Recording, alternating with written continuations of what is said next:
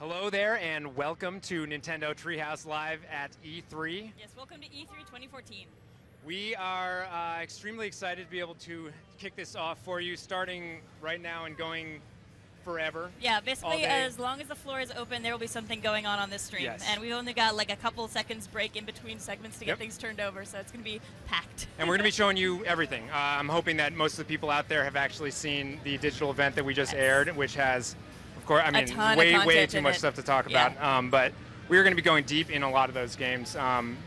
Really deep, obviously, into Smash Brothers, which is one of my personal favorites. But we're not just doing stuff that we talked about in the event, yeah? Worth pointing out, we're going to have a lot of exclusive content here on the stream. A lot of guests are going to be dropping by, a lot of surprises. There's going to be a lot of stuff that's not available on the show floor, and you're not going to see it anywhere else. So you're going to want to stay tuned here to see everything we've got going on. And I guess we should introduce ourselves as well. Yes, people are like, who are these people on the stage? My name is Nate Bildorf. I am Treehouse old guard, I guess. Yes, I joined in 2000. My first game was doing the English writing on the original Paper Mario.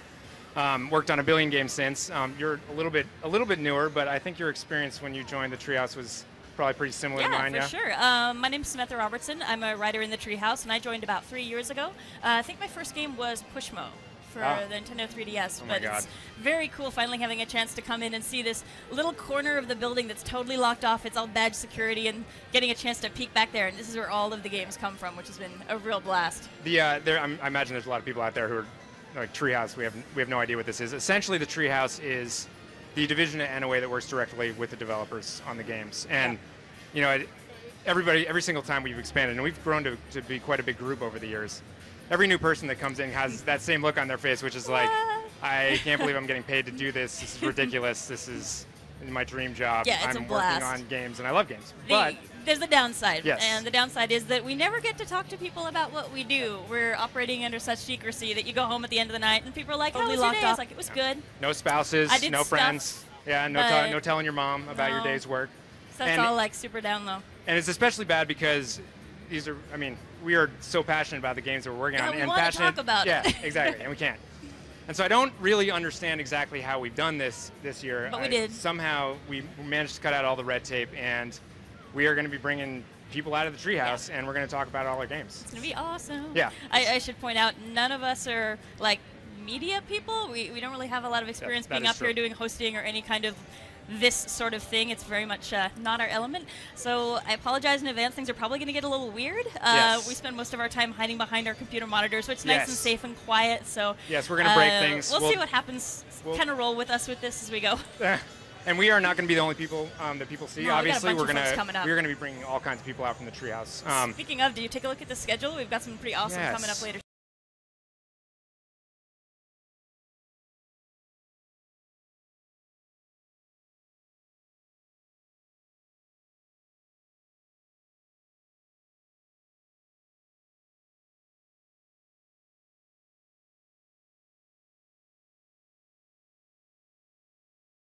Yes, there are people from without the Treehouse as well who are going to be coming in. We are going to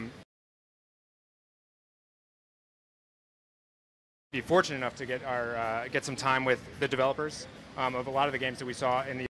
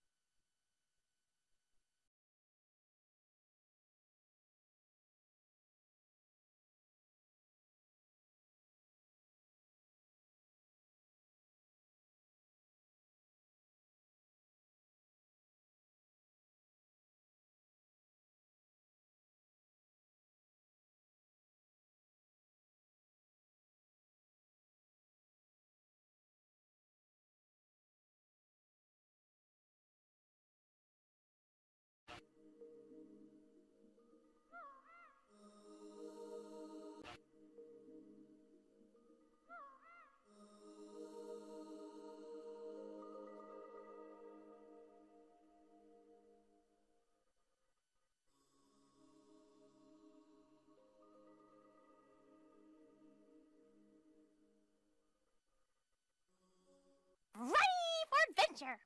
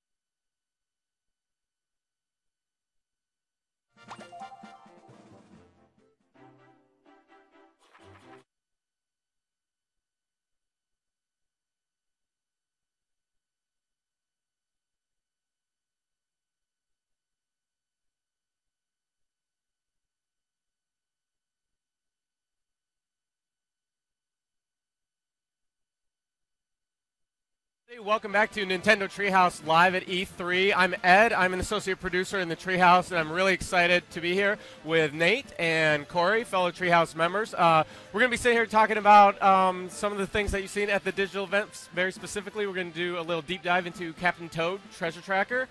And Corey, why don't you just go jump us in here? All right. So, Captain Toad Treasure Tracker, of course, we just announced this game. Super excited. I don't know if I'm as excited, more excited as Nate for this game. Yeah, I don't think you could be more excited than me. One thing, that we're doing this year at Nintendo Treehouse Live at E3 is we've got some special levels that aren't here on the show floor. So, one thing I wanted to start out with was one of those exclusive levels. So, we're going to hop into Mushy Monument Mayday. And I love Captain Toad so much. I loved him since the first moment I saw him in Super Mario Galaxy. Look at that. Look at him. It was love at first Toad. So you might recognize, Captain Toad from him in Super Mario 3D World. Of course, the objective here in Captain Toad Treasure Tracker is to get this star at the end of the course. What's fun about this level, though, is this game is that you can manipulate the level using the gyro controls or the right control stick to move around in different angles. So as you're playing the game, you see this treasure here I'm trying to get to. Oh, might need to go the other way around. That was a dead end. Yeah, there dead we go. end in there. Yoo-hoo. The game also, as Captain Toad, you're not able to do things like jump. He's got that big backpack on, so that weighs him down. Pushing some buttons, though, you can hear him kind of make some good Toad noises. Here, to get through this portion of the level, I'm actually going to use the gamepad touchscreen to manipulate this elevator. Nice. Going up. There we go. And I'm usually a completionist, so I'm going to try to get as many coins as I can along the way. These levels in 3D World were always so relaxing to me. It was like the Mario levels are like Panic, and then you get a moment where you get to just wander around a little bit more cerebral. You're not really trying to rush your way through these stages. They're kind of playing at your own pace. This Shy Guy here might normally be more of a threat, but or not as much of a threat in Super Mario 3D World as Mario, but here, since I can't actually jump, oh my gosh, I can dash with the B button, fortunately, and eventually this Shy Guy will get tired. There we go. Oh. I'm able to pluck a little got to vegetable outlast out. him. Oh, I missed him. Let's get another one. Oh god. There we go. Nice. Good work. Yeah, I love the Toad dash in quotes, I feel. I just love how, because he's not the strongest character, that a turnip is like this. It's like an AK-47 for Toad. That's his weapon of choice. It's like he becomes unstoppable. So in this section of the level, I'm trying to, make my way up to that star by tapping these little icons there. See if I can get through here. You already confused. You already lost me. I have no idea what's going on. Well, there's actually this secret down here, secret gem, nice. and if I tap here, I'm actually able to go in throughout this way. So nice. Moving that camera around is really key when you're playing the game. Let's go. I see. So you were. I see it's tracking your little diamonds there, your little gems up in the corner side. That I guess that helps you scratch your completionist itch. Yeah. Absolutely. You've gotten everything. Yay. So satisfying when you've got them all. Good work. More. One of the things that I love about these games, especially because you're basically looking when every level starts, you're looking at the whole thing. You know, it's almost like just a 3D puzzle that you're holding in your hands, and you're just kind of rotating it around and looking at it and seeing what you're about to get into. Something about that is really, really striking to me. Yeah, just like you said, you have to take your time. You have to take your time to like assess the situation fully. Captain Toad is not one to rush into adventure. I don't think he's one to rush into anything. One thing I like about this level that we're playing here is, of course, you know, the Captain Toad levels in Super Mario 3D World were great. There just were not enough of them, and so the variety here is actually pretty astounding. You know, this is a giant dragon we're trying to make avoid his fireballs here. Of course, again, going back to the fact that Captain Toad can't attack. It's really just trying to sneak your way past. And I love if I keep Toad idle here for a moment, you'll actually see him shiver in terror. You better move, man. No. Yeah. Traditionally, you know, the Toad characters are not the bravest normally. Oh no. Oh man, you just took it. Oh, you're tiny now. You can take one hit. There we go. Oh, right on. I just wanted to show the viewers at home that yes, no, that's you're not good. invincible as Toad. That's excellent demoing, dude. I've always thought Toad was the sort of metaphor for the everyman in the universe. And you know he is absolutely frightened right now. But I think as Nate mentioned one time, you know, you can almost see him writing in his journals when he gets home about how heroic and brave he was. Yeah, exactly. In this moment. So here I'm collecting one of the gems as well, and this is a gem that I think I missed probably the first 5 times I played the levels. So you're going to find yourselves playing these levels again and again, trying to complete them, get all the gems. And the coins, man. Don't forget those. All right. I'm loving the design of this dragon. EAD Tokyo, just these guys, I can't say enough about their designers and animators. It's just gorgeous. I love plucking things as well. All right, there we go. Oh, there you go. Oh no, you see the lava rising here slowly as I'm making my way up through. Just one other obstacle. Oh, go ahead and get this here. I'm very interested to see how this ends. Nice. Corey, how are you going to deal with this, dude? Should I go ahead and dash? This is, by the way, the fastest Captain Toad can run. So I am holding down the B button. Be careful, man. Don't. No. Of course, stopping to pluck as many coins as possible. You have to. You are a man after my own heart. There we go. Make our way up here. Oh. That view is awesome. Nice. Oh. Awesome. I love the animations too. Yeah.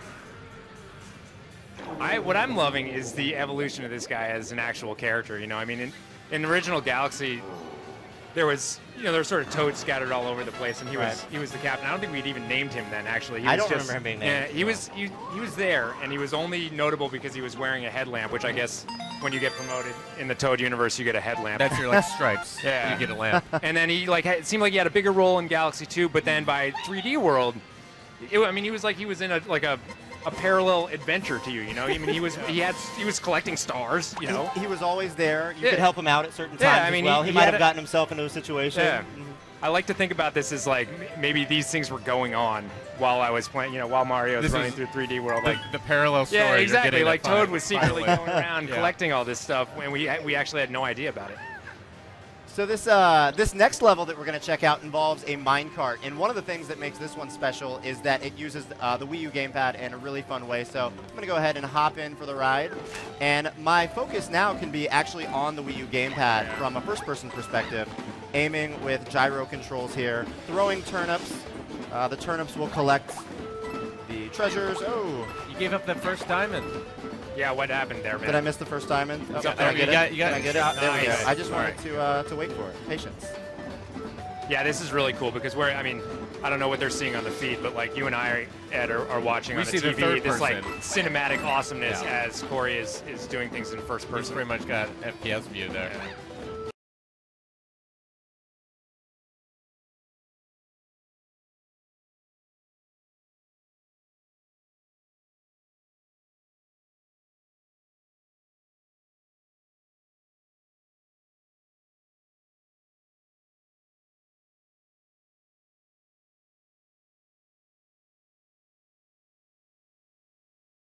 There we go. Oh, see if I can get these flying bitty butts here. First-person turnip shooter.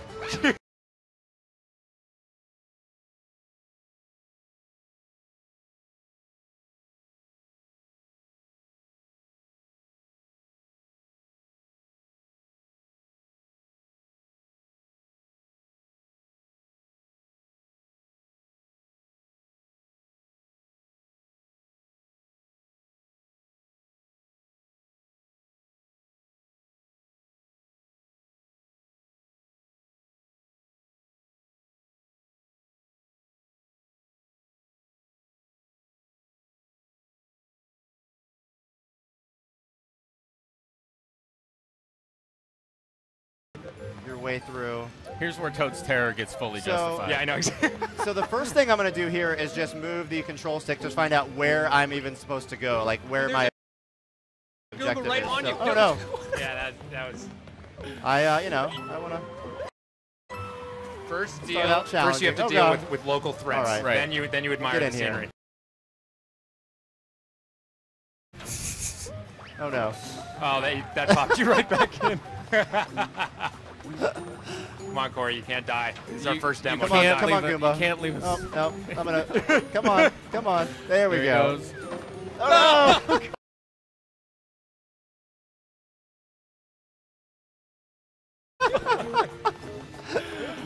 I'm shaking in terror. There we go. I think I've got Drop it it. now. All right. So good yeah, I work. mean, All right, now look around you the know, level. in a I think Corey Mario deserves some game, if I applause. were Super Mario, I could have Yeah. just jumped on it. I Right, think that yeah. highlights some of the fun of this game, is that even a simple Goomba can cause quite a threat to your character. You need a mushroom or something, so, man. to yeah. start. So the star in this level is actually there. Oh, we got it. Oh, nice gem. On the rooftop up here, so I can see it right up there. But, oops. You have a real problem. That door goes nowhere. So now I'm actually seeing that I can tap the some of the doors represented by this Cool. almost like pink purple Oh, outline. yeah, I and should I'm have actually noticed able to now move over here. It's kind of blocked. So again, using the unique gamepad features touchscreen, get that out of the way. And keep on moving along, trucking along. that. Oh, Oops. Now I'm in another pickle here. Can try tapping here. and the fact that he's Nice. small is like stressing me out. Like this is an adorable game. You It's and me really both. stressing me out. You and me both. There we go. Corey did that on purpose. Yeah, just to that's put right. you through He's this. upping the tension. So maybe I can go which way here? Maybe this way? No? Let's go. Which way do I want to go here? Oh, there you go. You're in like a back. What's that? You're in that back corridor. I want you to go after those Goombas, man. Look at that Want me to Goomba go? tower. Oh yeah, I definitely They want to have go your that they way. have your stuff. You got to go with stat. Want to go? Oh, there we go. So go here. Let's see here. There we go. Cerebral, man. Cerebral. Okay, now this Boo here. Let's see if I can make my way past him as small Toad. Oh goodness. Oh. That light really comes in handy on my headlamp. Yeah, that's there. why they give the captain the light in case of booze. They don't care about it, any Oh, no. of the other lower ranking Whoa. toads. I'm gonna go. Nice. Ah! Corey, man, you are giving me a heart I'm attack. living dangerous as Captain Toad. Oh. There we go. I'm gonna try That's to right. line this I up. would Oh, I would suggest leaving that gem be. You're not. Look at they're taller than you, man. You can't do anything about that. There I we love this go. 'cause obviously it brings into play like the sort of like backseat Oops. Captain I need Toad to put this driver back in over the here. house. Yeah, are we really There we annoying? Corey? Are we like? I'm this- just this is trying making not things to so- try not to lose my life there here. we Now go. that I've got There my, we go. I'm gonna go this way here. Nice. Set this up, and I think we Oh, got nice. it there. There we you go. go. Beautiful. Well done. Good work. All right, so now I'm gonna move this guy back. Come in here. All right. All right. So I don't even know what we call this genre of game. I mean, it's not a puzzle game. It's not, it's not a, like, I mean, what do you even call it? It's its own thing. It's totally. The levels Totally themselves something. feel like puzzles, but there's that There's action, an action there's element, an action obviously. element. You know. But you got to use your brain, man. I mean, I would have been staring at those doors for like, Yeah. I feel Wondering like in the what- comfort of my own Oh my home. gosh, gonna run. pan out in the end. Wow. Good work. I was That a little was- worried there. Yeah, you were. man. Well, and I love what what we're seeing. Obviously, is like Corey's no slouch with this, like, and it's still hard. Like this stuff is not; these aren't cakewalks. Let's do one more. Do we have time? Do we have time for I one think more? we've got time for one more. Awesome. So we'll go to let's check out Walleye Temple. Yes, the walleyes. They're those little they look kind of like thwomps, yeah. Yeah. On the move. This level is actually probably it might look closest to what fans are familiar with Super Mario 3D World. Right. This one is actually really simple. All I have to do is just walk across this bridge and I'm at the star. So this one may just take a second. Why do I not believe you? You saw it's that never before. that easy. I'm in the drink now. You might notice these coins appearing. I'm actually going to slide my finger across the touchscreen now, and I can actually see some more appearing. Collect some coins. Yeah, we didn't do any of that stuff in the other levels, but can you affect other things by touching the screen? I mean, absolutely. So this walleye character here, I can try to just dash past him with the the B, holding down the B button.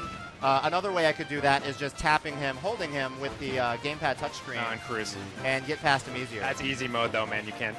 No more doing that. Okay, no more for now. That's what my mom's gonna do.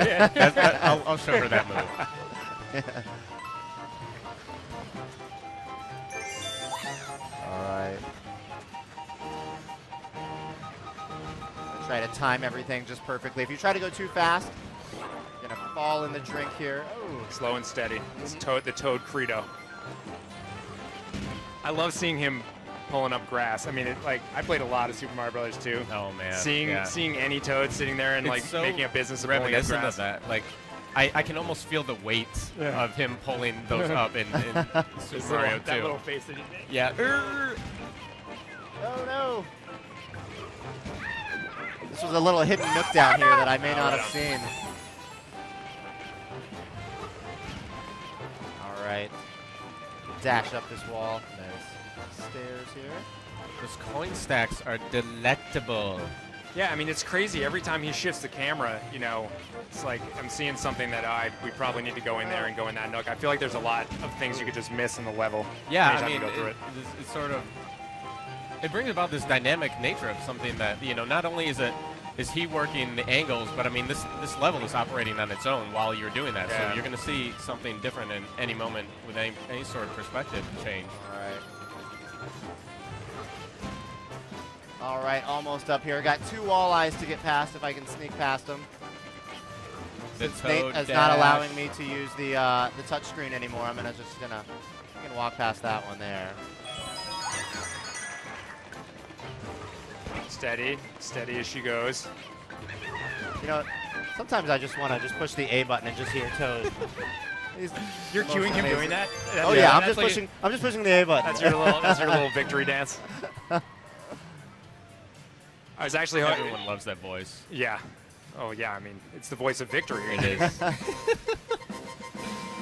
was actually wondering, you mind jumping back into I forget, what was the first level that we were in? The first level that we played was the Mushy Monument. Will you just jump back in there really quick? I want to see how that Shy Guy was behaving. I need to go back in there. We have enough time to do that, right? We have like a minute or so. Yeah, I think so. Yeah. I just wanted to take a gander at this level again. Did you get everything the first time through? Because I got totally confused. You went in this first hole, and you were going after that gem, but was it not in there? No, I believe so I went in the first one, and I'm like, obviously it's totally in there, and then you're actually blocked by this wall. You're like pulling on the control stick right now. I'm using the control stick to move around the camera. If I were to just go in here and not shift the camera, I can use the motion controls as well. But and then you're coming and peeking around here, and you're finding, there's another way down there. This is why they have me on here as the intellectually challenged guy who you have to explain everything to because you didn't figure out how you got. I actually did miss these coins down here though, which are really easy to miss the first time you play the game. So. I'm assuming. Well, I mean, it's probably a little bit too early to tell all this stuff, but I'm assuming accumulating that stuff will have something to do with the greater game, and it goes beyond just your own personal obsession with grabbing treasure. And yeah, any type of treasure you put in front of me, I'm going to try to collect. But I totally agree. I think you're gonna, Toad loves treasure, right? I totally didn't notice this, but the devs gave him 99 lives just in case Corey screws the level up. If he ends this, it's like just 99. In case we come out here and totally break this and you just died over and over again, we have 99 chances to not. Right. to not fail. We demand that you don't lose one. Shy Guy. Oh.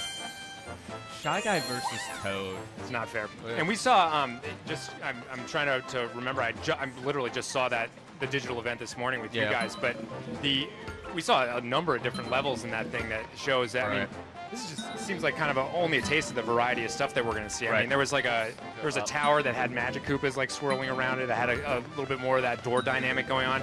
We saw there was a cut of him riding that dragon at the end. I still have no idea what that's. I mean, one of the cool things about Toad is that the limitations sort of that the character has, and it really like puts the onus on you to like exercise your puzzle brain in this manner. Sorry for making you do that again, dude. I had to see it. Well, I didn't collect those first coins that first time. So. That's all right. Cool. All right, we're out of time. Corey, any closing? You won't have time for closing thoughts. I'm super pumped for it. The game comes out this holiday season.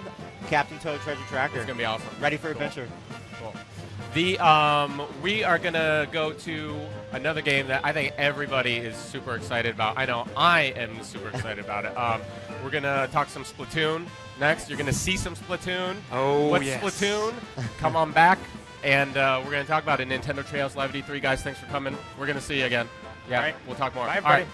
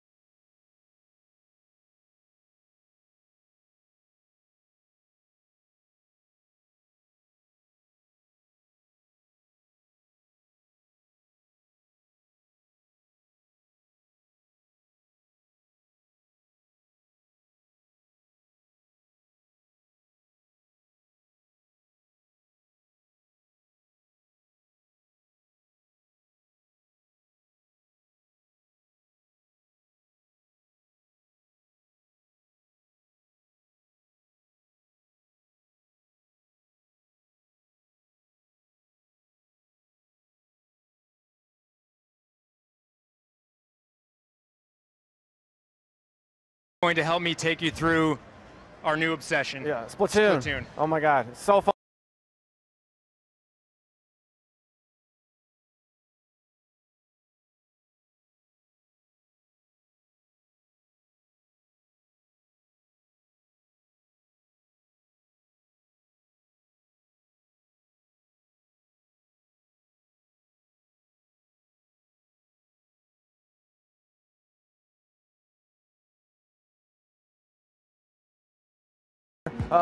Multiplayer, action, shooter, territory, squid, ink, splatter, party. I mean, that sounds like a new genre. It's so fun. That sounds like a new genre. Eric's just gonna sort of, you guys can, what you're seeing is just him sort of going through by himself, getting used to the controls. But basically, when the match starts, what he's going to be doing is competing with his team of 4 to splatter as much of the map. Yeah. It just feels so good. It's one of my favorite sort of combinations of gamepad, dual analog plus motion controls. Yeah, I actually compared it to, if anybody played the Ocarina of Time remake on the Nintendo 3DS, that sort of fine. It just works. It's really important. The gameplay fits the game style and back and forth. All right. All right, so that's enough tutorial. Yeah. We can actually jump into the game here. And Eric hopefully is going to show don't hold back on these Don't guys. hold back. Eric, just because we're on a live So stream. this is about to get really crazy, really quick. Yep. But again, it's going to be a 3-minute round, and at the end of the 3 minutes, they're going to want to see which team has covered the most of the map, essentially. And part of what's fun about that is you don't really know which team is winning until the end because the ink is being sort of layered on top of each other.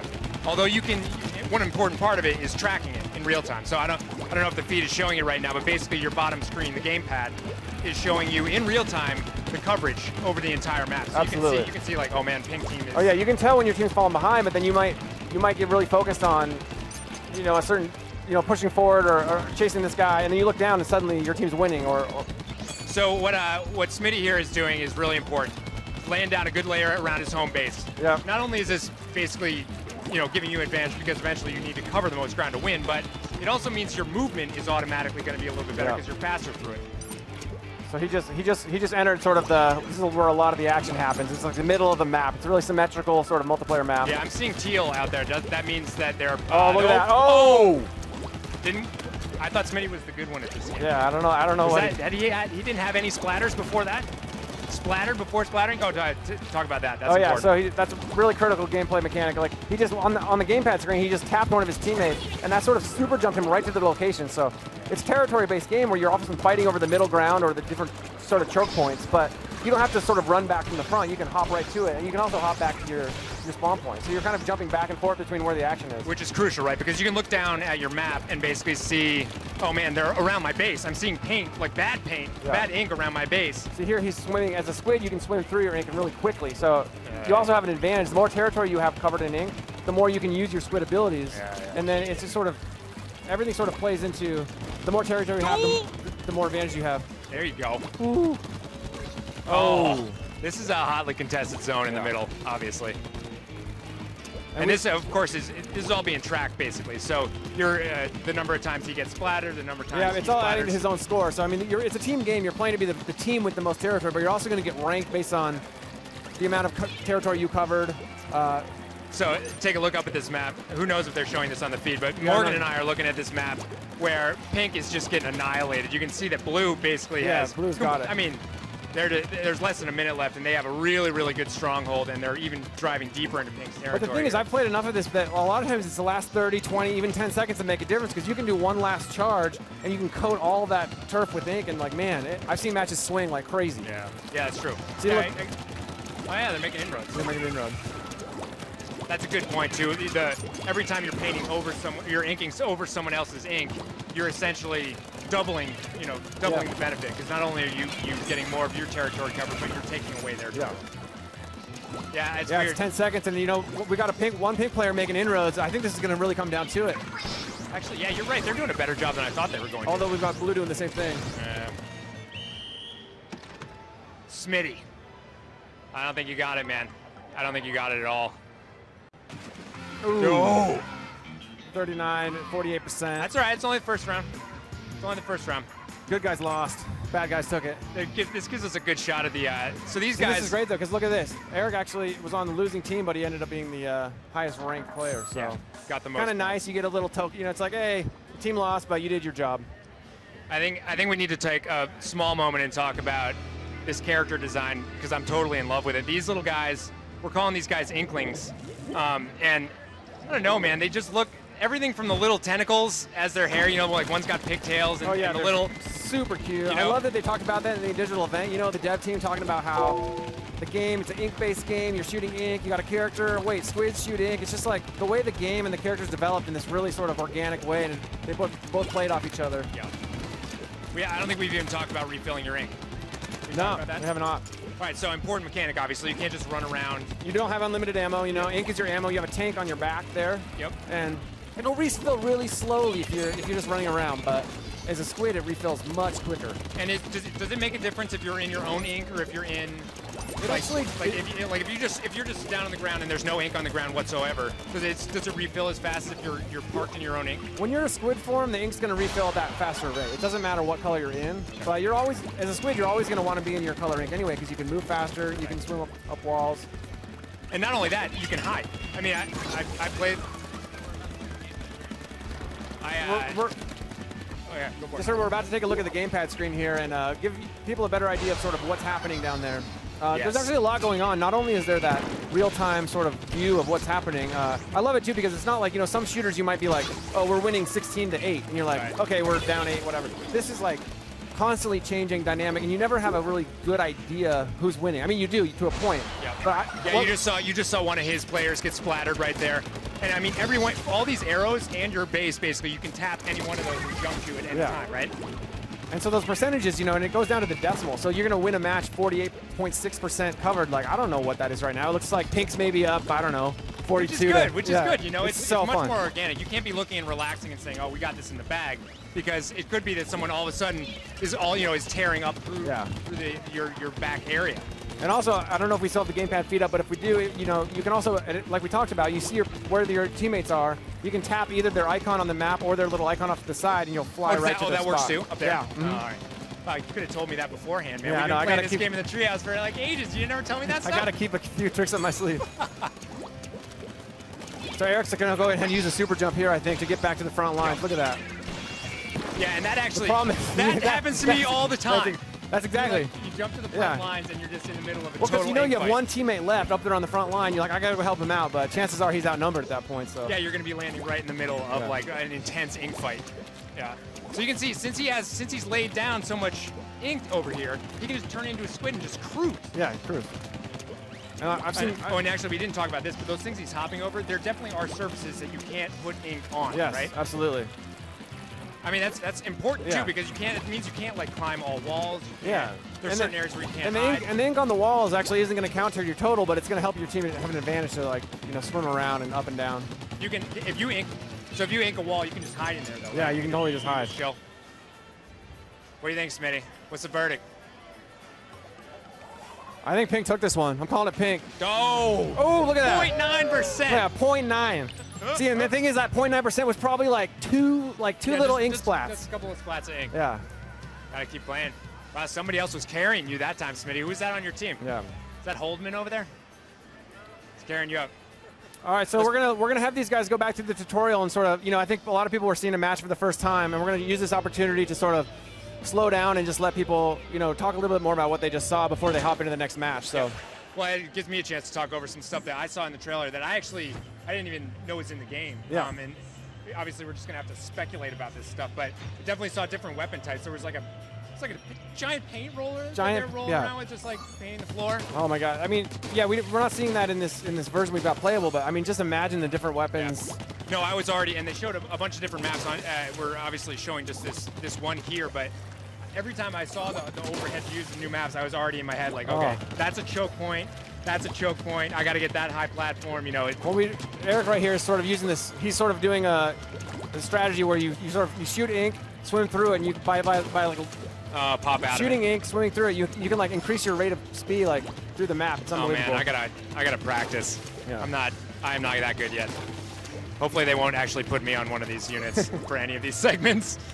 I think I'd do all right, but not like that. See, Eric kind of just showed for the people at home just how quickly you can get to across the map by using that sort of combination of shooting ink, swimming through it, shooting ink, swimming through it. Now that I'm taking the time to stare at it too, it's kind of awesome how you can see the ink tank in the back, exactly how depleted it is. Yeah, at all times. That's totally. And there's a little red arrow on that ink tank too, and that's actually the level you have to have it at to throw an ink bomb. It's like a splatter bomb. Oh yeah, we haven't even talked about those. He just threw one. So. Now that dumped way like a ton of ink. It takes that much, like 70% of that tank. Right. So you can't just go and spam splatter bombs. Yeah, you can. All right, let's get in there. We didn't even talk about going through grates either. I know. There's too much to talk about in this game, man. Well, that's why we're slowing down, letting him play the tutorial so we can remember all this stuff. I can't slow down. As soon as this match starts, it's gonna get crazy.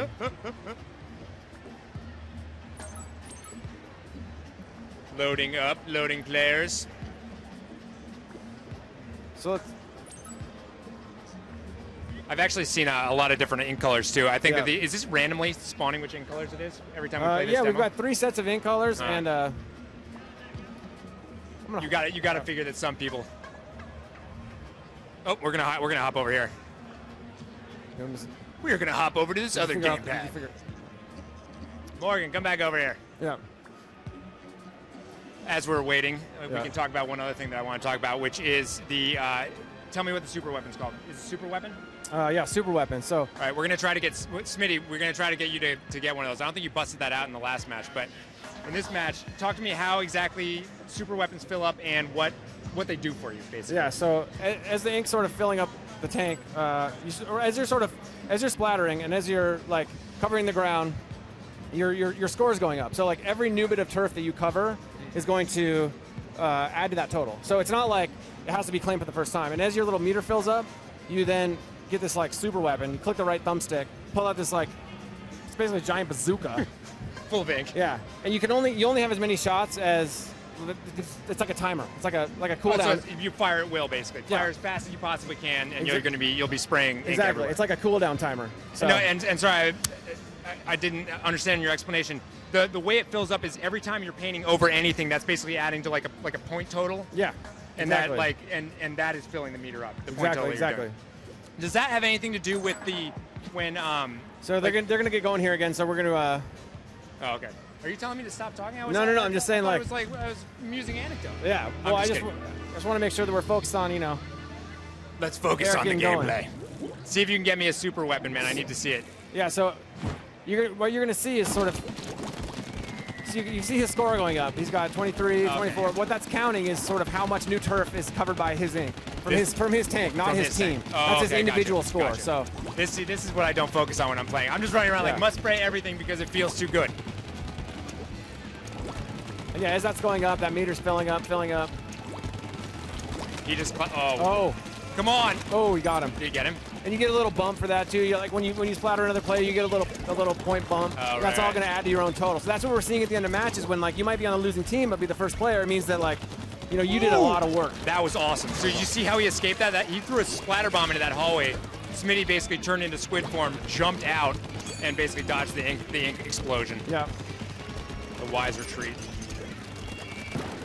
Gotta refill, man. All right, he's got a super weapon ready. Let's see if he's gonna use it. He's gonna get smoked. Oh, there he goes. He's got it. Oh, look at that. He's just laying down these like cyclones, these like swaths of ink. It feels so good too, because if you have a big wide open area in front of you, you can just like boom, lay down like. Yeah. Actually, we were playing this earlier, and I was on a high platform, and someone way below me was firing it. It still hit me. I didn't even see it coming. All of a sudden, there's this cyclone. Oh, yeah. It's like a 40-foot tall like spinning cyclone wall of ink. You don't want to mess with that. Smitty's really moving. Yeah, there it comes. See, that's exactly what I saw. That was the last thing I saw. The cyclone of ink coming in my face. Yeah, you were talking about this earlier, the different colors. Now we have sort of orange versus blue. There's 3 sets, and they all look so good. Like just the way the ink looks, the way it reflects.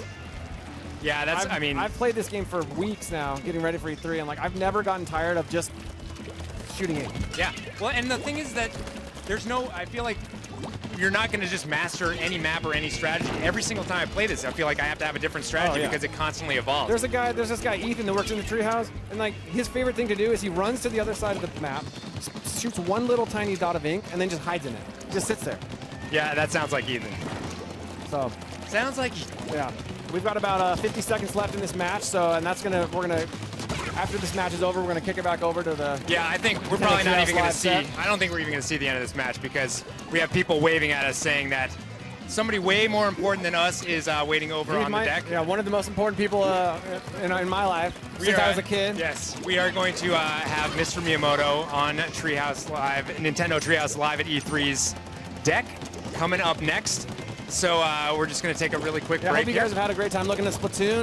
We're going to have a bunch more segments. We get to come back. Yeah, I feel like I need to see this whole show floor. So yeah. Excellent. All right. Exciting. Well, we're going to take a quick break, and then Mr. Miyamoto will be waiting. Thank you, guys.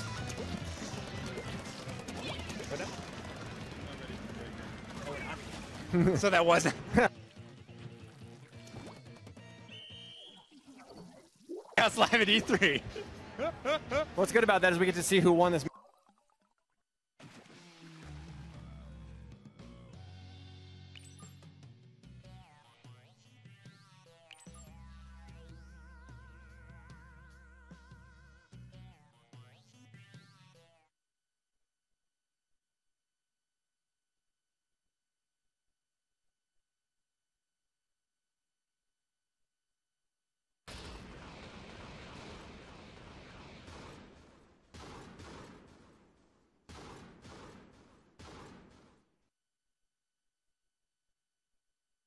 See some new strats, Smitty. I know. This is like, we've had 2 matches in a row that have come down to a decimal point.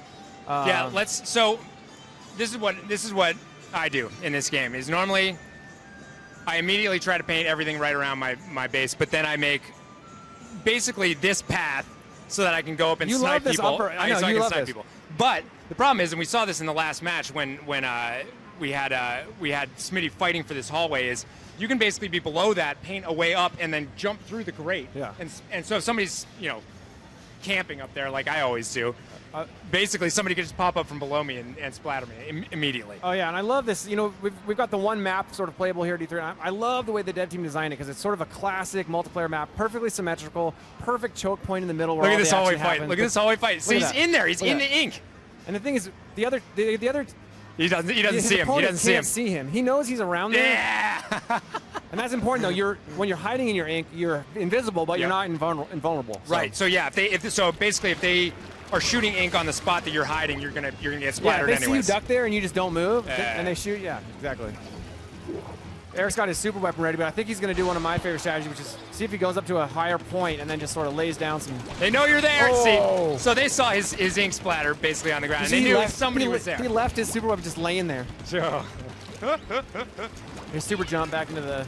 Back into it. So my strategy is sort of go up there and camp. But the times I've played with you, you're more the guy who like beelines for as deep into enemy territory as possible and sets up like some choke I like points. to fly because there's that middle point in the map where all the action takes place. So if you get past that, one person can get up there, sort of be that avant-garde up on the front line. Yeah. And then everybody else can feed into that choke point behind you. Yeah. And you can hold that off a little bit longer. Well, and what's so interesting about that central area that's so tightly contested is it's not like a normal shooter. You're in there. You're in a tightly contested spot, and there are firefights, right? Yeah. But here, it's like you're not only going in there and having the firefight and people are getting splattered all around you, but whoever has inked the most area in that area has a natural advantage because they can get around the environment so much faster. Absolutely. So, I mean, you're not just chasing the people there. You're working with what the environment is giving you. Absolutely. And one thing I think we also haven't talked about is like this game. I feel like has gameplay and depth that like even the most hardcore players in the Treehouse like can't get enough of, but it also has this really low barrier of entry where it reminds me of almost like a Mario Kart. Yeah. So it's like it feels like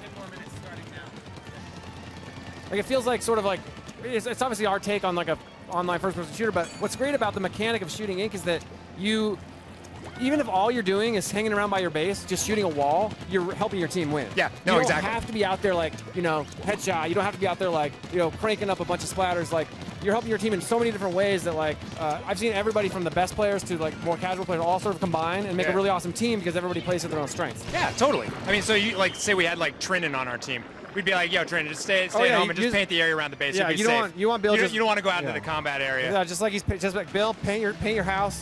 Pretend you're at home.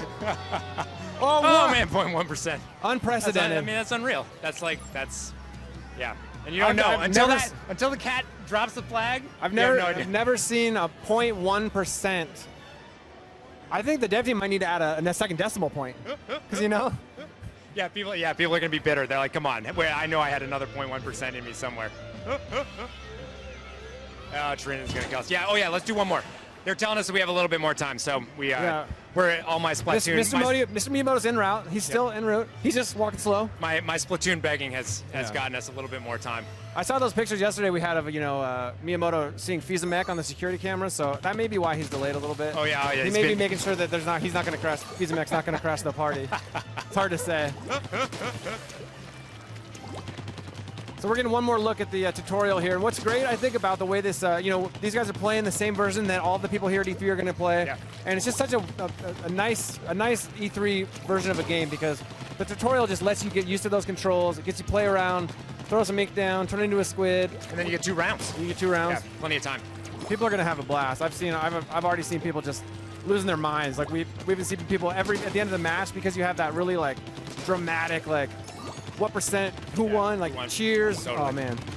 I'm pretty into this sort of gritty. I mean, it's kind of hard to say gritty when everything's so colorful, but this is a really urban environment. We're used to seeing Nintendo worlds with there's Goombas running around. There's colorful mushrooms and happy clouds with faces and stuff like that. I mean, this looks industrial. It does. It's cool. There's like there's like kind of graffiti on the walls. It's all kind of got that. It's got that kind of street vibe, graffiti, sort of street style. Yeah. You got like abandoned warehouse district kind of thing.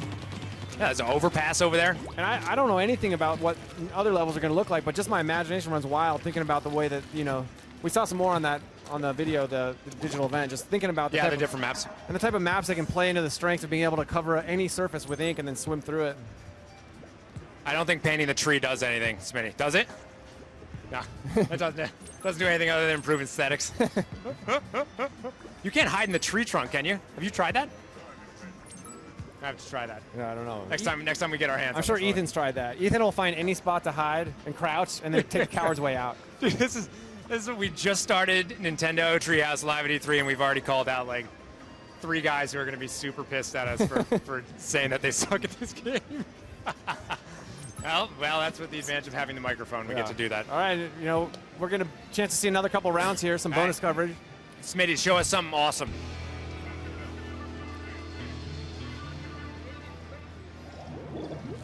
Inklings are go. Oh man, how have I played this so many times? I've never seen the dude with the headband. Yeah, headband. That may be my favorite Inkling yet. Gonna kind of watch how, you know, we've been talking a lot, but just gonna watch how we can just kind of watch how this game develops. You know, we've got.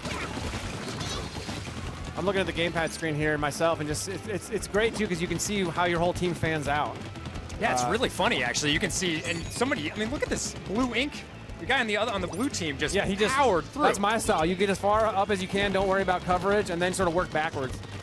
Man, somebody just splattered. Oh, boom. That's all right. That's some quick justice, though. Whoever splattered Smitty got splattered by one of his teammates. So, yeah, whoever's on that blue team, we should be following that guy. Yeah. He's awesome. I love that little squid icon too. We see on the gamepad screen too. Like those people getting to play this game here at E3 are going to get this cool little squid sort of badge icon. It's blue. So that blue just splattered Smitty and then instantly got a super weapon and started going to town. You got to go take that area, Smitty. It's intense. It's so bizarre to be like, I'm in the middle of this intense firefight, but you're like these Inklings with like ink guns. I know. It's yeah. He's splattering everything. It's like it's such a strange yet completely awesome concept. Wow, he is right in your base. He's doing that. That's the Ethan style. Yeah. Oh, nice. All that was left was a pair of headphones. I think these graphics are so pretty and so cute, and just the sort of splatter that people may not realize how hardcore this can feel at times. Yeah. I mean, like it gives me. I feel like you can be as good as you can think, as good a strategy as you can think of. You can employ it. You know. I gotta say that's how I've always felt as a longtime Nintendo fan. Is, you know, just because something that is adorable and has kind of cute graphics does not mean that you are not talking about an intense level of depth of strategy. Oh no, the game is there. Whatever you want to bring to the table, the game will let you bring it. There you go. So super weapon, activate. You can see him just laying out trails of ink there. Smitty has no fear, man. He just diving directly into the deepest pools of blue. We haven't talked a lot about too, but when you're in your opponent's color ink, you kind of get the screen kind of starts changing color. You slow down. Yeah. So this is actually a really interesting dynamic. We're looking up at the map on the gamepad screen right now, and basically what the orange team is deep in blue territory and is concentrating on basically around the blue's base. But blue is back. There's this one dude back in their base who's just partying on their entire thing. Smitty, do you see that? You got your base is like... Blue is looking pretty dominant. I feel like we've had a couple matches that were really close. This one's looking pretty... Like the tide's swung pretty far in the blue direction. And it's really easy when you're playing to just be concentrating on the action in front of your face, but that's the perfect reason why you got to be looking down at your gamepad screen. It's like, oh yeah, you might not notice that somebody's partying in your house, and you got to tap on your base. You got to tap on your base, shoot back there, you know, and basically save it. Smitty, that is not. Yeah, look at that cat too. Look at that dancing cat. Ooh. Yeah, you can see that coming. See now, anything over 50% is what we would generally call a whooping. That's a beat. And that was almost 60. And look at that. Oh man, they didn't even crack the top 4. Yeah, I don't know. I don't know what happened. Next round, man, you better step it up. This is gonna be your last one, I think. If Smitty doesn't win this round, they're going to cut to Mr. Miyamoto. Keep track of your home base this time, man. something that we should know that I don't even know if we saw it, but you can't just run up and park yourself on the spawn point for the other person's base, right? Yeah, like there's like sort of like a little, there's like a force invisible field dome. Yeah, that's good. You know, there's nothing worse than basically getting splattered, popping back in, and then instantly getting splattered again. Yeah, absolutely. By someone like Ethan, who's hiding and waiting for you. All right, so Smitty's doing a better job of covering up back home. Yeah, he's been doing a lot of work down front. He's got a super weapon, but a lot of times you want to save that. But you can still see the same dude, that same blue guy he's already knocking on the door. They're well over the middle spot. Nice shot. So you saw him get, I mean, he got 26 points. Yeah, this is that point of the map, that middle, where it always ends up just sort of both colors. We didn't talk too much about that, but you saw the little graphics on the side of the screen there when he was walking in the blue ink. That it really feels awful when you're in your opponent's ink. It's like not only, I mean, every step is like you're pulling your foot out of tar. Absolutely. So you move really slowly, but like the edges of your screen get nasty. I mean, you do not want to be in it. You don't want. You can see it right now. It's just like you feel that slowdown. You know you're in trouble. They're throwing splatter bombs. Like, see, they're trying to control this center corridor. And that guy right there, oh, nice. Those visceral moments, man, where you I love think... when you get splattered, too. It's like you disappear into the ink, but like your sweater's like... Yeah, exactly. So all your gears just lying there. Just a remembrance. Like these guys are in like hardcore battle, but they're wearing like flannel shirts, shorts, like cool kicks. Wow, Smitty brought his game. Smitty decided that he was sick of us ragging on him, backseat driving as he's playing.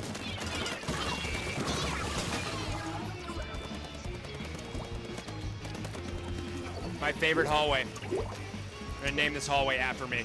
So you can tell he's saving his super weapon until he's deep in enemy territory. Look at the streaks that. So I mean, that's just, I can't even quantify how much ink that is. Basically, when you unload that thing, it's basically a vertical wall, right? It's like a spinning cyclone, and it lays out this long path.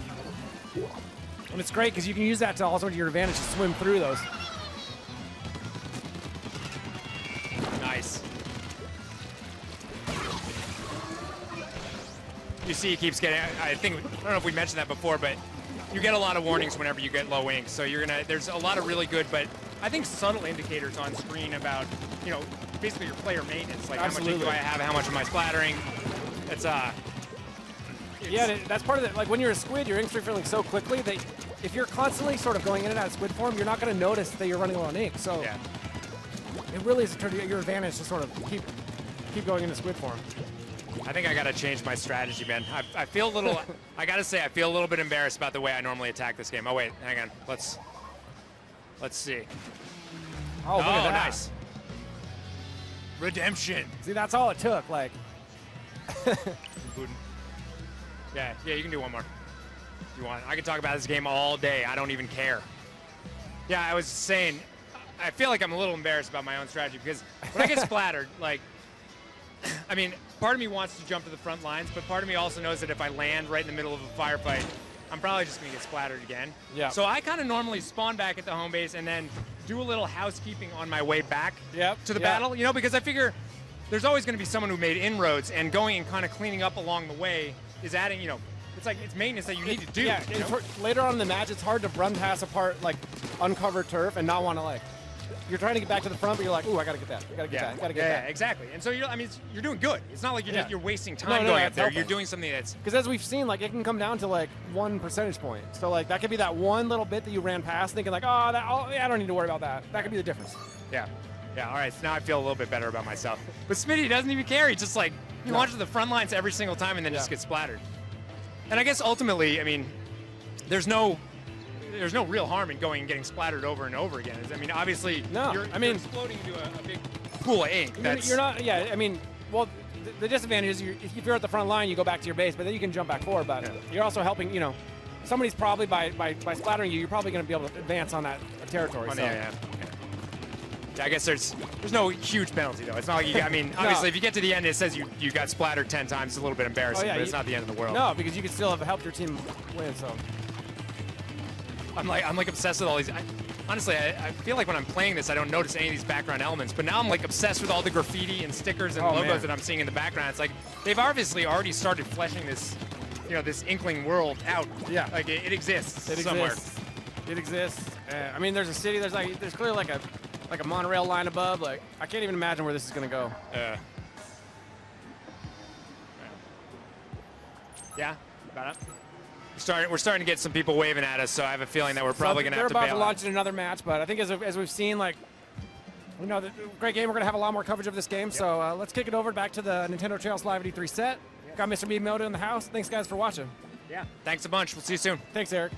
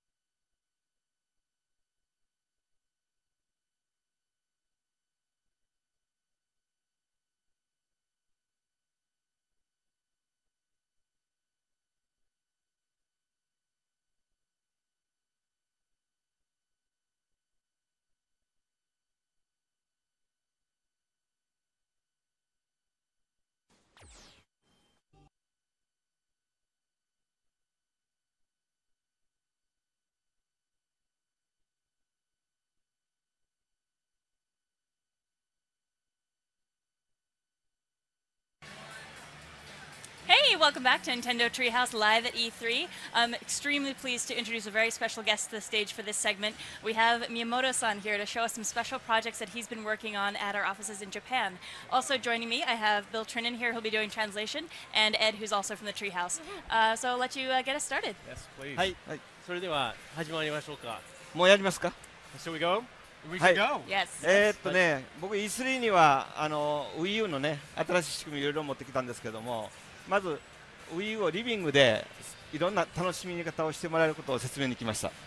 So we've brought a number of games here to E3 that are taking advantage of the Wii U gamepad, but one of the things that I've been spending my time on is really making Wii U a device that's going to be much more convenient for you to have connected to your TV in the living room. Wii U ゲームパッドを使ったね遊びをいっぱい持ってきたんですけど、その前にシステムを少しこの間更新したんですよね。So we did bring all of these games that use the Wii U gamepad, but before that I want to just touch on the Wii U system update that we just released. で6月3日に更新したので、これでゲームパッドは持つといつでもパッと画面が出て、でこの間まで遊んでたゲームを選んですぐに立ち上げられるようになったので非常に快適になったと思います。 So we just released this update for Wii U on June 3rd, and what it does is it makes it so that you can just turn the gamepad on instantly, and that has a quick start menu that gives you quick access to the games that you've been playing recently. Makes Wii U much easier to use and much more convenient to have in your living room. ついでにWii Fit U のねフィットメーターもすごく短い時間でダウンロードできるようにな So り we まし did た bring all of し、 these games that you. So you also, if you're using your, for example, your Wii Fit U Fit meter, it makes it very easy for you to upload your data very quickly. からまたピクミンなんですけどピクミンもねピクミン3のままなんですけども、新しいパッチでゲームパッド専用の操作を今度配信します。 And of course, it's E3, so I have to talk about Pikmin. But we did just release a new patch for Pikmin 3. The game is still the same, but we introduced a new play control that uses only the touchscreen on the Wii U gamepad. でそれをね試してもらうと初めての人も遊びやすいし、結構今までの操作に慣れた人も新しい記録が出ると思います。 And so this new control scheme is very nice for people who are first-time players of Pikmin. It's easy for them to pick up and play. But also, I think people who've been playing the game, if you start using this new control scheme, you're going to find that maybe you've got a chance to improve your scores even more. はい、それよりも今日はねこのジャイアントロボットですね。So now that I've done with that, I'd like to move on and talk about this first project, Giant Robot.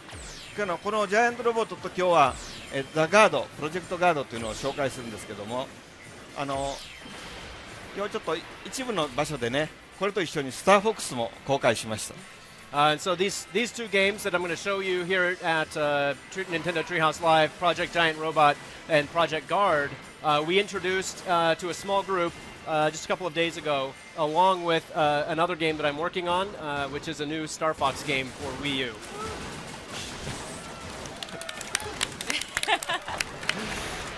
じゃあ僕ジャイアントロボット説明するんですけど、さっきね気がついたらジャイアントロボットのスタッフが来てるんですね会場に。 Oh, so yeah, I wanted to talk about Giant Robot here today, but what I just realized is I've actually got someone from the development team here, so I'm going to have him come out and help out. で僕が説明するより彼が操作した方が絶対うまいと思うので。 So I think he can probably play for me a little bit better than I could play while I'm trying to explain. So I'm going to have him come out and play the game for us. アートディレクターの田中君です。 This is Mr. Tanaka. He is the art director for Project Giant Robot. 絶対僕より上手なので。 He's definitely better at the game than I am. ジャイアントロボットはねゲームパッドがロボットの体だと思ってください。で大きなロボットの体に自分が乗り込んで、でこう体を動かしてる。 So with Project Giant Robot, what you need to do is think of the gamepad as the robot's body. You're using that to control the upper torso of this giant robot, and you, the player, are riding inside the cockpit, which happens to be inside the giant robot's head. でこう両方の腕をスティックでいじります。 And then what you do is as you're leaning, you use the left and right control sticks to control the left and right arms of the giant robot.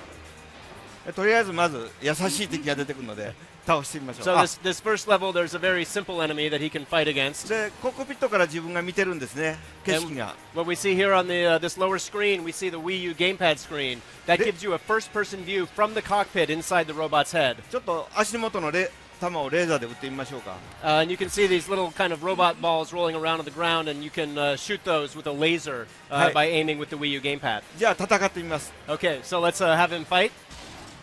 これね単に倒すだけでいいんです。相手に倒されたら負け、倒したら勝ち。 The rules are simple.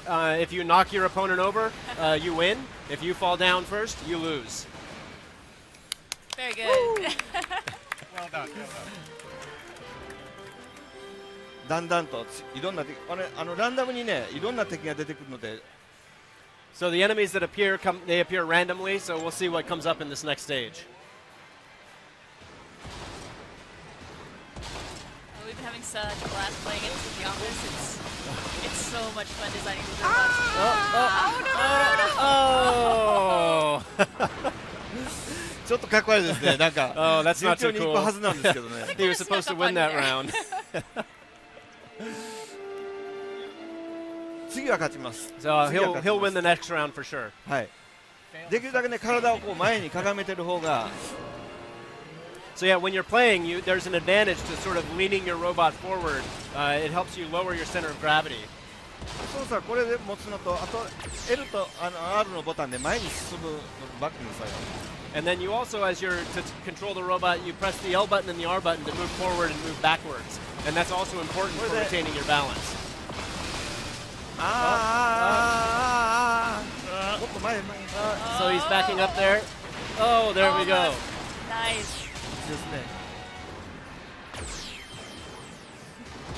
It's also key to use the combination of leaning together with the punches to get leverage over your opponent and knock them down like we saw just there. Good job. これ日本に相撲がありますよね。で、マーシャルアーツとかレスリングではね、倒れ方もまた攻撃するんだけど、倒すだけ非常に分かりやすいですよね。So these rules are very close to sumo. You knock someone over, you win. In other martial arts or wrestling, you can knock someone down and keep fighting on the ground, but in this game it's fall over and you lose.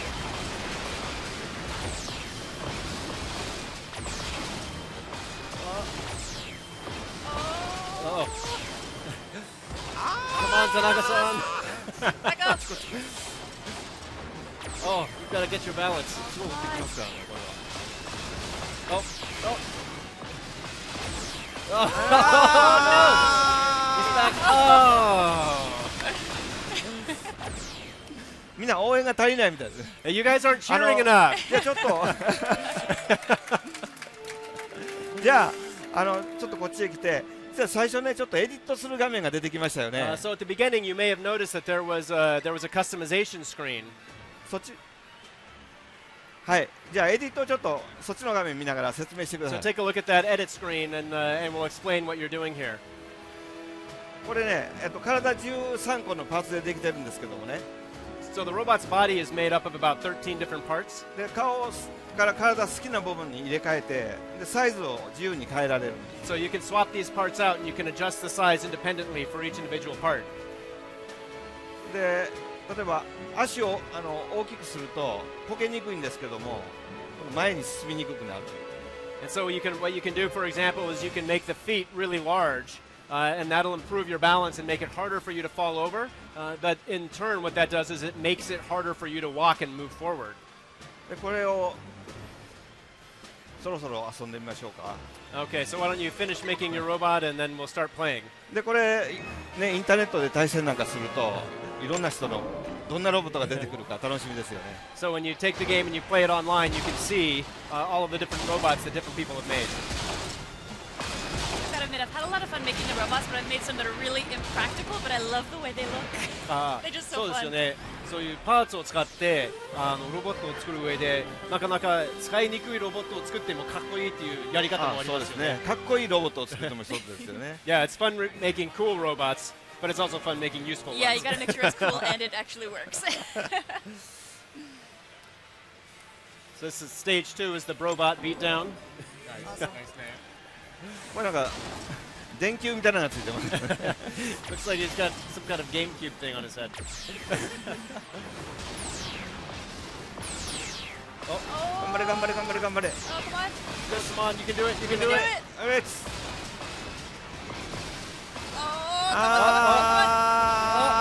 Oh yeah, back up, back up. Keep that balance. Oh, you can stand back up. Oh. Lead and punch. Yeah, just headbutt him.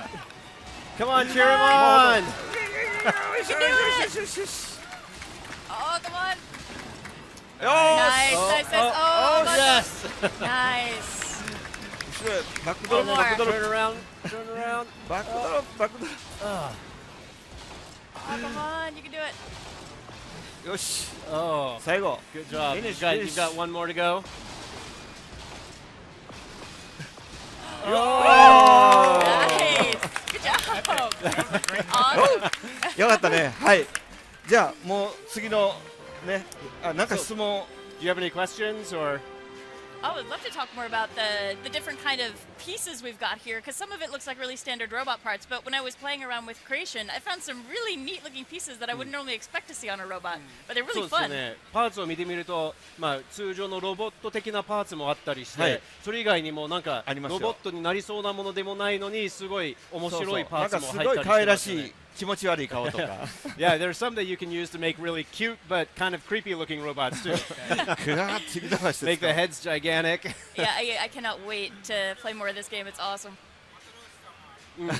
And there's even Russian Matryoshka dolls that you can use to Yeah. build your robots as well. I made one that was like all those, just all the pieces. It was それ terrifying 全 to 部 look 使 at. っ It た was ロボッ awesome. トを一つ作ってすごい怖かったです。I think I'm just going to intimidate my enemies down. It's going to be good. これね、男の子もね、ロボット作るのワクワクすると結構ね、女の子も好きなんですよね、こういうの。So yeah, I think a lot of people have an impression that guys like to play with robots and make robots, but what we found is that a lot of women seem to like this game a lot too and like designing the robots and making them as well. Well, you've seen my desk. It's all robot toys. Yeah. It's a little ridiculous. Like there's room for my computer and then it's all 私の toys. 机はもう全部ロボットの玩具ばっかりで。 I'm very excited for this So one. this is something like just watching him play. It seems it's very obviously, like you said, a game about balance. And so when you're developing something like that, is that something you're thinking about consciously to sort of integrate the player, a sense of balance with the gameplay? まあそういう遊び上でバランスを使ったパンチをするっていう遊びになってますけれども、そういう作りながらそれどう組み込むかっていうこともう常に考えてるんでしょうかね。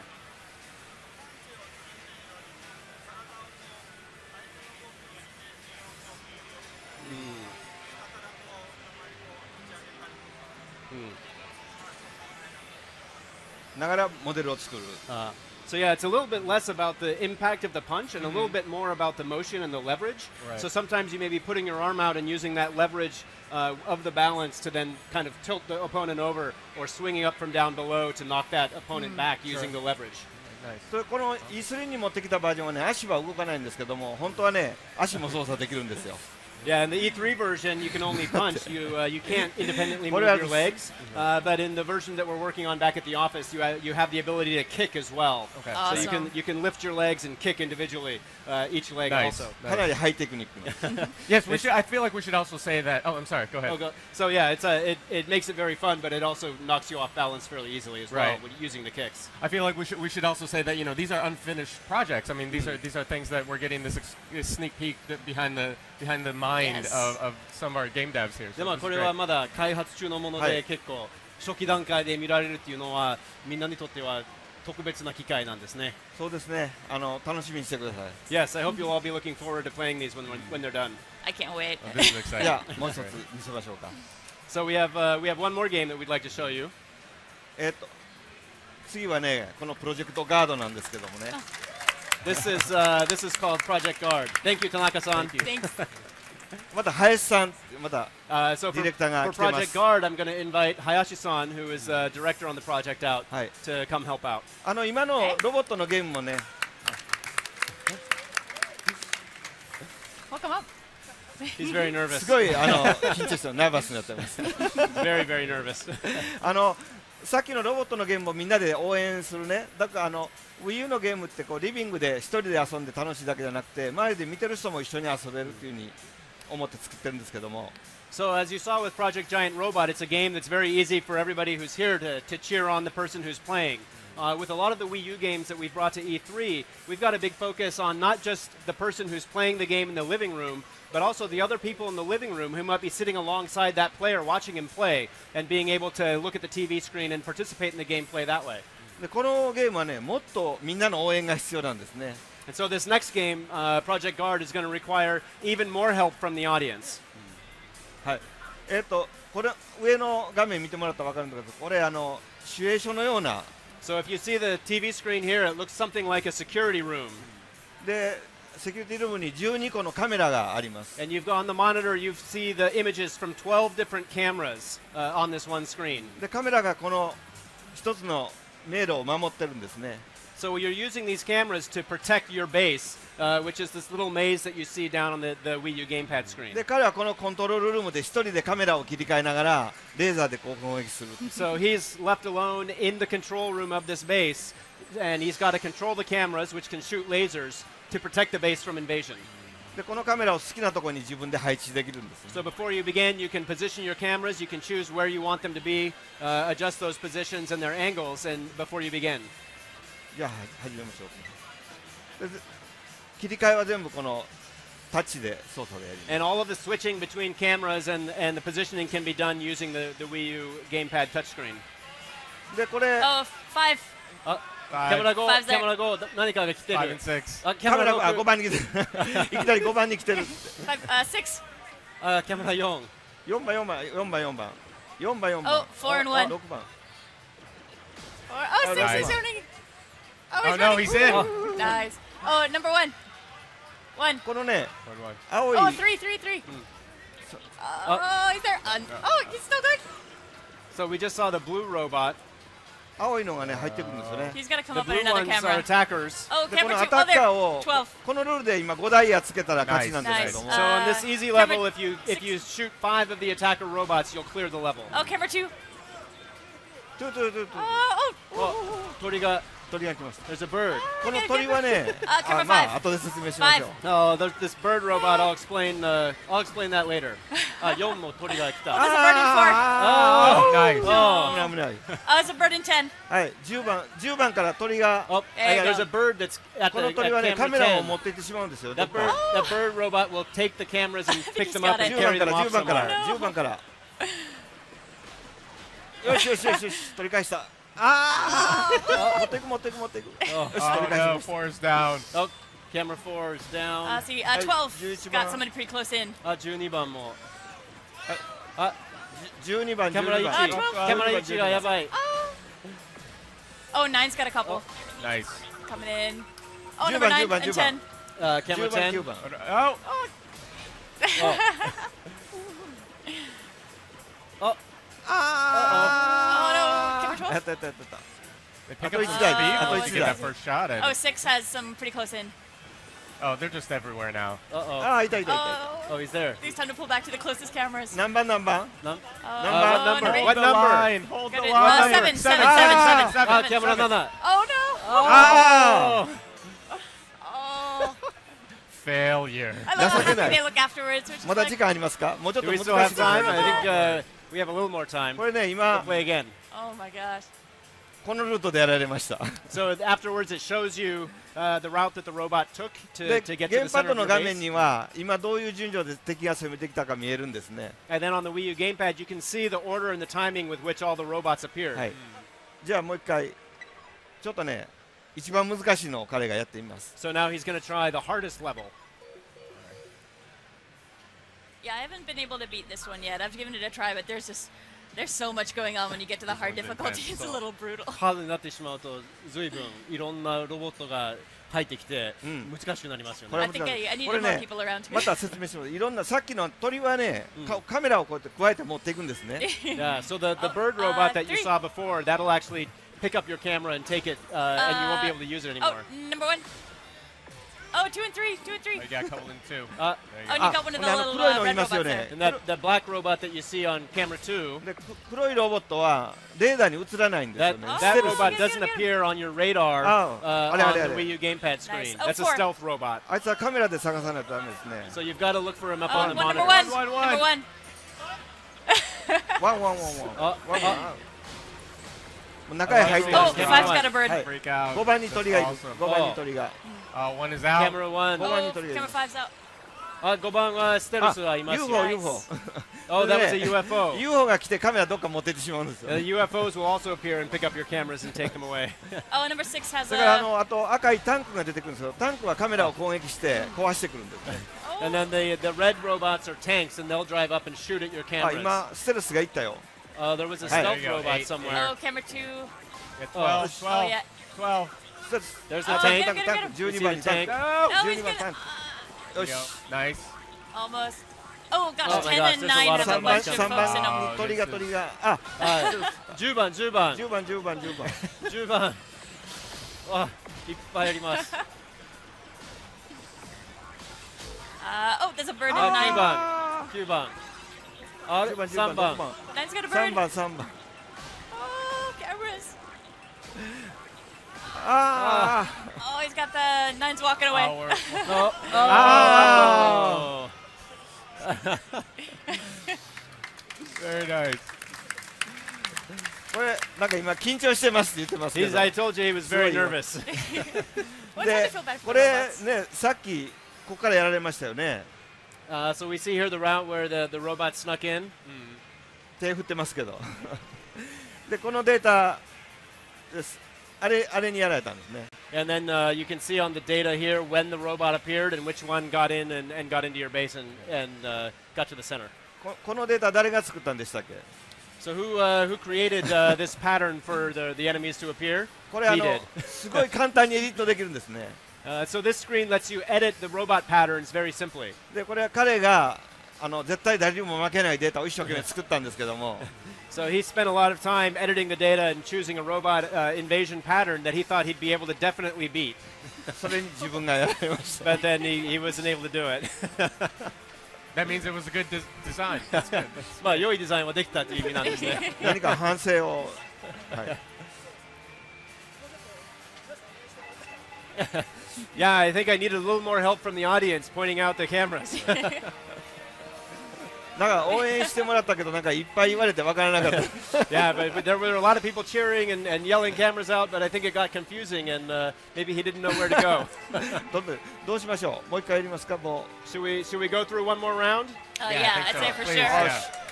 Let's do it. はい。今回こそお願いします。これで This time he's definitely going to do it. じゃあもう一回みんな応援してください。 Okay, so we'll need everybody to help out this time for sure.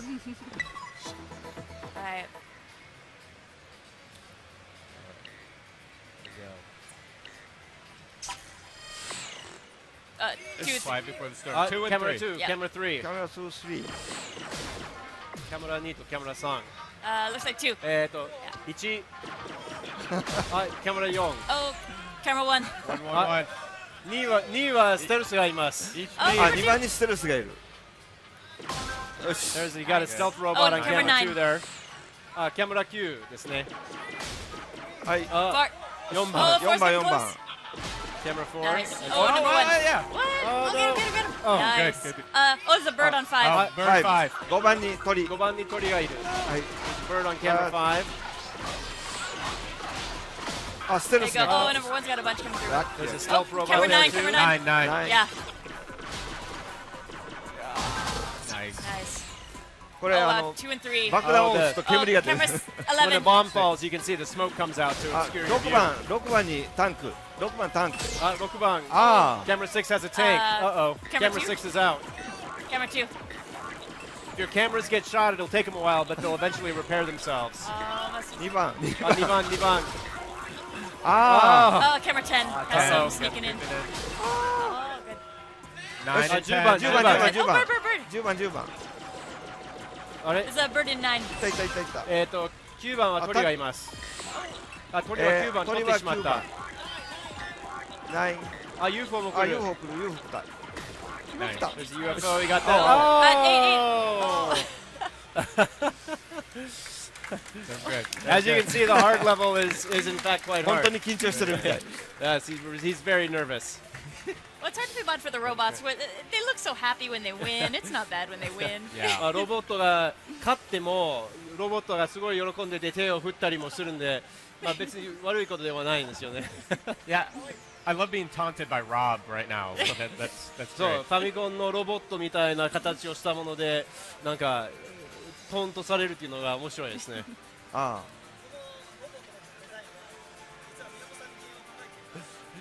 Actually, it was Mr. Miyamoto that designed the robots that are in this game.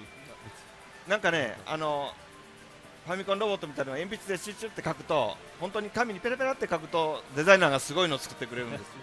Yeah, they asked me to just draw quickly on the paper what I wanted, and I drew something that looked vaguely like the old NES Rob the Robot. And the next thing I knew, the designers had just put it into the game. That's で、 awesome. ステルスっていうのはね、ちょっと忍者みたいでしょ。 And the stealth robots we designed to look kind of like ninjas. 忍びってこう、漢字で書いてある。 You can see that it's like they've got the word shinobi, which is the nin from ninja, on their arms. I think it's really fun that you have to trust your friends that you're playing with, because if they want to mess you up, they can really mess you up when you're playing this game. そうですよね。その周りにいる人たちに信頼感がないとなかなかうまくいかないですよね。あ、邪魔をする人がいると。する人もいたら結構邪魔できますね。Yeah, because if people are lying, you're going to have a really hard time beating it. Yeah, it's really hard. You can't, as one person, like keep track of all this when it's going on. It's Yeah. very Control difficult to chaos. game. そうですよね。一人だけでは12個のキャメラの画面を全部見切るっていうのがすごい難しいですね。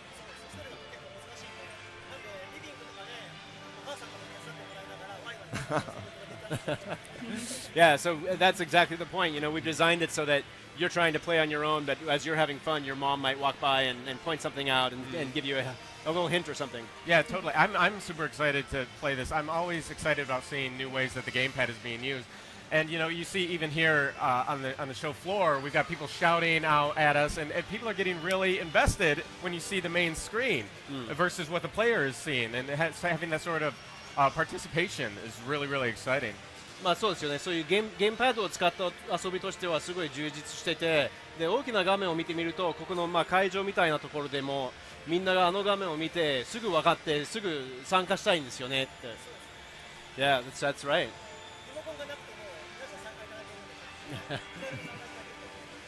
Yeah, so even if you're not playing yourself, it's very easy to just join in and kind of cheer on. ゲームに慣れてなくても参加できるんですけども、このエディターもね本当に簡単なんですよ。ピュッピュッピュッピュッって押すだけで作れるので、自分が作ったのを遊んでもらうし、彼が作ったのを僕が遊ぶみたいなことは簡単にできますから、これも楽しいです。And as I mentioned on the Wii U gamepad screen at the end of a match, you can see the pattern that the robots came out in. That pattern is something that you can edit. So it's very easy for you to take the Wii U gamepad screen and edit and create your own robot invasion patterns, and then you can hand that off to someone else and have them try to play and defend the base against the robot patterns, the robot invasion patterns that you created. That is so cool. That's going to get rough at the office. That's going to be really exciting. It's going to be painful. That's awesome. Should we take a look at another go here? See how we do? Or? もうあとちょっと時間がありますけれども、もう一回やりますか？もう一回チャレンジしますか？もしくは何かあとは説明したいことがありますでしょうかね。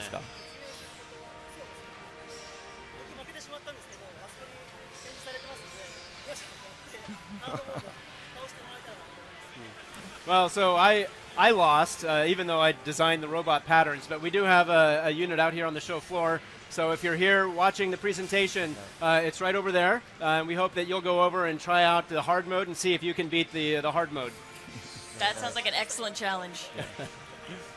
These, I must say, you know, for me personally, like this is very exciting to be able to see sort of new takes on traditional game genres. You know, we have like a mech fighter essentially, and a tower defense game here that it's really a new way of that we haven't seen before. These type of games evolving, and it's really exciting as a gamer to be able to see that happen. ゲーマーとしてこういう普段のジャンルがあって、これそのジャンルのものとまた違う形で新しい遊びが生まれてくるっていうのが、まあロボットは昔は格闘ゲームがあったんですけれども、これは随分違う形の格闘ができるっていう面白さがあって、まあ今回のプロジェクトガードはまあそういうタワーディフェンスというようなものがあるんですけれども、そういった要素があるのに随分違う遊びになっているっていうのも出来上がってますよね。ですね。これ本当はね、N64 の頃に作ってみたんですよ。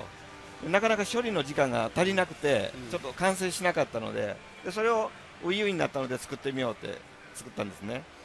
Yeah, so we actually started work on Project Guard back during the N64 days. We had a project back then that we were working on, but the N64 hardware wasn't powerful enough to do what we wanted to do. And so when it was when we had the Wii U gamepad and the power of Wii U, we brought back that old idea and we were able to bring it to life on Wii U in this form. That's awesome. これよくゲームをね停止するときにジャンルを書けって言われるんですけども、ジャンルってないのでニュージャンルって書いとけっていう話をしてます。And of course, you know, when we're here at E3 and we're preparing all of our materials, we always have to think, well, what's the genre for each game? And we looked at Project Guard and we said, well, there isn't a genre for this, so we just put the genre as maybe new genre. Sure. There you go. New genre, new Yes. genre. Yeah, I think it's so fun how different the levels play each time depending on where you put the cameras too. Because I know we've messed around a fair bit in the office with just shuffling the cameras around, and suddenly it's a very different experience. And trying to figure out like, okay, your camera's going to be far out on the periphery. Are you going to be guarding the first defense, or are you pulling everybody back in, or kind of scattering it around? But you really have to think about those angles when you're playing. あとは面白いのが同じ迷路を何回も遊んでも毎回ねキャメラの位置だけを変えても、遊び方が変わってくるっていうのが結構面白さがあって、同じロボットのパターンでもキャメラの最初の位置が変わるとまた面白さが出るっていうのがいいんですね。なんか8ビットの頃のゲームってもうちょっとしかないのでみんなでいろんな遊び方をするのが楽しかったですよね、で今こんだけ技術が進んで綺麗なものが作れてもやっぱりその密度を濃く遊ぶっていうのも一つ興味があって、So yeah, back in the, what's interesting is back in the NES days, the games were very simple, and so people found a lot of different ways to play in those same games over and over again. And that's something that I'm particularly interested in, so that even when the hardware has gotten much more powerful, I still like the idea of people being able to go into a game and find a lot of depth to it and replay the game over and over again, even with something that has a relatively simple structure like this. I think that's something that people have always appreciated about the sort of Nintendo genre. If we're talking genres, like honestly, there always seems to be an essence of key simplicity that people always, when you relive it every time, it can be new, it can be enlivening every single time over and over, and that's something that's always been very, very special. まあジャンルでいうと、任天堂っていうジャンルもあるんじゃないかと思って、そういう遊びやすさがすごいシンプルで、奥深さがものすごいあって、何回も何回も繰り返して遊ぶっていうのがやっぱりそれがまあ任天堂らしさっていうのがありますよね。はい。ありがとうございます。Thank you very much. こういう遊びをね、これおそらくインターネットにつないで何をしていくか、だから多分オリジナルのロボット、さっきのジャイアントロボットもそうなんですけど、オリジナルのパーツとか、だから僕はもうこのロボットに自分でいろんなデカールを貼ってみたいんですけどそうデカールを集めて自分のすごい嫌がられるロボットを作るとか、そういうふうにすごいシンプルなゲームなんですけど、みんなでそれを遊び込んでいくということをやりたいなと思っています。So yeah, if we were to take this game and use the internet to try to build on the gameplay, there's a lot of different ideas we have. We could do things like we're doing with Giant Robot, where you're able to customize your robot parts, so that the robots that are invading are ones that you've customized, or maybe if what you wanted to do was put decals or stickers on your robots, maybe kind of change the design and make them look a little bit scarier, you could do that. I think there's a lot of different ways that we could take this game and expand on the basic idea by taking advantage of the internet or network gameplay. Sure. So I've got to ask, since folks are going to be able to play these games on the show floor, is there any advice you'll give them as far as strategy, anything that you tend to do as you're playing these games that might help out the folks who are trying it for the first time? まあ今回 E3 の会場でこの2つのゲーム触れる機会がありますけれども、特別にこういう戦略性のヒントとか成功するには何をすればいいかっていう何か一言はお願いできますでしょうか。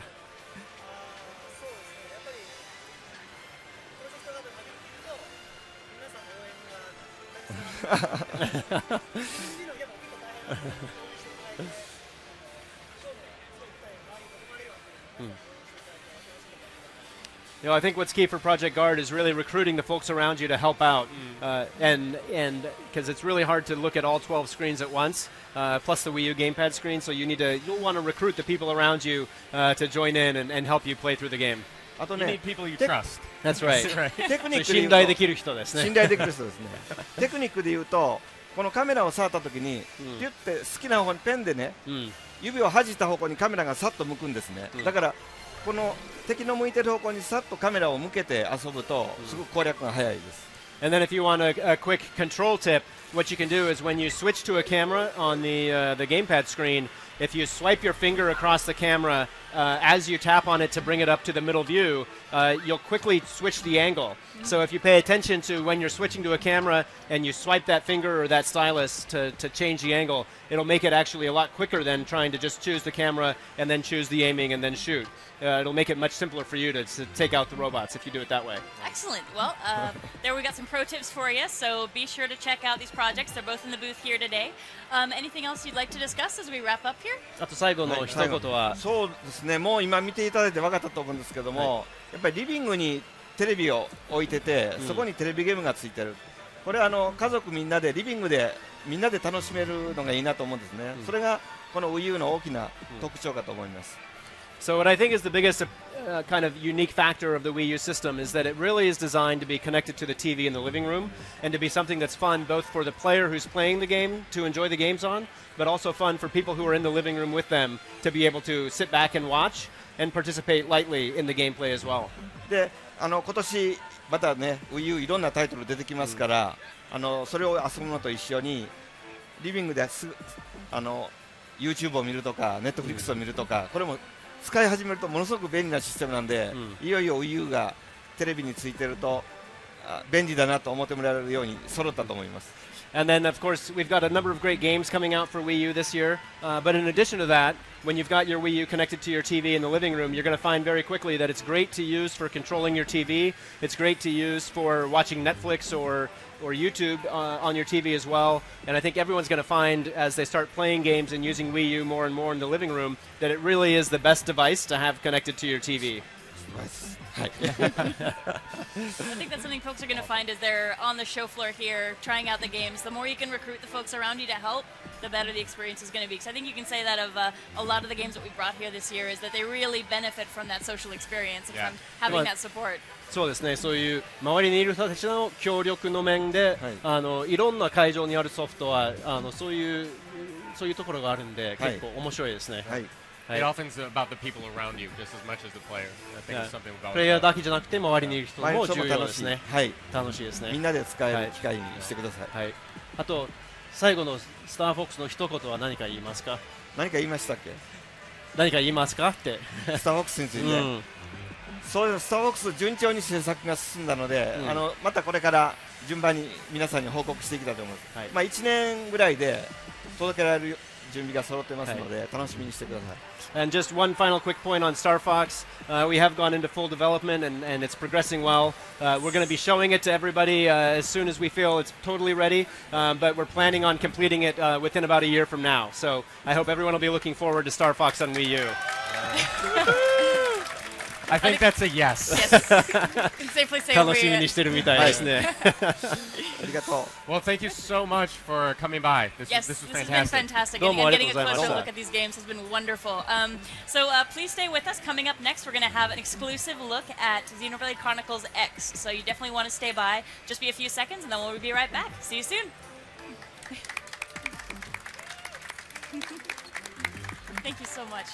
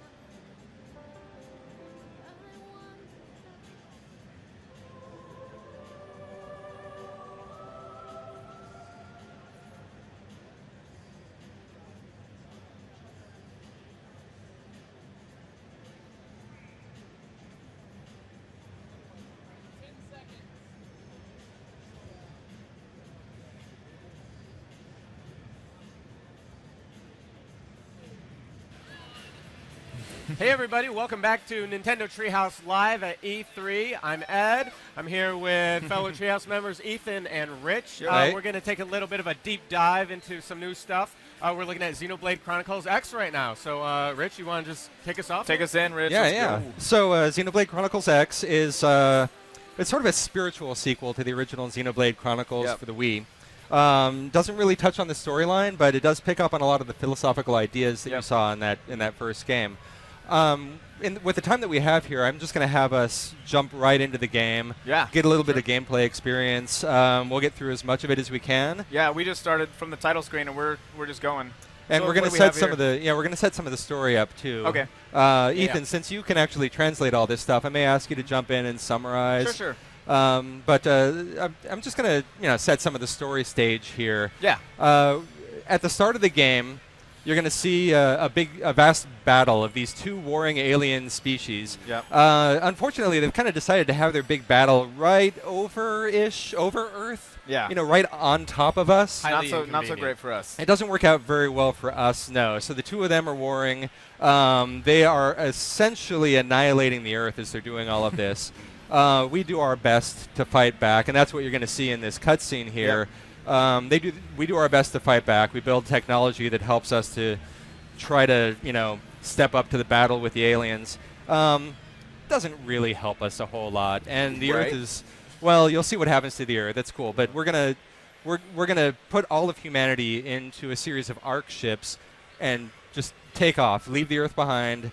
And that's where Xenoblade Chronicles is going to start off. Yeah, it's you'll see as we get going here, but it gets pretty epic pretty quickly. So it's already epic. Very epic. Yeah. And this intro sequence is just beautiful to watch here. What you're seeing right here is the first of the warring alien species deploying their armada. And as you can see, there's the Earth. Yeah. You're gonna see. That's a lot of guys. That's a lot of alien action. You're going to see things go bad pretty quickly here. There's the other alien species coming in. There they are, fighting it out. This looks great. Yeah, the art design on this game is incredible. I love the ship design. I love the robot design. Yeah. Just the choreography of this intro battle is gorgeous. Yeah, it's good. And I think that's one of the first things you notice. Taking a look at this game, people see it for the first time. They're just like, whoa, it really catches the eye. We'll see that more as we dig in. Now you can see the battle looks like it's going okay, but you're going to see some impact on Earth. Okay, poor choice of words. You're going to see what's happening to us in the middle of all this battle is we're just getting annihilated while they're fighting. Ethan, feel free to translate some of the subtitles. There's just kind of a narration here explaining what, that Earth kind of was this chosen battlefield and that, these two forces have converged, basically summing up some of the stuff you've already said, and that the forces of Earth, got together to try this sort of grand escape plan. It's our last-ditch effort, basically, to get away from the battlefield, since we know there's no hope left for the Earth itself. Yep. And you can see, you're going to see our ARC ships taking off. Yep. And then you're going to see the Earth blowing up. Well. There it goes. Thanks for coming by, everyone. Have a good day.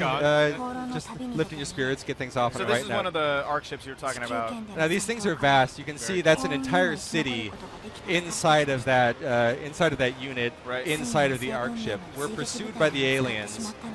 We do what we can to fight back. But the ARC so ship, these are the Earth forces kind of fighting off the aliens that are pursuing them during their escape. in this the is actually city. inside the ship itself.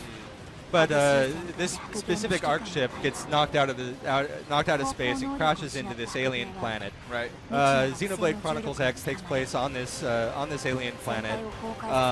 You can see one of the city spheres basically landing. The population, for the most part, survives the impact, but there are escape pods that the humans escape into. Right. We're going to get into the gameplay in just a few moments so you can see what happens when your player character gets awakened from the stasis pod for the first time. Right. And that's right where the game starts here. Okay. All right. It kind of just drops us into the action here. We're going to start off with a little bit of character creation. I'm going to go through this character creation really quickly. There's a lot of customization that you have at your disposal. Sure, of course. We could get lost in this one for a while. I'm going to go for some silver hair.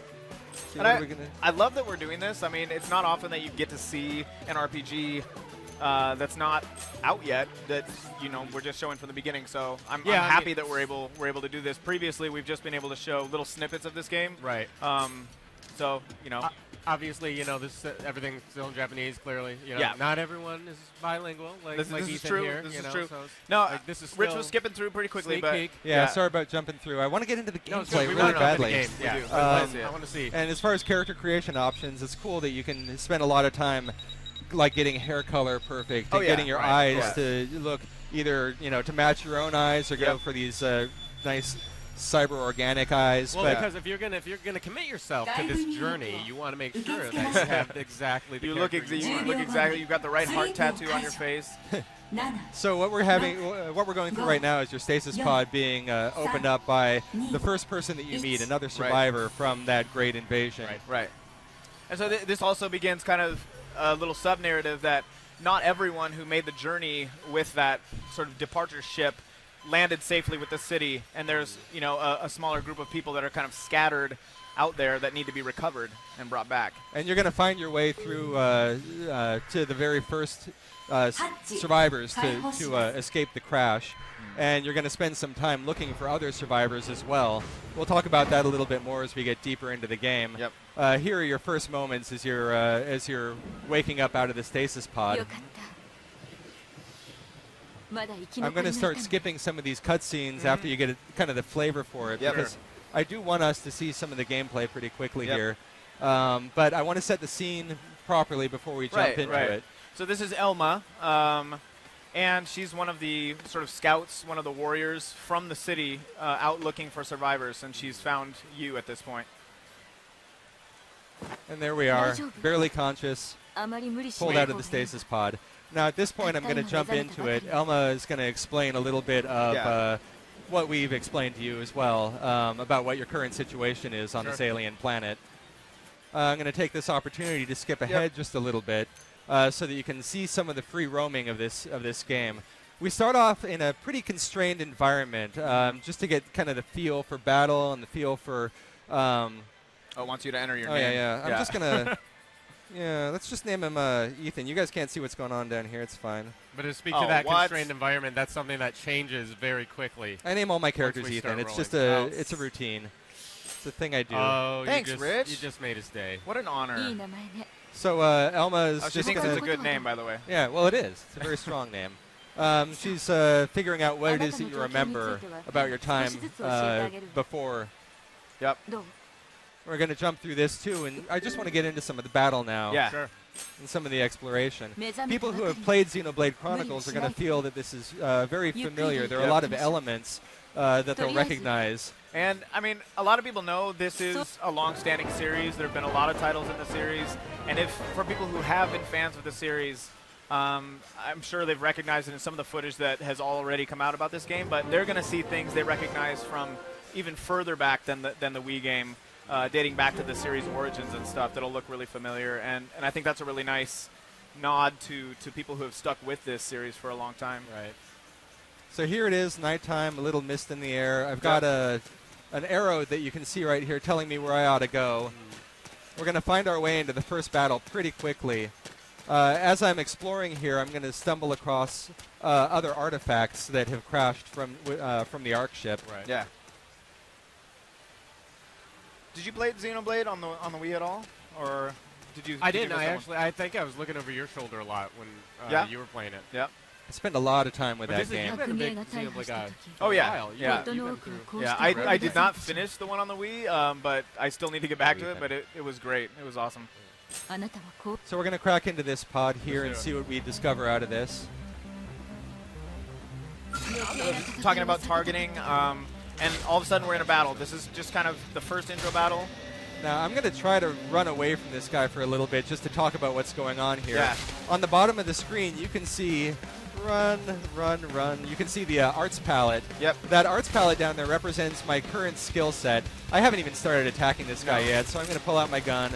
and jump into some auto attacks. Now these auto attacks, they're my basic attack. You can see there's a next to my character profile up there. Whoa! I should do not take my hand off the gamepad. Note to self. I'm going to cast a quick shield over here and then get in tight on this guy. Yep. Switch over to my knife.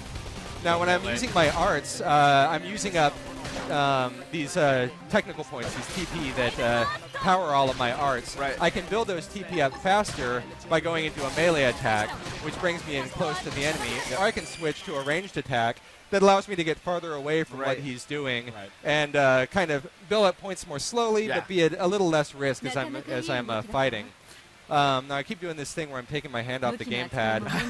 That didn't work out so well for me a moment ago. Like, battles in Xenoblade on the Wii were real time as well, and anybody who had played the game already probably recognized some familiar elements to the UI they saw there.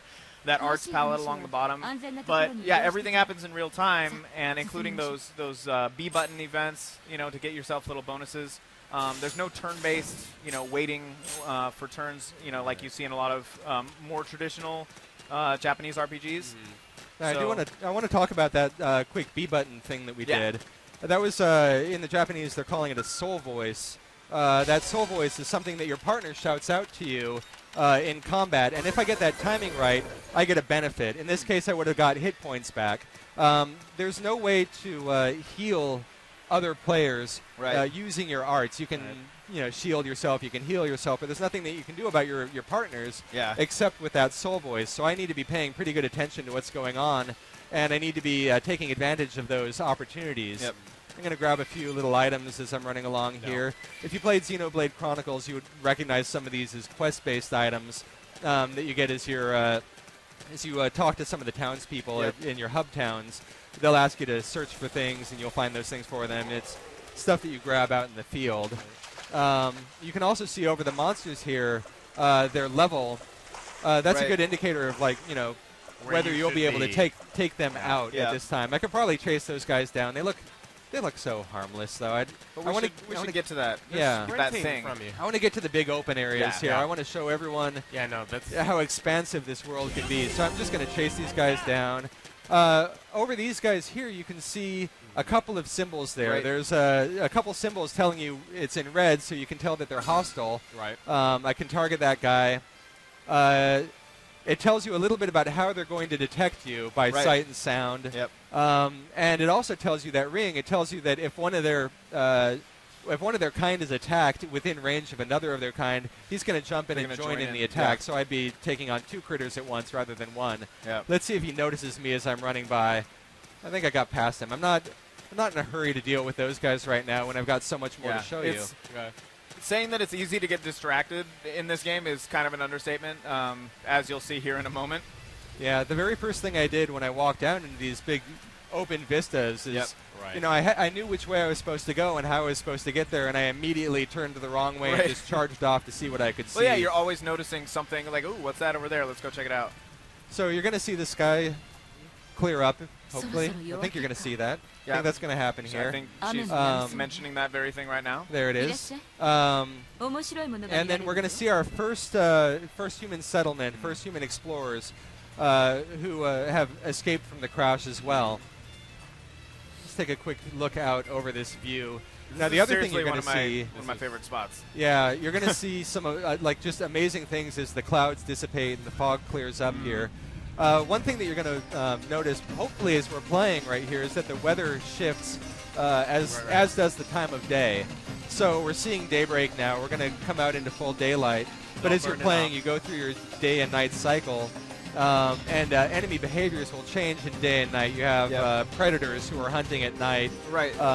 You might see pack animals that are sleeping during that time as well. I think even you'll get some different enemies that come out at nighttime. Whoa! Yeah. Someone's waking up.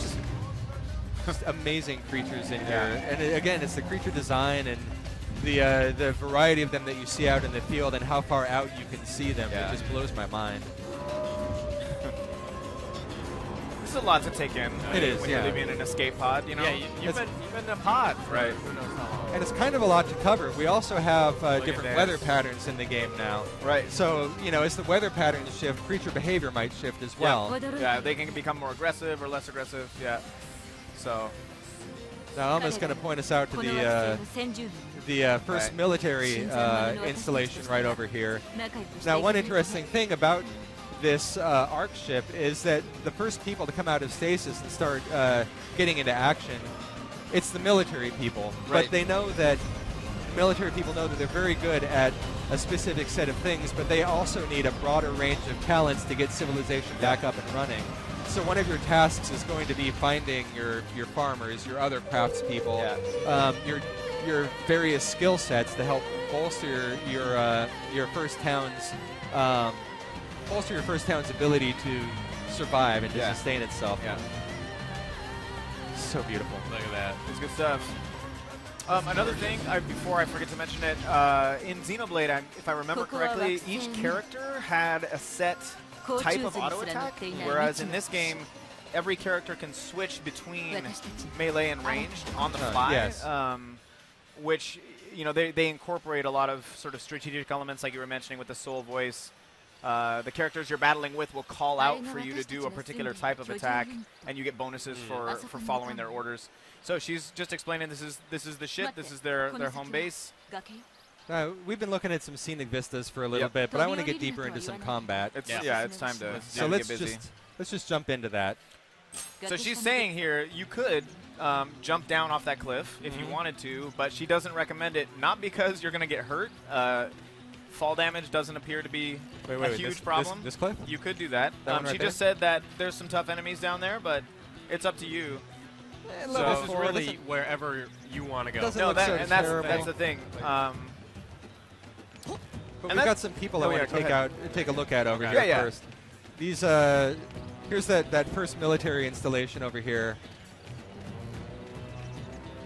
I'm gonna run past these guys, say hello, find some new landmarks. Right. Not too far from the ship, so you'll still be seeing some outposts where people have set up stuff. Now, I think that's the fastest path for me to get over to the Ark. Yeah. It's hard though because I mean, like Ed was just saying, if you see it, you can pretty much go there.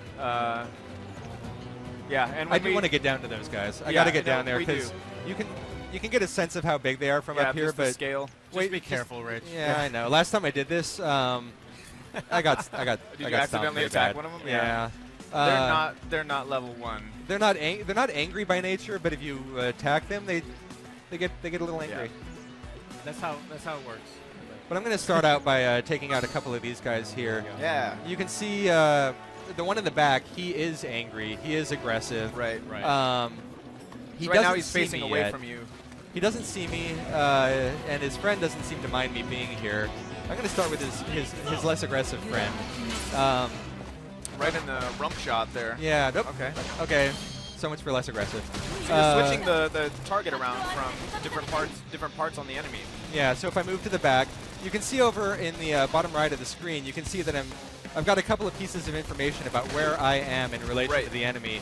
You can see the first on the side of the slash, I'm in front of, or on the side of, or behind, in back of. The other one, it tells you my ground, middle ground, high ground, low ground. So I can tell when where I am in relation to them and what advantages I might have. I think as you progress on, they go into more depth about how different positioning can be really advantageous depending on the enemy. Now, I just used my assault hammer. I want to point out something about all of these arts. There's a recharge time to all of them. Yeah. So I just used it, and I'm slowly building up the charge again. You're going to see the charge meter slowly fill up. It's not going to be so important for this battle, but I think with this angry guy over here, it's going to be a little bit more. And sorry, yeah, he's just grazing. I know. Did you call that a rump shot? Just angry. That's not an official term. Not official. That's just me. Not official. I'm so unfair to these guys. So I'm going to go over here and help my friend. Got the soul voice this time. Yeah, it wasn't a tremendous success. If I got the timing perfect, I'd get a huge boost. Yep. But you can see the Assault Hammer I've highlighted now. Right, it's almost all the way built up for a second time. That's its second charge. So some of these things have basically a double recharge. Yep. When things have a double recharge, they have a bonus effect that comes into play. It was hard to see there, but a little tooltip appeared showing that once you let it build up a second time, it gets like a damage boost, and that varies from art to art. So I think with your shield, if you let the shield build up twice, you can use it twice in a row. So that's adds more depth.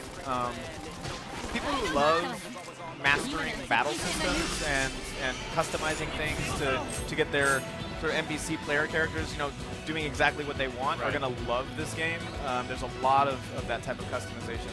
That guy's a little big. I think we're going to stay away from the big guy for now. Were you going to go down to the lake? In a minute, yeah. I just want to wake him up. Soul Voice to wake him up, and he's up now. Now I have, because I leveled up, I have earned another art here that automatically jumps into my arts palette. Nice. Oh, right. That just dropped in. That was the one you're just using. Fire Burst, I think they're calling it. And I'm having a little bit of a better time with this guy, partially because he wasn't really expecting me to come at him like that. Those orange dialogue boxes that keep showing up are, your partner Elma is calling out to you and like encouraging you to use specific arts and attacks. And there are different triggers for all of those soul voices as you acquire more party members. Just picking up some items, some gear. Yep. Yeah. Now I've got a couple of items. I'm going to see if I picked up some stuff I can use. I want to show off some of the character information here. Careful of these menus though, because they go deep. Yeah, I get lost in these menus.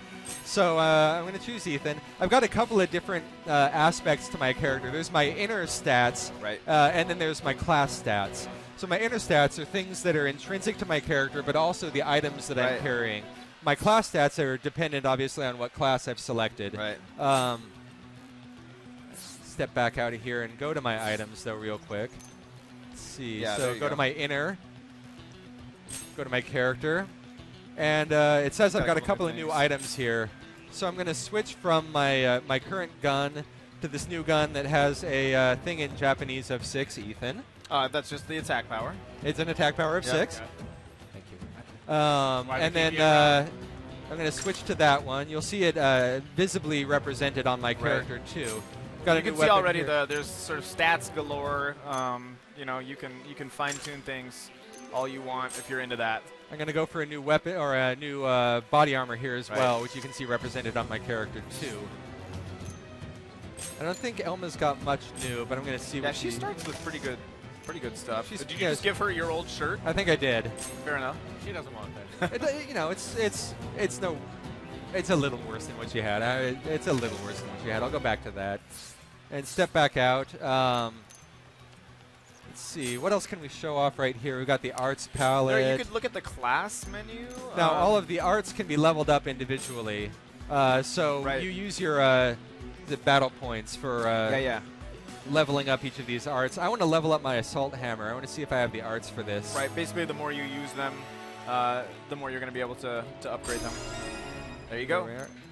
And then from this screen, I can also customize. If I feel like it, I can customize my arts palette and swap in different arts. I don't have a lot of arts available to me right now, so I'm not really going to mess with that. And progressing in different classes is what's going to earn you more arts and then allow you to sort of mix and match. Once you've earned the art for that class, you can then sort of hybridize and mix those into your palette there. I feel like making a huge mistake here, Ethan. Really? Yeah. What level are you at? Let's check it out. Not enough? Level not enough. Okay, well, let's go for it. All right. Now, one of the nice things that happens, I might as well set this up now. One of the nice things that happens if one of your characters falls in battle is you can spend your TP. I'm going to shield myself up here. Yeah, you go with the melee. Yep. You got it. There, go back to guns. You're not looking guns great. are better. No, I've felt better. So this might be a good opportunity to show off what happens when one of your characters. Oh, I missed that. When one of your characters dies, she might have an opportunity to come over and spend TP to resurrect me. If she has enough TP to do this, she'll come over. She's not in a real hurry right now, so I do have the opportunity to quick start right back to where I was. I don't see her coming over my way anytime soon. said she's in no hurry. I think She is in zero hurry. She's pretty busy over there. So I'm going to take this time to jump back to basically where I was, where I walked back out over the vista. I encourage him to do bad things. This is you're the little guy on my shoulder telling me the wrong thing to do. No, I made that decision all on my own. So I'm going to jump back to not where I was, and going to take a different path this time, get us down to the lake. Right. Now, let's see. As Ethan mentioned, jumping doesn't do any damage to you, so you've got a good fall ahead of you here. You get to see what happens when I just take right off of the edge. I just got to tell you, I've lived a full life. can you put the camera up a little bit? Yeah. The view from on top of those waterfalls is exquisite. Breathtaking. Yeah.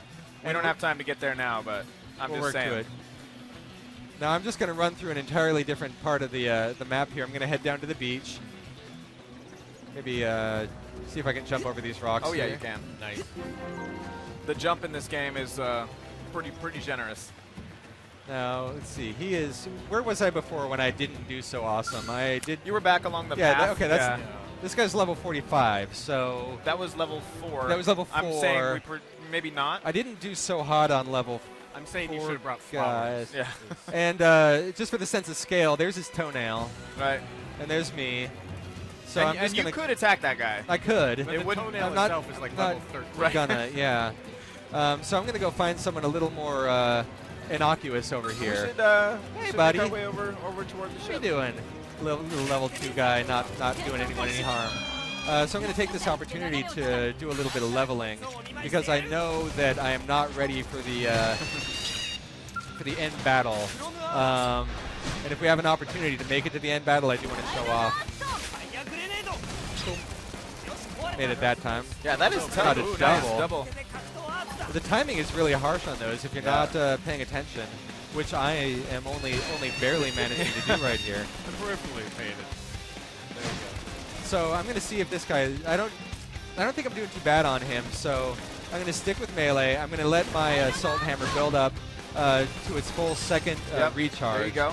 And then I'm going to attack with that and knock him down. Which is what you got, I believe, for letting it build up twice. It adds knockdown to the attack. Good work. Yeah. And that helped me to take him out a little bit more easily. Now that was basically like attacking a rabbit, though. So Ed, you've played some other open world RPGs. Oh yeah, for right? sure. And that's more of what's kind of been the recent Western trend is to have open world RPGs. And I think one of the things I'm super excited about is I grew up playing a lot of JRPGs, the Japanese style. Most of them were turn-based, and they kind of stuck to a formula for a long time. But when the Wii Xenoblade Chronicles came out, it was kind of an interesting mesh, between, those really deep battle systems and, I don't know, just the story elements, that you would get in a Japanese RPG, and that fans of that genre really want, but also the open world exploration that a lot of people have kind of come to expect from other, Western developed open world games. So. Yeah, I mean, this definitely has, it's breathtaking, exquisite. You can take your pick of any adjectives that you want. Now the sun is starting to set, I think, here, and you can see a couple of the moons of the local planet here coming out. Yeah. See, where's the other? Oh, there it is, right over there. So you're going to get to see a little bit of dusk here, and I'm going to get myself back on track. Had to take a moment to look around. Yeah, this will take you somewhere near where you were before. I'm going back over to that. Oh. Whoa, hi there, buddy. Hey, hello. He's okay. Let's take a look at you. Yeah. He's all right. Yeah. This is that little guy. That's what you get for surprising me like that. He's so brutal. No mercy. I know. I startle easily.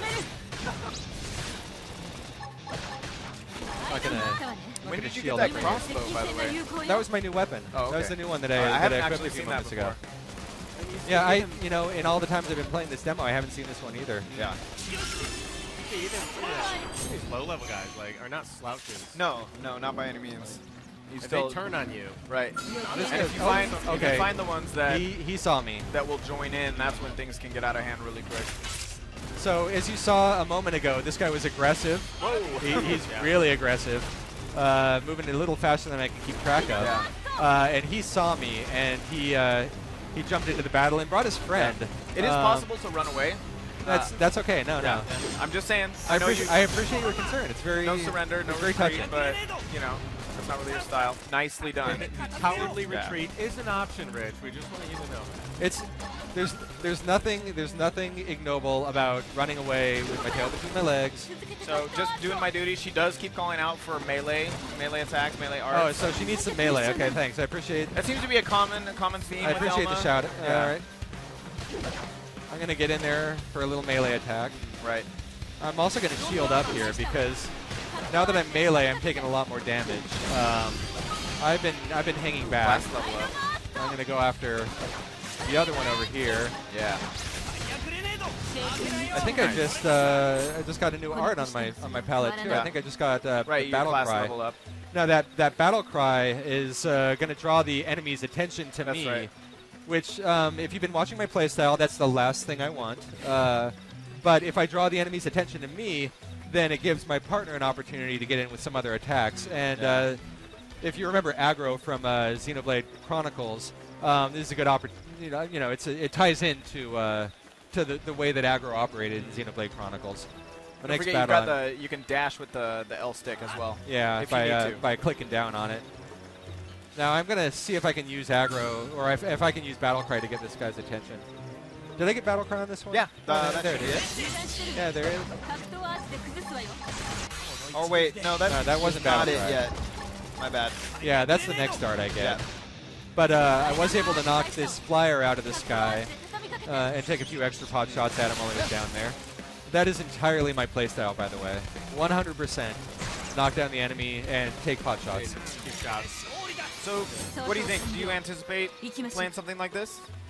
Like eventually yeah, when sure. it comes I mean, out? this is something you can't. It's so hard to see something with such an epic scale and not like feel a draw to it. You know, as a gamer, this is beyond being gorgeous. The combat system looks really intricate, but at the same time, it seems like you're doing a really fluid job, Rich, of navigating this. And I mean, it looks really, really interesting. You get the hang of it pretty quickly. I mean, the right stick for camera camera control, left stick for movements. It's natural. It feels really natural. I think it could look intimidating to people who don't typically play lots of games like this, but to just do that sort of surface level battling, especially at the beginning, that's required to go forward is not that tough. Now, I'm bypassing a lot of battle opportunities here where I could be leveling because I want to see if you think I'm ready for that end boss. You've leveled up a couple times. I might take a few more opportunities. Maybe not that level 6 beastie though. That's I learned my lesson last time on biting off more than I can chew. I'm gonna get us a little closer in. He's also mostly harmless, so I'm okay leaving him alone for now. Sneak by. He's just trying to eat, and I don't want to interrupt that. I also want to get you a better, closer view. This is my excuse. I want to get a closer view of the city. So we're coming in on the city itself. Right. You can get again a sense of the scale. Yeah. We aren't even near it yet. Yeah. So let's get in there, and I feel like I need to grind a little bit. You can see though that there's less enemies wandering around now that it's nighttime. I really ought to grind a little more before I get into this. I'm a little nervous here, Ethan. Oh, you'll be fine. You're gonna be. Hey, we're gonna be okay. We're about We're here 50-50. for you. Yeah. We're about 50-50 on this boss battle. Oh, you're going for it. I'm going for it. Okay, here we go. We've been 50-50 on this, so All let's see which way the coin falls on this. Ladies and gentlemen, So what she's you're saying about it to looks a see- lot bigger up close. Lots of people have moved in, made it home. Now there's some good tension on this scene, so I'm not going to jump out of this. So this is the west gate of the city. Right now it's closed up for safety. And so in order to get in, you're going to have to take an elevator rather than just go through the main gate. Uh-oh. Although before I get to that elevator, hey, I'm going to have this guy and a couple of his friends to contend with. She's surprised to see aggressive enemies like this so close to the city. Because there is, in Neo fact, LA? yeah, What was it called? Yeah. Neo LA. We're on our way to I Neo like LA. I'm a little surprised to see these guys so close to the city too, because again, there's a military installation not more than a couple hundred feet from me right now. But I think they want to make sure I'm You're worthy. Okay. So I'm going to remind you up front. Run away. You see down at the bottom it says hit the plus button to do battle menu. So if you bring up the battle menu on the right there, there's going to have a lot of options that you can give orders to your NPCs. And I believe the second one from the top is basically focus fire. So your NPCs will make sure to attack the enemy that you're attacking. Okay, we took down one of them. Yeah. We're feeling pretty good so far. I think you're going to be all right. I don't know. I don't want to jinx it, though. Sorry. Yeah, seriously, what are you doing? Did you have her focus fire? I'm going to need you to point me to that. So bring up the battle menu. All right, second from the top. This is bad. I can't. Okay, second from the top. You got it. You're asking me to do a lot here. Yep. All right, focus fire. Okay. We got it. So that'll just ensure that she's going to attack your target. Okay, so we're going to take this guy out. Get a little hit point boost right there. Took him out. Oh, that was faster. They get a lot faster once you've completed a few of them. And you can see what that's doing each time you complete one of those, raising that soul stage. I'm having some trouble with those later ones. And the soul stage is going to, the higher it is, it's going to give you more bonuses during the battle. And the reason they get more difficult to complete is that soul stage meter is going to go down over time, so you can't just keep raising it up. All right, so we took that over. Nicely done. You made pretty good work of that, yeah. That's the quickest I've seen you do that. Yeah. That is.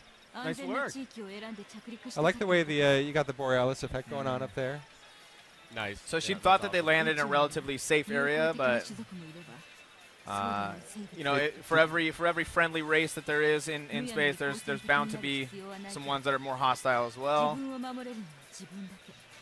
I love the feel of this game. It's very much like not only do you discover that you're not alone out in space, but you also discover that whatever's out there doesn't really care about you. Oh, yeah. And doesn't really care for you. Yeah, space doesn't care. So now we're getting a good opportunity to take a look out over... space is not your friend. No, space is not your friend. Take a look out over Neo Los Angeles from the outside. More items.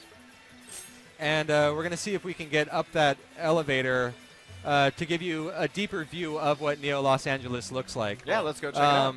It's sort of an extensive cutscene that's going to give you a flavor for what you're looking at inside this first hub, your hub town, basically. So that's the West Gate up ahead of us.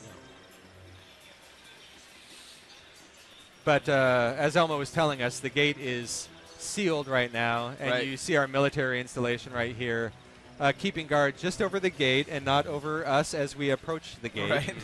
I really could have used their help a minute ago, but that's... I think she's kind of given some word up ahead that you're coming in, bringing in some survivors. Sense of scale again. Just take a quick look around. It really is pretty impressive when you get up close. Yeah, and I'm going to go up here.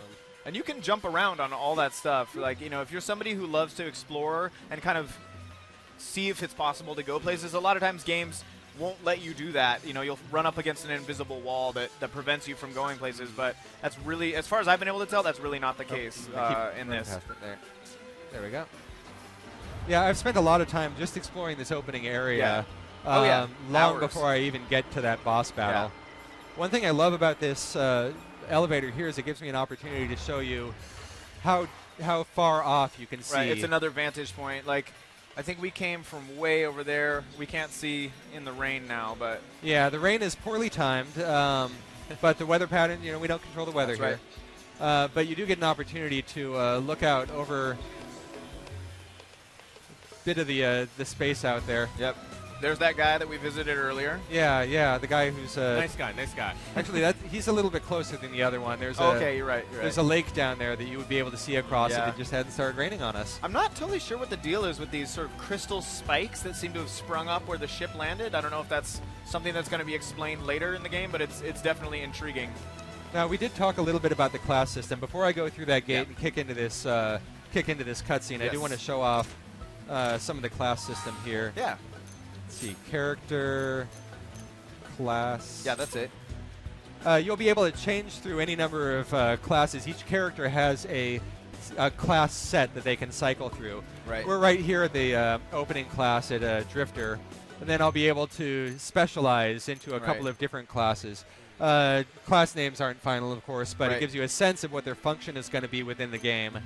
And then that also shows you a little bit of what their arts palette is. Right. And you'll be able to arts you're going to earn. Yeah, as you get deep, as you level up, you get more of those arts. Yeah. And then you can specialize even more. Now, one different thing about Xenoblade Chronicles X is that you can change classes on the fly even mid-battle. Yeah. Cool. So if there's an arts palette set that you want to have access to that you don't have access to right now, you can change classes out and jump from a defensive attacker to a heavier attacker. If there's something that you find yourself needing desperately, you'll be able to switch classes on the fly, jump straight out into a different class and use those abilities. Yep. And if I'm understanding everything correctly, and it's a pretty complicated game with all the things you can do. If I'm understanding correctly, though, you can, once you've earned those arts for each class, you can then mix and match, right? And kind of build your own and really class. specialize your character to suit your own gameplay style. My cowardly base attack entirely depended on striking enemies when they're unawares, or perhaps feeding on grains and fauna. You do love to get the enemies that seem to be the most peaceful. Yeah, the flora rather, but yeah. So we're walking out into Neo Los Angeles for the first time. Oddly enough, here we are in real Los Angeles. We are in old Los Angeles, which just looks so dingy now that we got our first glimpse of Neo Los Angeles. Old Los Angeles just doesn't compare. I know, it just doesn't measure up anymore. Yeah. I'm sorry, LA. I'm sorry. I'm going to have to apologize for insulting Los Angeles online, aren't I? It's okay. I love it so much, though. So here we got a view out over Neo Los Angeles. It's going to come up as soon as Elma finishes. Yeah, she's just, kind of explaining about the city. And it was kind of a model city to begin with, but it's become, a real living place that they have to use. So welcome to New Los Angeles, Rich. Now we're going to end this demo here on a flyover of Neo Los Angeles, where you get a chance to check out this entire explorable area. It's already vast. Just all on its own, this is a gigantic space that you can wander freely throughout. As we mentioned, it's a hub town. You get quests here. You see your first giant mech here. These are going to become an integral component of gameplay much later on, of course. Your first cat as well. Yeah. But you also see some really interesting, more mundane things. Just these are the survivors trying to live on this alien world. Yep. So she's talking about the fact that this is really mankind's last hope, and it sounds like they've been here for a couple of months before you have come on the scene. Yeah, before you get thawed. Explaining that while it's still sort of a work in progress, they've really hardened up their desire to make this home for the future. And here we go, one big flyby, and big swoop. There you go. Wow, that's awesome. Neo Los Angeles in all its glory.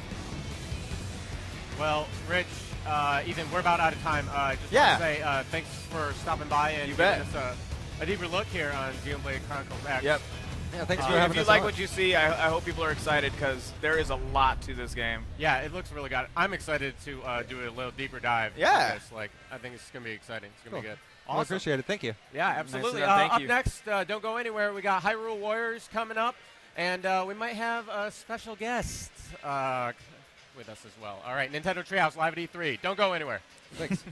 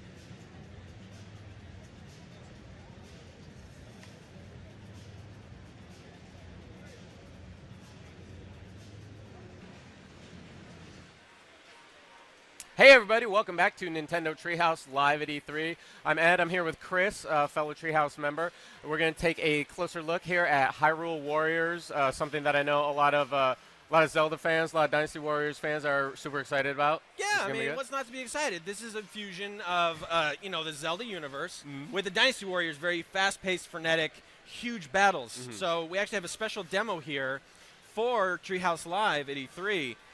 So we could, we're gonna do Midna? We should probably start with Link.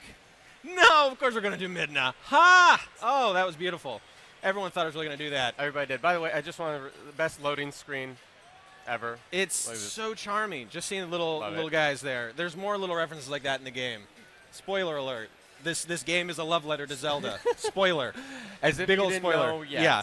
There's a lot of stuff like that. So, rest assured it's doing right by your fandom. So in this particular level, there's a lot of levels inspired by previous Zelda games. This one, however, is inspired by Twilight Princess, specifically the Palace of Twilight. Right. And I'll be commanding Midna here. Everyone loves Midna. She's, just kind of floating around doing her thing. You're surrounded by your buds. She, of course, her run, she can create this little Twilight wolf here to run around and attack enemies. So I'm just going to start wailing on enemies wholesale here because that's the whole point right now. In most Zelda games, you have to be careful and sneaky and get to use thought. This one, there's still some careful, sneaky thought, but you also got to wail on those enemies. Oh, it's so delicious. It's so great. So, basic attacks here. These are just my weak attacks. This is my weak attacks, doing some weak attack combos here. It's kind of basic, hand slap. I can also mix in a strong attack here, do a bigger one with some wolves show up. This here is a captain. So this is a Re-Dead Knight.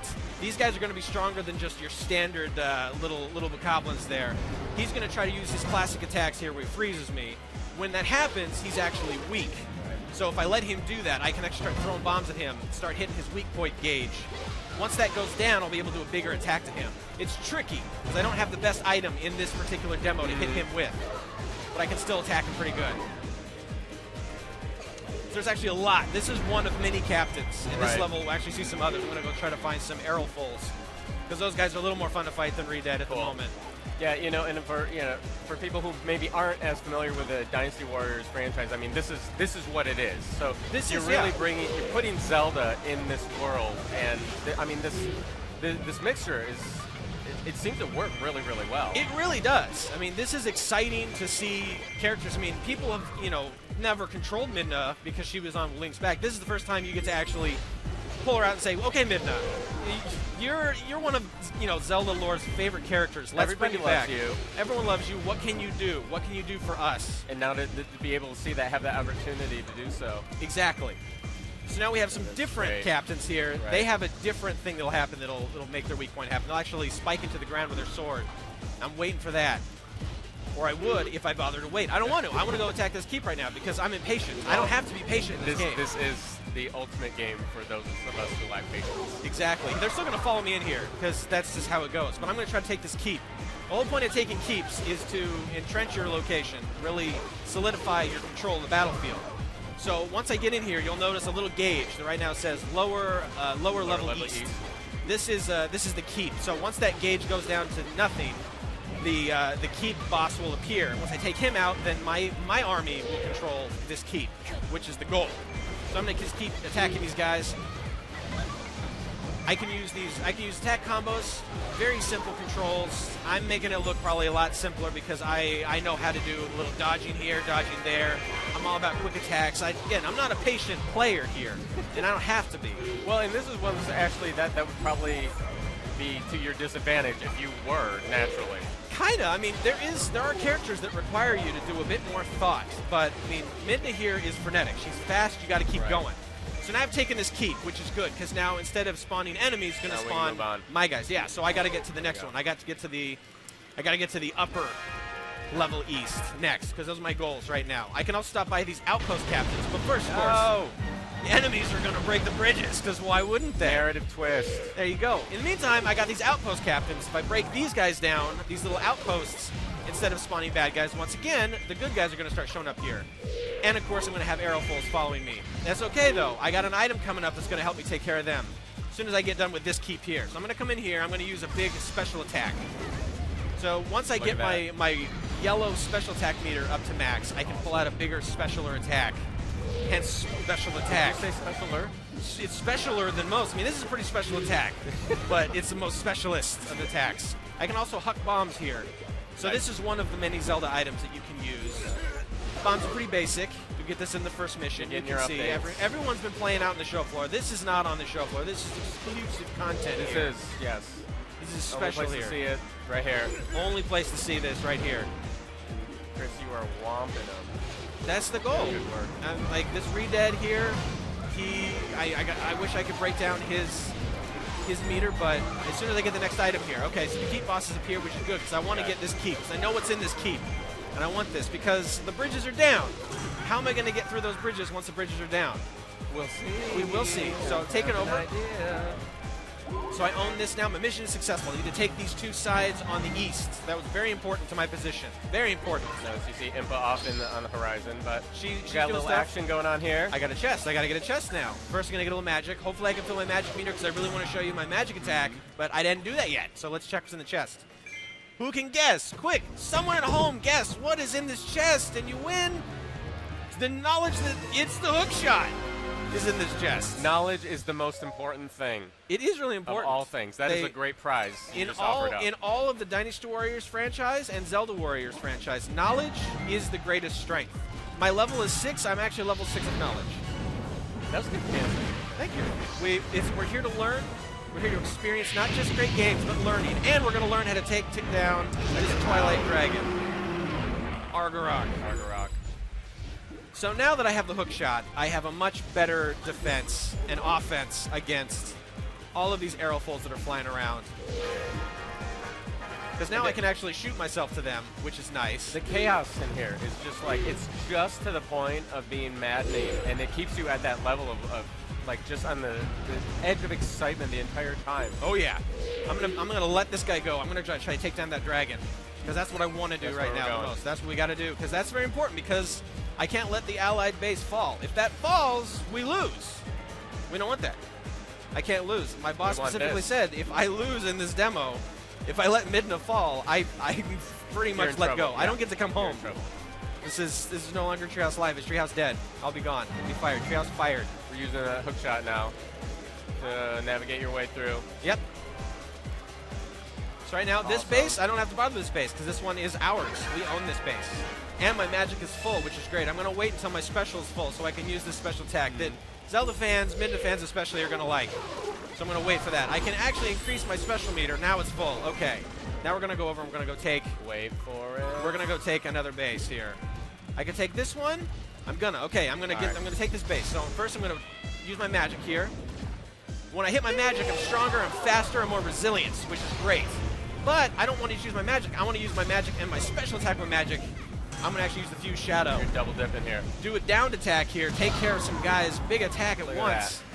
Just a little satisfying little tidbit there. Everyone's like, oh, we're going to do Midna right. We're going to do Midna right. We're going to do Midna right. You can almost taste the epic. It's just delicious. And this is but one of the characters. We've already shown off that Link is there. We've already shown off you're going to be getting people with Zelda. And I'll do Zelda another time. I'll talk about her another day because she is a fun character to play as.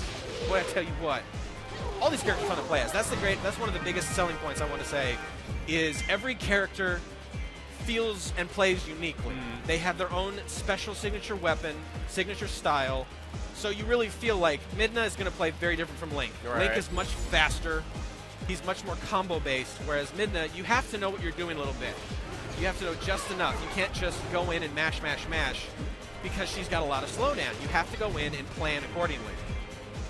So right now, this mission, first I need to take this base. That's important. And I actually took the base over by the allied base. That because otherwise, that's going to be really deadly, having a bunch of enemies constantly spawning and showing up at my base. I don't want that. Because if it falls again, I lose instantly.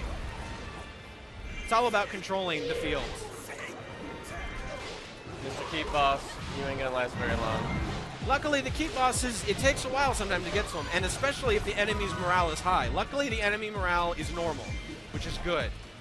If it's high, enemies are going to be more difficult to defeat. And I don't think in this demo the morale is going to change much, other than just my own personal morale is pretty high right now. I feel good.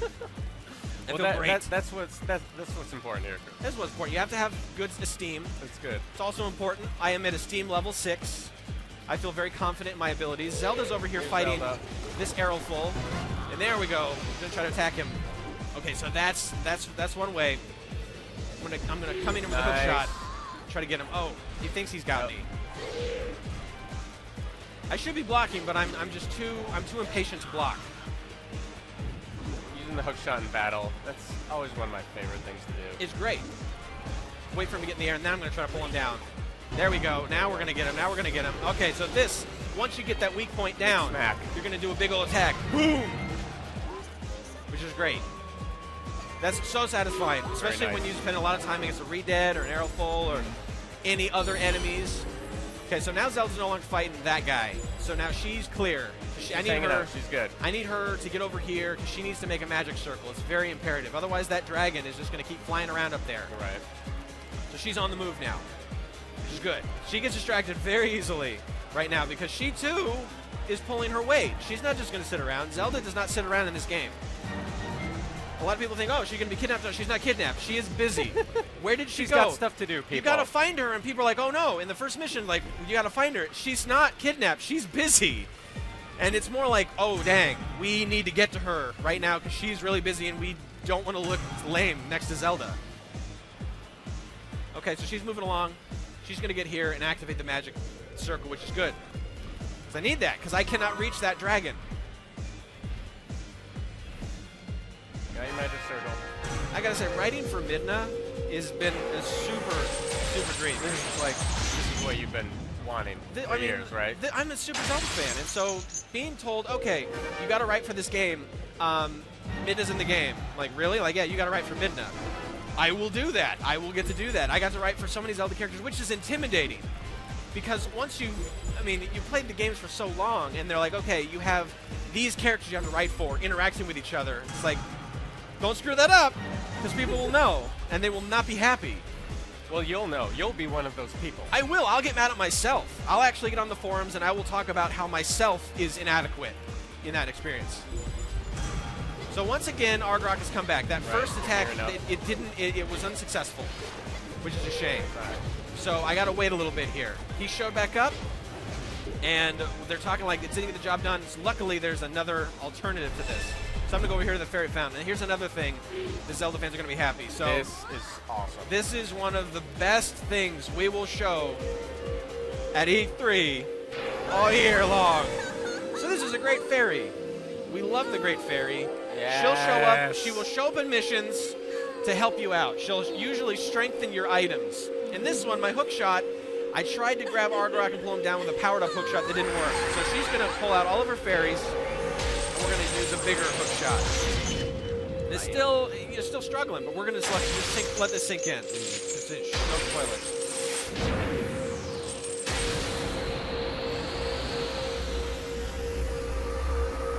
Terrifying. This is glorious. How else are you going to get a giant Twilight Dragon out of the sky? You're going to pull down the moon from Majora's Mask is what you're going to do. Now the dragon is on our level. Now I can take him out on my terms, which is what I wanted the whole time. All right, so I got to wait here. Down. I got this down. I got this going. So when he's weak like that right now I can hit him with a hook shot. Pull him down. Midna here. You do not mess with Midna. She will pull a dragon out of the sky. She just will. Now I got to attack his weak point gauge. He's going to get back up and he's going to hit me hard, so I got to make sure I get away from him. And I can also cut grass while I'm waiting. Get some rupees here. Maybe get some hearts that I don't need, which is fine. Get back here. Try to hit him with the hook shot. Pull him down. Again, Midna does not care. How big is this dragon? How big is Midna? Doesn't matter. She is the Twilight Princess. Bam. Boom. All right. Just got to wait for him to give me one more. I'm going to pull him down. I'm going to get him with a big attack. Of course, he's just going to keep pulling this. He's going to start changing up after halfway point because it's just, that's the boss tactic. Halfway point, he's going to get mad and he's going to start changing up his routine. But for now, I'm going to hit him hard. Just give him a good old punch. And now he's at half damage. So, in fact, I can let him... I don't even have to bother with him right now. I can come back and beat him anytime I want. I'm going to go just check out some more of this level. Because you see, I've only really focused on a little bit of the east side, a little bit of the south. You got south. I can go explore all I want. And this mission is in the game, but this is a shrunk-down version of that mission. That full mission, much different. There's a lot more to it. I will defeat the dragon by the end of this demo here, but in the full mission, other things are going to happen. There's going to be more enemies. There's going to be another big enemy I have to fight. Big as in like fan, like, oh, I'm going to fight this enemy? Yes, you will. Here's kind of a fun thing. This is a little minor, but you got to love this. With your bombs, you can destroy rocks. Like right there would have been a secret thing in the full game. And I see Argorok does not want to wait for me. He's going to follow me across the entire map. That's cool. That's good. That means I'm in control. I'm going to take out this outpost captain because he's so inconsequential to me that I can do this. Argorok seems important. Nah, I want to get the outpost captain. Take out some more enemies, just my special attack. Cool. That's a great thing is where you may be on a timer for a mission where you'll have quite a bit of time to defeat a mission. You have a lot of time to explore these areas, and these maps are pretty big. And there are some secrets to be found. I mean, you've got the option to pretty much play. I mean, he's following you, but you could go and clear out this entire map. Yeah, I mean, if you wanted to. Again, I'm in control. I feel fine. The allied base is safe. He's not attacking it with fireballs from up high because I pulled him down with the moon, which is what you do with dragons. It's what you do. Again, we're all about learning here. When a dragon threatens your homeland, pull the moon out of the sky. That seems fair. That's really just what you learn in elementary school, in Hyrule or Termina. Yeah, we need the quote book up here. We really do. This is vital knowledge. This dragon will not let me alone. I want to take this keep. I don't want to fight you, dragon. You've already incensed him. Of course I have. He should be mad, but I don't. He's so insignificant to me. Argorok, don't forget. He don't. I don't care. I can actually spend an entire mission just trying to control the entire map. And I might just do that because I'm in control. I'm Midna. I mean, it's definitely something, you know, you start getting that completionist knocking on. Oh my goodness, don't even get me started on how long this game is. To get everything in this game is going to be a long But I process. want my map blue. Exactly. You want your blue map. Argorok, leave me alone. I got arrowfuls to take out. I have a keep to obtain. That's a dangerous attack, too. If I just kind of let him hit me with that fire, it'll do way more damage. Like, I talk big, but I've caught in that before, and I'm not going to let that happen right now. See, I love, it's so satisfying to take a keep and have all these enemies just get thrown back. Well, talk about your combos a little bit that you're mainly sticking with Midna here. Okay, so Midna's got a few. This is her basic heavy attack, because I can grab someone, throw them. Now I'm powered up a little bit. I got my, this is just my YYY combo, my YYY hand slap. Right. But it looks like I did fail. I let my base fall. As much as I was talking, I let the base fall. Hyrule Forces lost the battle. That's a terrible thing. It's a terrible thing. Well, I think this is actually a good stopping point because we've got a couple special guests here that are going to be joining us. They're coming to the stage right now. We have one of our developer friends from Tecmo Koei. We also have, you want to come on out?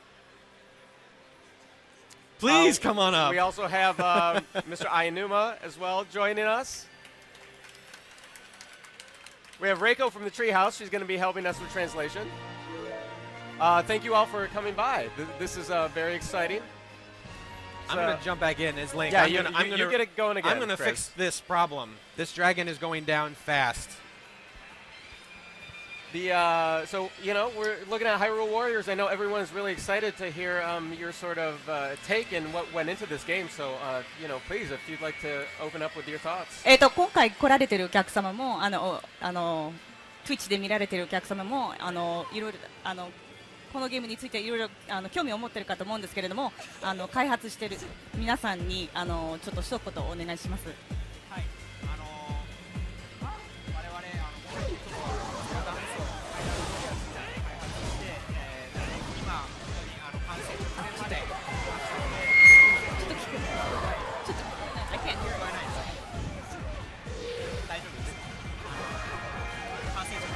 まししたんで、もう少々お届けするまではお時間かかりますけど、ぜひ楽しみにお待ちください。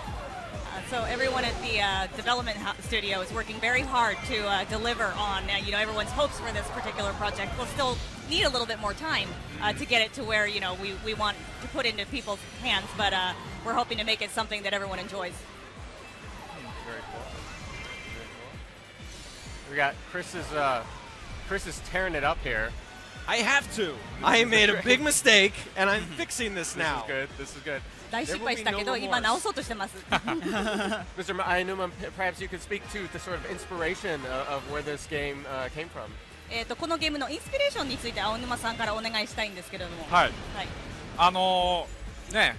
無双シリーズっていうのは光栄テコンさんがずっと昔から作ってきてて、今回ゼルダでそういうの作りたいって話が来たんですけど、たまたまねその他のコラボタイトル、無双のコラボタイトル僕ちょうど遊んでて。これでゼルダ作ったらどんなことになるんだろうなってすごく思ってた時にその話がやってきたんでもう絶対やらせてくださいって話をしたんですよね。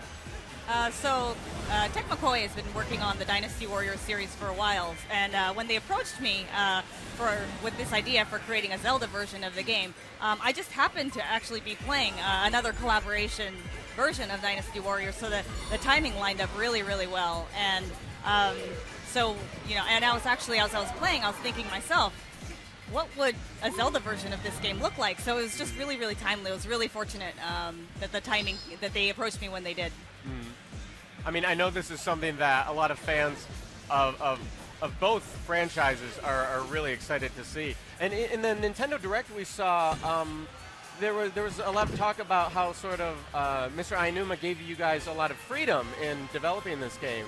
And I know a lot of people are interested to know like what your thoughts were in creating this with that sort of freedom and working with the Zelda universe. 無双のファンにとってもゼルダのファンにとってもすごい楽しみにしているタイトルだと思うんですけれども、デジタルイベントの中で光栄テクノさんから青沼さんにいろいろ任せてもらえたってすごい責任を感じたっていう風な話がありましたけれども、どういうアプローチを取りましたか？ゼルダシリーズってやっぱり今までのコラボレーションの我々のタイトルと違ってそもそもゼルダの伝説っていうゲームがあるので我々もどうしてもゼルダの伝説のゲーム部分を取り入れようとしちゃったんですね。だけど今回我々が作るのはゼルダ無双って新しいゲームなので、そういうことじゃないよっていうのを青沼さんに言っていただいて、例えば爆弾1個取っても今回のは爆弾いっぱい投げたり大きい爆弾投げたりするんですけど、それって今までの本編とは違う全然投げ方なんですけど、今回のゼルダ無双だったらいいよねっていう風に言ってもらっていて、そういうゼルダの伝説とは違う遊びに持っていくっていうのが実は一番シンプルですけど一番時間のかかったところですね。We've worked on several collaboration versions of Dynasty Warriors, and when we got the okay to work on a Zelda version, we thought really hard about, okay, what are those essential things of Zelda that we need to make sure we include in this version to make sure that we stay true to the series, because, Legend of Zelda has many fans. It's got, there are many versions of the game that people really, really love. So we tried to, our approach was to make sure that we stayed true to the Zelda franchise. But when we spoke to Mr. Aonuma, he said, he gave us the freedom to not feel so tied to those, because this is a Dynasty Warriors that takes place in the Zelda universe. He said he kind of allowed us to strike that balance. So in this particular game, in Zelda games, normally you throw a bomb, but with this one you can throw multiple bombs or one big bomb. So we were able to kind of customize the different Zelda features, but make them appropriate to this particular gameplay. The fact that you've integrated the hookshot into this world where, I mean, it's absolute controlled chaos, but it's absolute chaos out there. And the fact that you're still using Zelda items that you've acquired as rewards, as bonuses throughout that is a really fun idea that I think a lot of people are digging here today. ゼルダの世界にあるフックショットを本当にワイワイざわざわいろいろ起きてるシーンの中で使われてるっていうのはやっぱりバランス取れてる、すごいバランスが取れてるように感じるんですけども、なのでゼルダのアイテムに使い慣れてる人たちでも新しい感っていうのが感じられるんじゃないかと思います。絶対そうです。Oh, yes, definitely. They've done that. They were able to take those essences of Zelda and really apply them to this particular world and the gameplay. Great. You see Chris continue and just tear it up here. I told you, I have to make up for lost ground. I let the allied base fall. That is a big no-no. Chris feels like he has disappointed us all. I want you to know this, so he's trying to make up for it. さっき失敗した部分をなんていうやり直しっていう気持ちで皆さんにどうしても見せたいんですよ。自分ができるっていうところを。でもクリス君すごい上手ですよ。I'm actually really impressed at how good Chris is at this game. かなり難易度高いステージです。This is a really difficult stage. I mean, Chris has definitely had a lot of practice. One of the things that I think, Chris and I kind of talked a little bit about this too, but in seeing this game, the sort of accomplishment ladder that exists in Zelda, in the sort of the feeling that it brings about in a player every time you pull off something or you see something off in the distance and you can't quite get it yet, but you know that soon you'll be able to, if you pull it off, if you've earned it. In this game, there's almost another level. The massive hordes of enemies adds this other level of that sort of accomplishment warm fuzzy. That, and it's almost like a new Zelda feeling, honestly. That's really kind of awesome.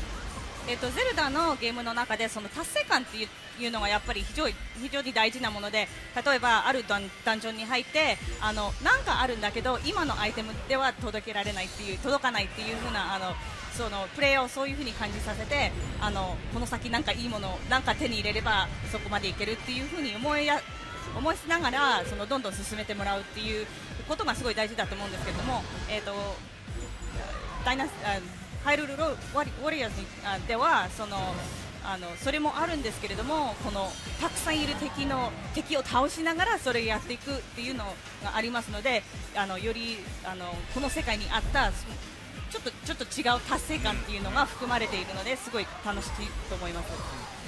そう宝箱を開けたり、その宝箱が出てくるそういう仕掛けをね解いたりするっていういわゆるゼルダらしいものもありつつ、その各所で起きている戦闘に自分はどういうふうに加わっていくかみたいなことが、両方バランスよく入っているっていうのがね、今回のこのゼルダ無双の一番面白いところですよね。Yeah, certainly.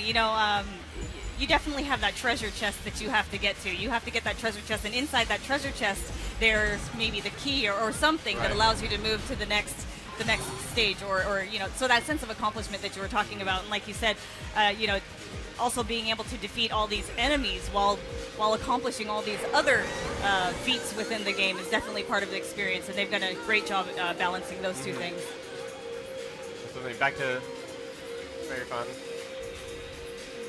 こんなのもゼルダファンの皆さんには喜んでもらえるんじゃないかなと思いますよ。And I was hoping that Zelda fans would like scenes like this.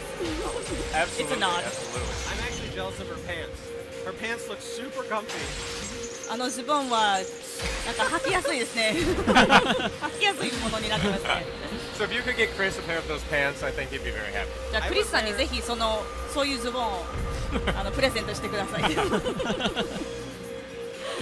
Great. I love seeing this scene.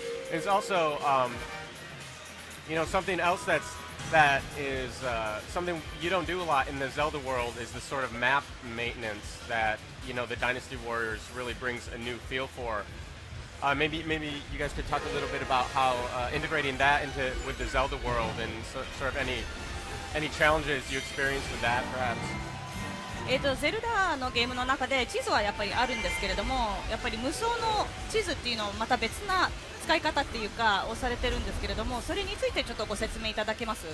はい、このハイラルウォリアーズっていうのは、ステージ全部がその戦場になっていて、敵も味方もそれぞれ行動してるんですよね。その中で自分がどこに加勢して、敵を倒して、この戦場を自分に有利に導いていくかっていう遊びになりますんで、その右はなんでしょうね、自分一人のものじゃなくて戦場全体のみんなの状況、自分一人じゃなくてもどんどん変わっていくっていう状況があるので、それを楽しんで自分でどんどん変えていく楽しみっていうのがあります。そういう意味で言うとマップ自体はあるけど、マップの遊び方っていうのは本当ゼルダ本編とは全然違う遊びになってます。You're exactly right.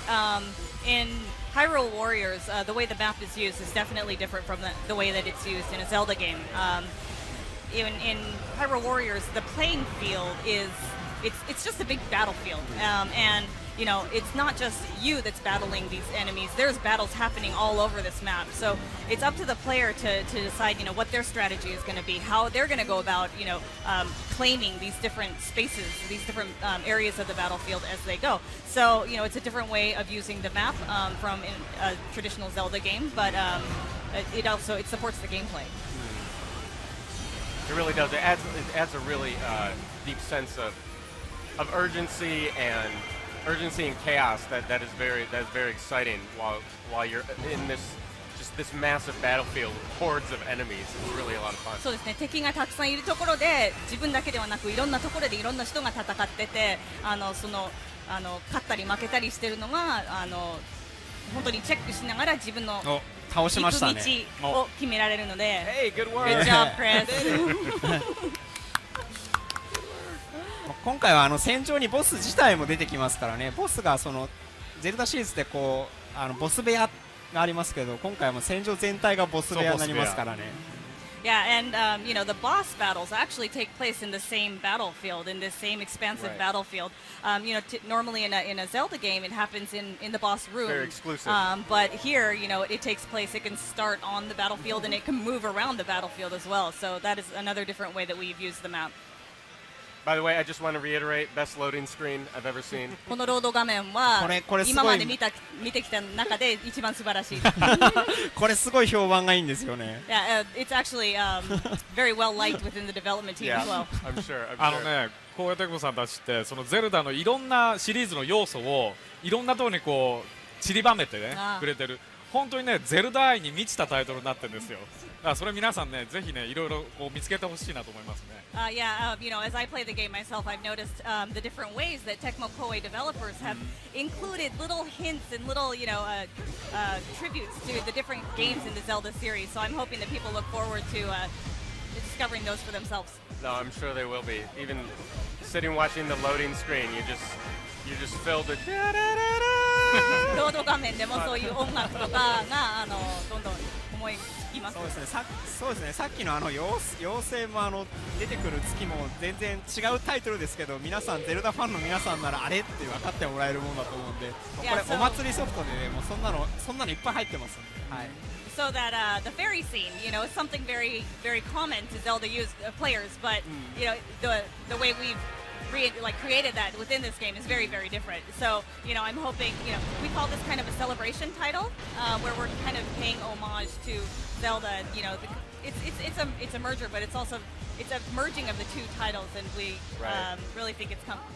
I really like that term, celebration title. I mean, that really it's something that I think a lot of people forget in this day and age. You know how fun these things are supposed to be. They're games. The core of it is about fun, and this one is really. I mean, it is just from floor to ceiling. It's nothing but fun. It's really good to be reminded of that. お祭りタイトルってお祭りソフトっていうのはすごい適してると思います。なぜかと言いますと、やっぱり無双の良さとゼルダの良さが本当にうまくマージされてると思うので、すごい楽しく遊べるんじゃないかと思います。みんなに。そうですね。今回のゼルダ無双はその謎解き、ゼルダの伝説の謎解きっていう遊びではなくて、その剣を振るかっこいいリンクであったり、各ゼルダシリーズのキャラクターを遊んでもらうって遊びにしてますんで、今までのゼルダの伝説と全く全然違うその達成感っていうんですかがあると思いますから、ゼルダファンの皆さんも無双ファンの皆さんもぜひ手に取ってもらいたいなと思います。So Legend of Zelda it's a puzzle solving game, and you know we've included puzzle solving elements, but you know the sense of accomplishment that we've spoken about today is definitely, you know, a big part of that is being able to have Link swing his sword and, you know, look really cool taking down all these enemies in one fell swoop. So, you know, I'm hoping that again, you know, fans of both the Dynasty Warrior series and the Zelda series can, you know, find enjoyment out of this particular title. 謎解きもぶっ飛ばせっていうねキーワードなんで。So this is, I guess, blowing puzzle solving out of the water. Nice. I like it.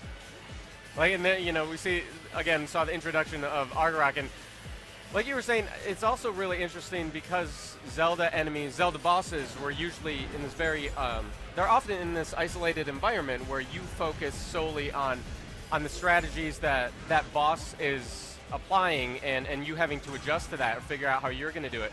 Here, you're taking on the boss in the middle of everything, so it's really a test and again like a really fun testament to having to multitask in a lot of ways that hasn't been present in previous iterations of Zelda, I think.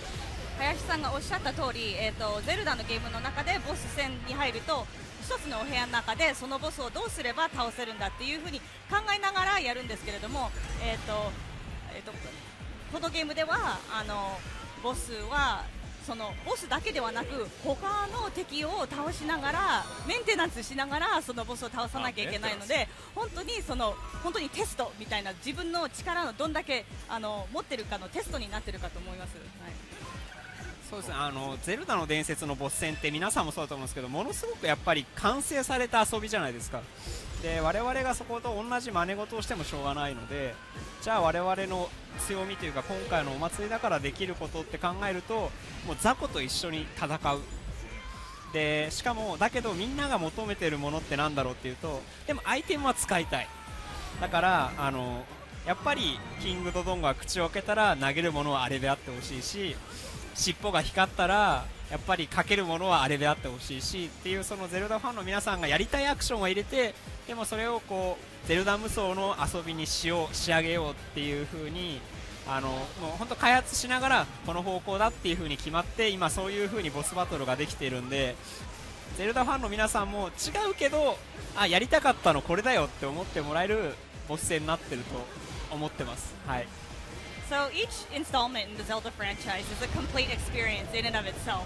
And we didn't want to copy that, but when we approached development on this title, we knew that there were essential things that all Zelda fans wanted to do or expected to do. Well, not really expected, but wanted to do, and we wanted to really bring that out.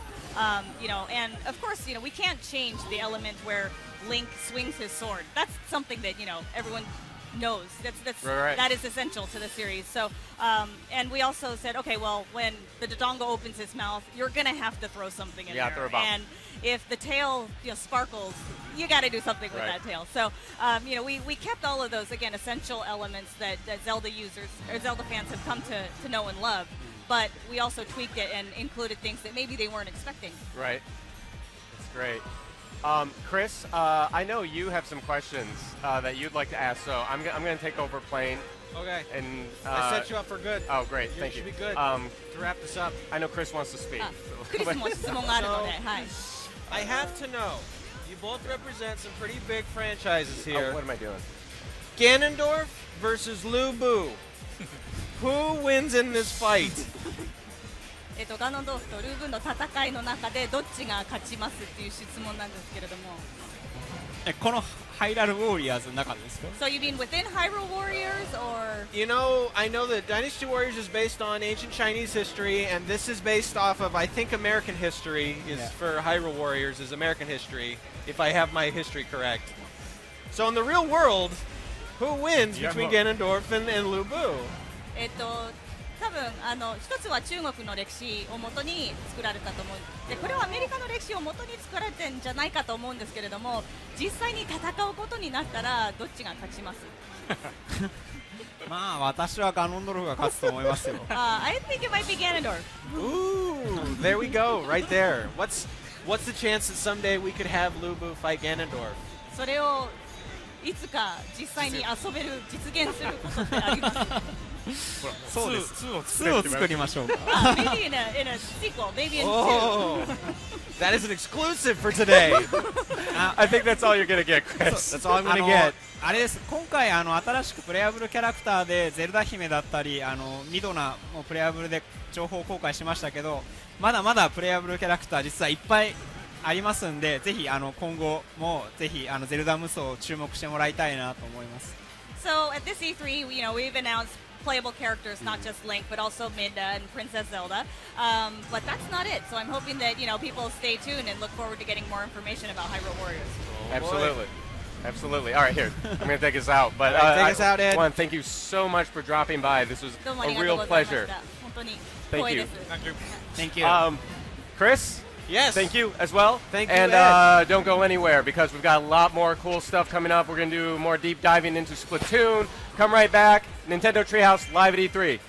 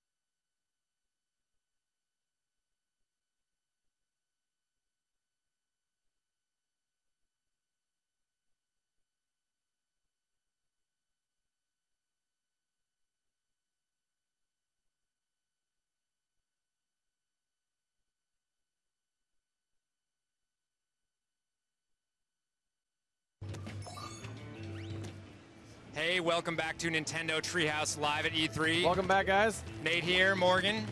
We begged and pleaded and managed to get ourselves some more time with Splatoon because we saw the tweets, the comments, more Splatoon. We actually already had it scheduled, but you're in first treat either way. I'm also really obsessed with this game, so we're gonna, I think, go into some more advanced strategies this time. But yeah, I mean the game never gets old watching for me anyway, so it's just a blast to watch. We're also, though, right at the beginning of this segment, going to go over the basics again, just in case somebody missed the first one. So I don't want to hear any snarky internet comments about how we're showing the same thing again. I just want to go over just the basics, so people understand how you play. We're here at E3. This is the same version people are playing on the show floor, and it's got a nice little warm-up to sort of get everyone familiar with the controls. They're about done with that, actually, but what they're going to get ready to do is play a 4-on-4 online multiplayer. They're playing local LAN style here at E3, but this is a game you'll play at home online. Online, right. 4-on-4 turf war. And what we mean by turf war is that you're running around a map, and instead of like standing in one spot to claim a piece of turf like you might in some games, you're splattering the entire map with ink and whatever your ink is on is your domain, essentially. Temporarily. Until somebody else comes and splatters ink on top of it. So yeah, depending on what you're seeing in the feed, on the TV screen, obviously you're going to be running around and splattering both other players and the ground with ink. But on your gamepad screen, you're going to be seeing essentially a real-time approximation of what's going on in the battlefield. You're going to see all the ink that's out there, both colors, and who's winning, basically. Yeah, exactly. That's one of my favorite parts about this game is you're never quite, you think you know who's winning, but it changes dynamically. I mean, it's every 2 seconds it's changing. It's not as straightforward as like, oh, I'm up 8 to 10 kills or whatever. Yeah.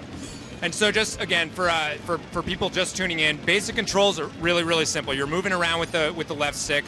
You're moving your view with the right stick. And then there's sort of fine-tuned camera controls that are going on with the gyroscope in terms of aiming. Oh, the gyroscope, I mean, the Wii U gamepad controls, it's my favorite implementation of analog, twin stick, dual analog controls. But because you're shooting ink, you don't really need to be looking up and down that much. You're just changing the arc that you're splattering. And it feels so familiar, so intuitive right away. I love it. Yeah, it's not like shooting a bullet. You're shooting a constant stream of stuff. So seeing the fine tune, just change the arc of where all your splattering is. The controls meet the gameplay, and the gameplay fits the controls. Just perfect. It feels really intuitive. All right, so Smitty here, who's our star player, who I believe the feed is showing, is right basically in a splatter zone in the middle. This is obviously hotly contested territory, right in the middle of the map. So it's a choke point.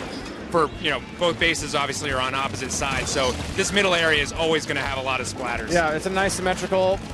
We talked about this in the last segment for people that saw it, but for those seeing the map for the first time, it's just a pure sort of a small scale, perfect multiplayer map, symmetrical, choke point right in the middle. A couple ways you can sneak around, but you know, because you can turn into a squid, the map changes every time. Whenever there's ink on the map, it changes the map. Yeah, totally. Well, and Smitty's just mobbing it right here. You see, he's deep in enemy territory, so everywhere he goes... He's going up the wall right now. Nice. Well, he's just hiding. He's hiding. Look at that. Look at that. And he knows somebody's coming. He's right at his feet. Oh. There he is. You see it, death from above. Literally, he's like creeping in the wall. Wow, he's actually kind of mobbing on everybody right now. And you can see Eric's really good at using that squid form to, you know, you have so many... You have such an advantage as a squid because you're moving quicker, your ink's refilling quicker. Yep. Yeah. I mean, when you're moving around, obviously, when you're running around, it feels quite a bit slower than the squid form. I mean, if you had it your way, you'd obviously be running around squid form all the time because it's almost double the speed. Oh my God! Look at the 5 splatter bombs all in the middle. In case somebody didn't tune into the previous stream, splatter bombs are, I mean, they're like grenades filled with ink. Yeah, it's like an ink grenade. And you can't just go around hucking them. Look at that, he popped right up.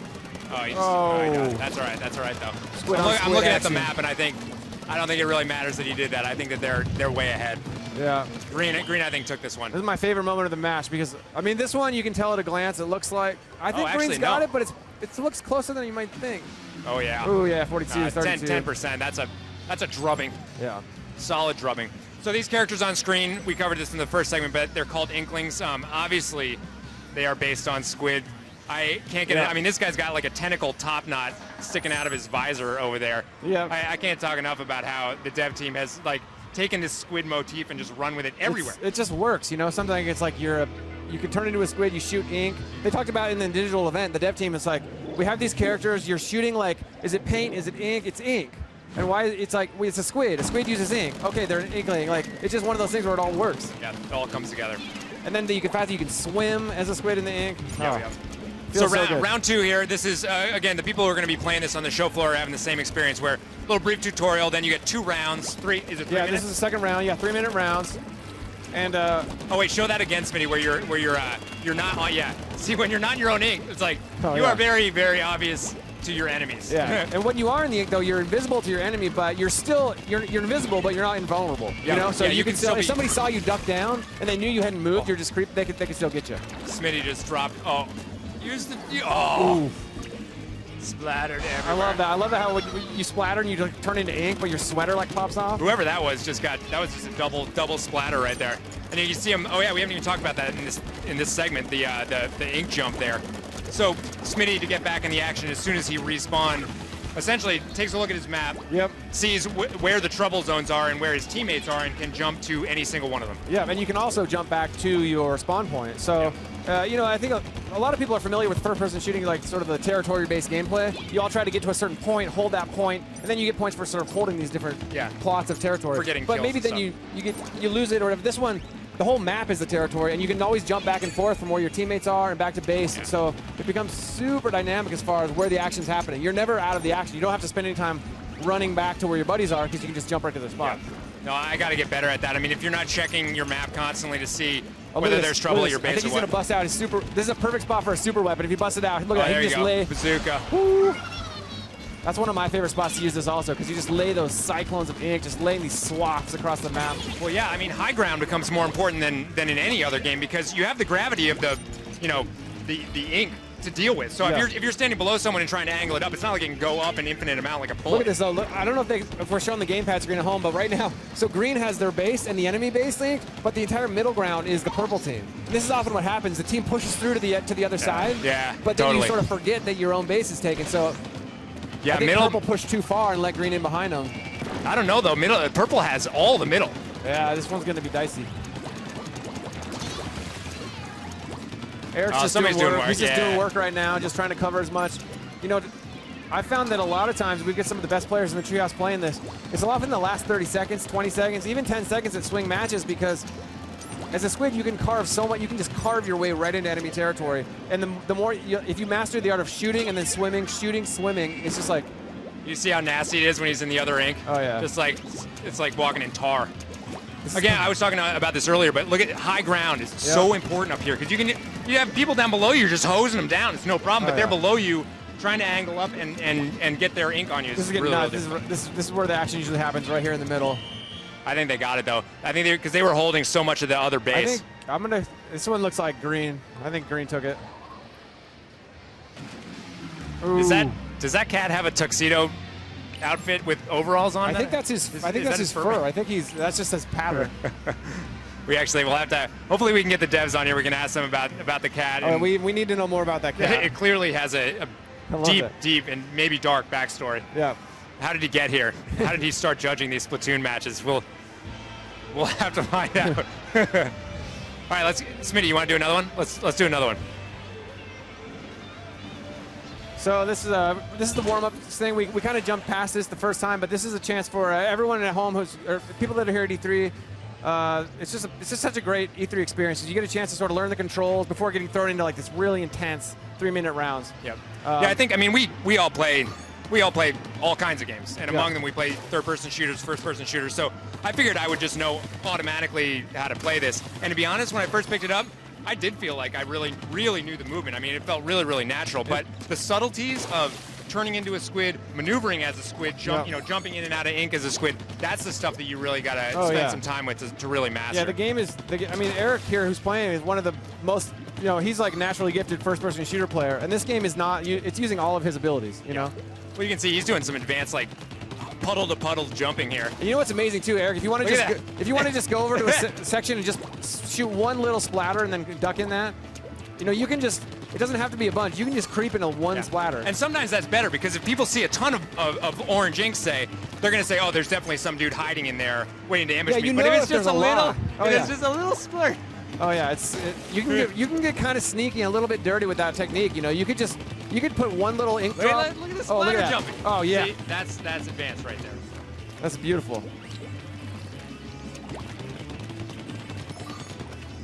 And see, why don't you go ahead and throw a splatter bomb for us, Eric? When his tank is like up over that little red arrow, it takes 70% of his tank, and you just get that really cool ink grenade.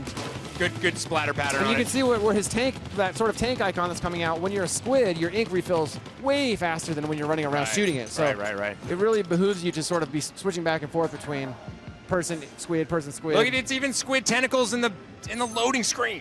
Everything. I'm telling you, I'm loving the squid motif.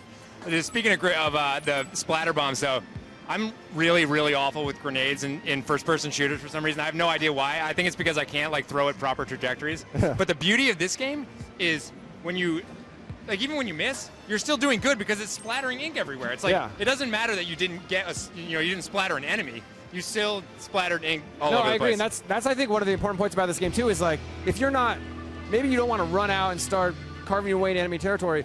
Anytime you're shooting ink, you're helping your team. Yep. So it really lowers that barrier of entry for me anyway. You could have your little brother playing, or you could have Bill Trinan playing and be Bill, we don't really trust you on the front line, so why don't you just stay home and just paint the base like you're painting your fence at home on Saturday. Dude, we are going to light Bill up every segment, and he's going to be really mad. You can see he actually, I don't know if we covered this, but grates are a really important part of the environment, because obviously you can walk on them, or you can be obstructed by them, but there's something that if you are in squid mode, basically in a puddle of ink, you can pass through them. Exactly. That becomes really important, especially somewhere Look at that. there. See, he's splattered the wall and able to, there's no way you could get up that wall or through the grate unless you're a squid.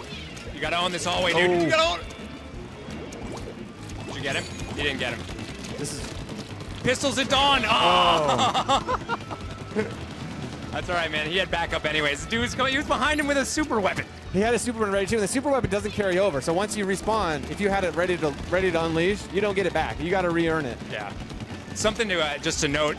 It's probably not something that is immediately obvious on the feed though, but that little sequence there where he was down below the grate and then he looked up and painted the wall and then scooted up the grate. That's where I really think the gyro is just so important, because you're looking around. You're looking around horizontally and up and down, but being able to really quickly check up, pop it with your paint and then scooch up there, it really feels natural with the gyro. Yep. I've seen so many people here at E3 on the show floor just pick up the game and the controls don't take any time to get used to. It just feels so good, and then you can focus on, the strategy. Whoa. See, Smitty's getting splattered a lot, but that is because Smitty plays without fear. Yep. Now, if they put me on that, I'm the guy who's crouching underneath a grate somewhere popping out. I embrace the coward's way a little bit. Look at this. Oh, watch out. I think that was his ink, wasn't it? Oh. Nothing left but a scarf. A checkered hipster like that scarf too, was all that remained. I love that about the, we've talked about these characters, but they're so stylish. Like, not just the, it's like the whole level is sort of this, like, I don't know how to describe it. It's like a cityscape, but it's kind of like industrial setting. There's graffiti on the walls, which kind of mimics what you're spraying ink. It kind of gets that, like, you're tagging the walls with graffiti. There's stickers everywhere. Like, and then there's colorful ink everywhere on everything. This is like a serious battle, but they're wearing like headphones and sneakers. Yeah. I don't know if we have the lower map up on the feed, but it's actually this is a tight match. I can't. Can you figure that out?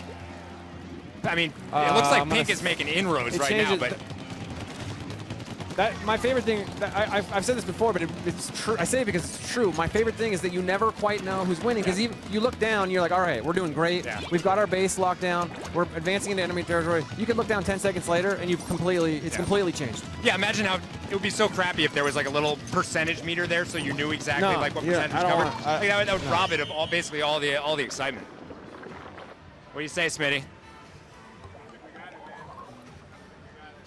Oh, man. This is the closest one we've had this session. That's less than 2%. Yeah. And that just goes to show. We had some matches earlier today that were won by 0.1%, and that could be like one splat. Yep.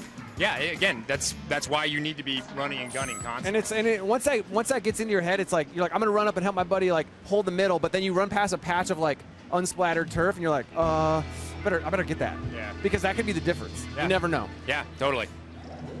Yeah, it's kind of nice too. We were talking earlier about Trinan level players, and it's kind of nice to know that like their little like that one last shot that they took back at the home base is the thing that pushed you over the top. Yeah, he's probably painting his name on the ground, and that actually was like turned the tide. That actually sounds like something Bill would do. This is something that I often forget to do, which is even in your home base, going up and finding all the high platforms that you can and covering those with your ink is important, I think, for two reasons. One of the main reasons is it's not an area that's immediately obvious that is claimed by you. Like the ground right underneath your feet, yeah, everybody's going to shoot that. But some high platform, you might not even realize that thing is blue. Yeah, until you get up there, and then you're like, oh man, I got to go up there and cover it with my own that ink. can happen because another thing on the gamepad map is you see, and just to clarify a point for people at home, you can shoot ink on almost any surface, walls, ground, ramps. What's counting towards your total at the end is actually like walkable area. So it's like ground, ramps. The walls aren't counting in your total, but a lot of times they can really help you do some sneaky stuff. Yeah, strategically. But at the same time, if you're like trying to make a last minute comeback, you got to remember to focus on the ground and not get hung up by like if the whole wall is blue. Yeah, exactly. Super weapon, yo. So as you can see, Smitty's got his super weapon available. At this point, anytime he wants to click his R button. Yeah, there it is. And once you activate that, you want to activate it at the right time because once you click it, that's it. You just got to shoot as much as you possibly can. Exactly. In a certain time period. Yeah, like once you fire it up, it's like it has like a 5-second cooldown. You shoot it as many times as you can before the timer runs out. So. Wow, Pink is doing really well. Yeah, this is a pretty straightforward match. Each team kind of has their own side, but the middle is where all the action's at. Yeah, you can see the middle is just a double kill. Jar. Oh. Incoming! Ooh. He's still there. Did you just say incoming, or is that incoming? Yeah, I did. I totally didn't mean to though, but that's awesome. Incoming. You gotta write that down. Write that down. Yeah, we gotta write that. That's going. We're getting that in the game somehow. You heard it here first. Incoming, coming. Yeah, this middle area is really a bad place to be, but you gotta hold it. I mean, if that's where the action is, that's where you gotta go. Because again, every bit of if you got a choice between splattering ink down on bare ground or splattering ink down on your opponent's ink, you're going after their ink. It's like it's double money. Oh, here, see, this is what we're talking about. This is like a little side section that isn't in the middle of the firefight, but he just went ahead and grabbed that. Yep. He might be able to hold that for the rest of the match. Yeah, because people might not even realize it's there, and unless they're glancing at the map. No, they're making good inroads here.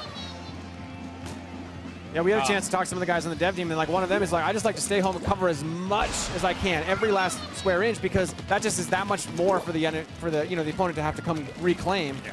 Whereas, you might otherwise carve as far ahead as you can and make them work overtime on their own base. Yeah, that's something we haven't talked about a lot, but as we're getting, is that tight? Oh, that's murder. That's just awful. Yeah. Oh man. That's well done. Well done down there.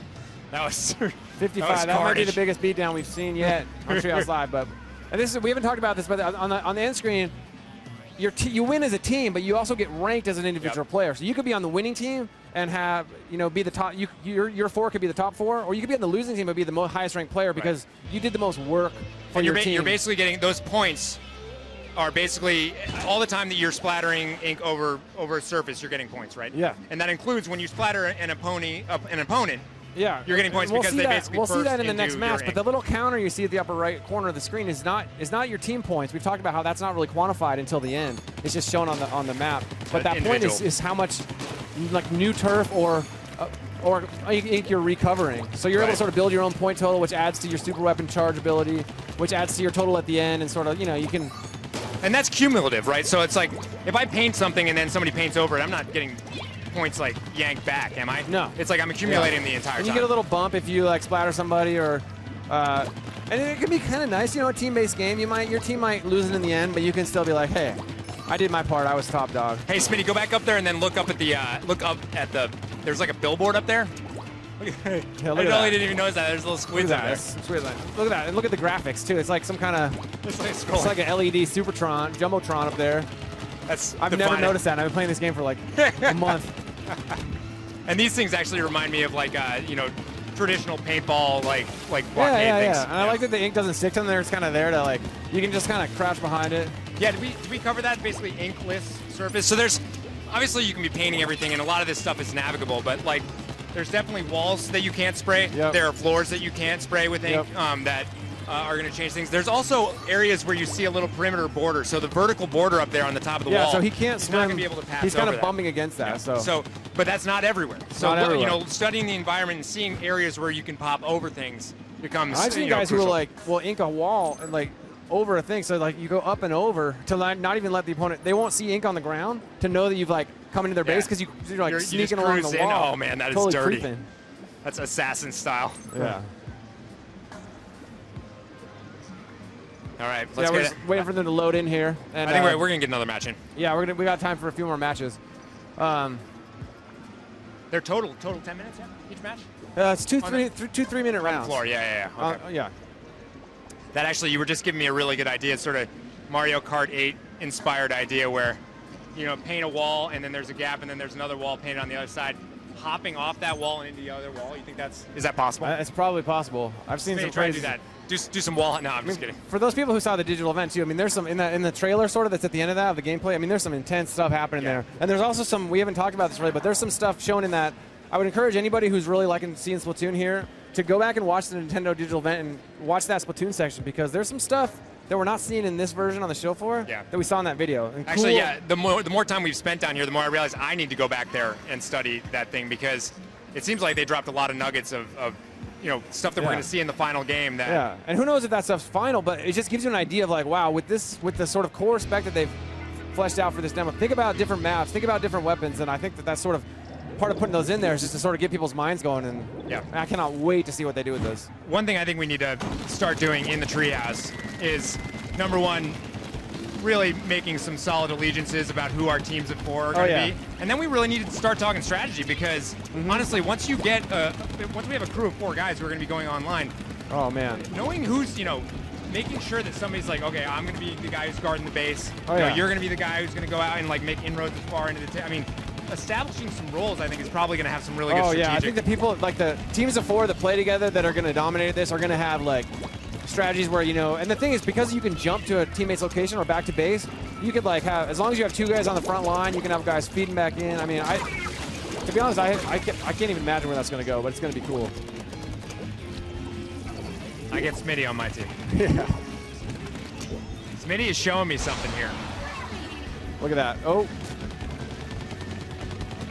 I love that too. When you see somebody, you see right there. You see an opponent, and then they dip into the ink as a squid, and then you think you know where they are, but you're like, Did you see that whole sequence? It's like they were right on top of each other, and look at this. Oh, he's right there. Oh, yeah. Oh. And you notice that too. So when he exploded, like who was that? Who was that? Was that you? No. And if I don't know if you noticed that too, but when he actually exploded into the enemy's color ink. So like, they got a little bonus on a sort of turf. Yes, you get the thrill of the splatter, but it's also a side benefit. They blow up into your ink. Absolutely. All right, yeah, sniper style. No, I mean, that was all happening too fast for me to comment on it, but that is what makes this game so awesome. Like, they were literally right on top of each other. Yeah. They're each like just disappearing. And you're right there. You know they're right there. Dude is somewhere right there, but like whoever pops out first and splatters the other guy is the winner. I never get tired of watching this game. I kind of wish I was playing, to be honest. But yeah, this is the next best thing. A little hard, actually. Did we ever determine if you could jump into the tree? We'll have to do that I don't know next if you time. can climb He's the too tree. busy doing advanced stuff. Oh, look! And I don't know if people saw that, but when you're a squid in your own color ink, you're completely invisible. But when you move, you see these little ripples. Yeah, so if you're really sharp, you see your opponent duck down and you watch. You so can that track guy, them. basically that guy who I think is our ringer over there, who's been sent in to just to murder Smitty. He just ducked down, did a quick curve arc, popped back up, and shot him from the other angle. That's nasty. Smitty, there's competition out there, man. And I'm looking at your map, and it's looking pretty pink. Yeah, that's pretty pink. Oh, I just noticed that, actually. So these are people who get splattered? Yeah. You see a little X when your teammate goes out? Yep. All right. Yeah, if there's been any, I don't know how much of the feed has been showing the gamepad screen, but that's real-time stuff where you see people super jumping basically to the other location. You can see all the fun too. And it's although obviously, Oh, this looks close. They made a good push late. I thought they were getting killed. This is going to be close. I think green took it. Nah, pink, bro. Oh man. Ooh. The late push. They showed me something though. I mean, yeah, somebody over there was doing pushing dirt. it.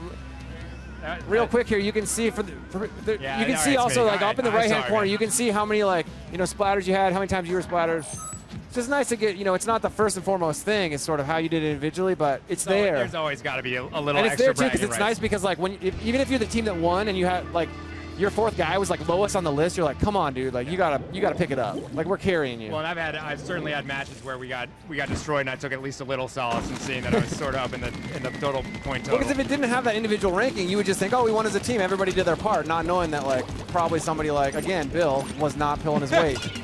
Has Bill heard any of this stuff? He better not be anywhere near here because Bill's gonna kill us. So I'm hoping that this time Eric can show a little something that we've got another guy in the treehouse that he worked with me actually on localizing the English text for this E3 build.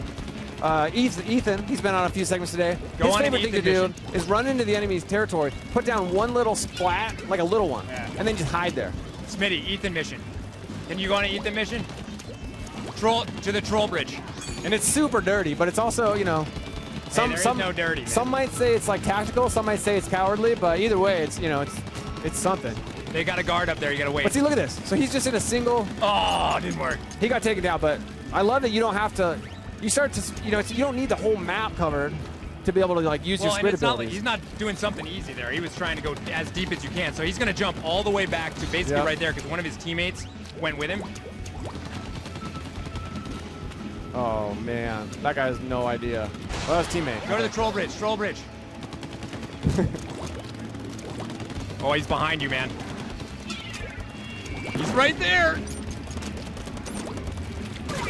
Pop. Ooh. Check it out. I love that. I love that. I mean, there's something so nice about the surveillance aspect of that. You're just like, you're crouching in your ink, man.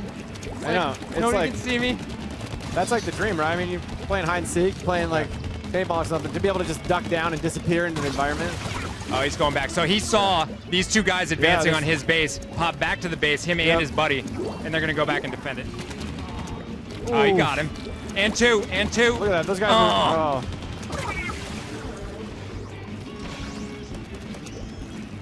Yeah, constantly changing tactics. And it's that layering effect, like it's never. You're constantly having to claim and reclaim turf, claim it back. Just when you think you've got okay, our base is locked down, you look down and it's gone, and it never. No match. I've played so many matches, and no match feels the same. Yeah. It's just. Yeah, we were talking about that in the earlier segment. It's like it doesn't matter what tactics you use in that one that last mission. Yep. They're going to have to change this time because probably the enemy they've evolved or they're doing something different this time as well. Absolutely. Yeah, and just finding your one spot to sit there and try to get kills. Just getting kills doesn't win you anything. Just flattering people does not win you anything. You need to own your territory. Absolutely. So this is at the end of this match. We're going to be out of time for this segment. So just going to watch how this plays out. Green's holding it down pretty hardcore, but yeah, we're going to be. What's really cool is we're going to be here. We're going to be Treehouse Live E3 is going to be sort of here the next 2 show days too. Yep. We've got some more, probably some more of this game coming up. I will find a way to weasel a little bit more of this game. There's, frankly, I mean, especially we're a little bit spoiled here. We obviously get. Look at that. Oh, that's just. Green wanted to put their stamp on this segment. Thank you guys for watching. We're going to go ahead and kick it back over to the Treehouse Live at E3 stage. We got a very special treat. We're going to be showing off Mario Maker with a very special guest. So I'm going to go ahead and hop back over there and hope you guys stay tuned. We'll be right back. See ya.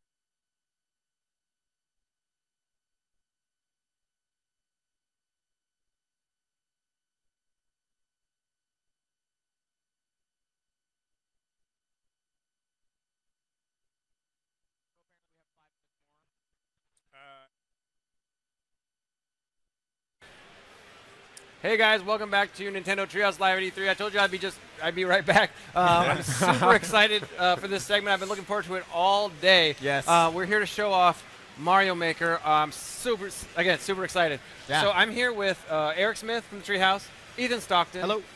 Erica Weebright, and our very special guest that many of you probably saw today on the digital event promoting Yoshi's Woolly World. Also has been deeply involved with Mario, early Zelda games, Yoshi games, going way back, working with Mr. Miyamoto. Very special guest, Mr. Tezuka. Thank you so much for being here.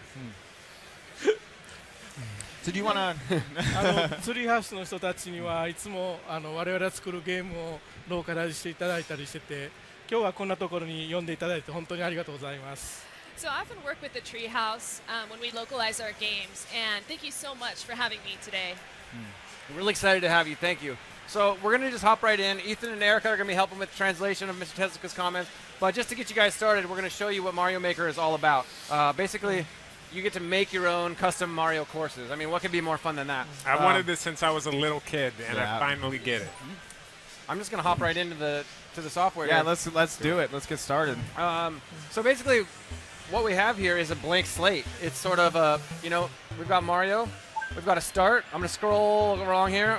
We've got a goal pole and a bunch of objects at the top we can add in, and an interface that's just really simple and intuitive, I think. Yeah. Basically, I just kind of get into it.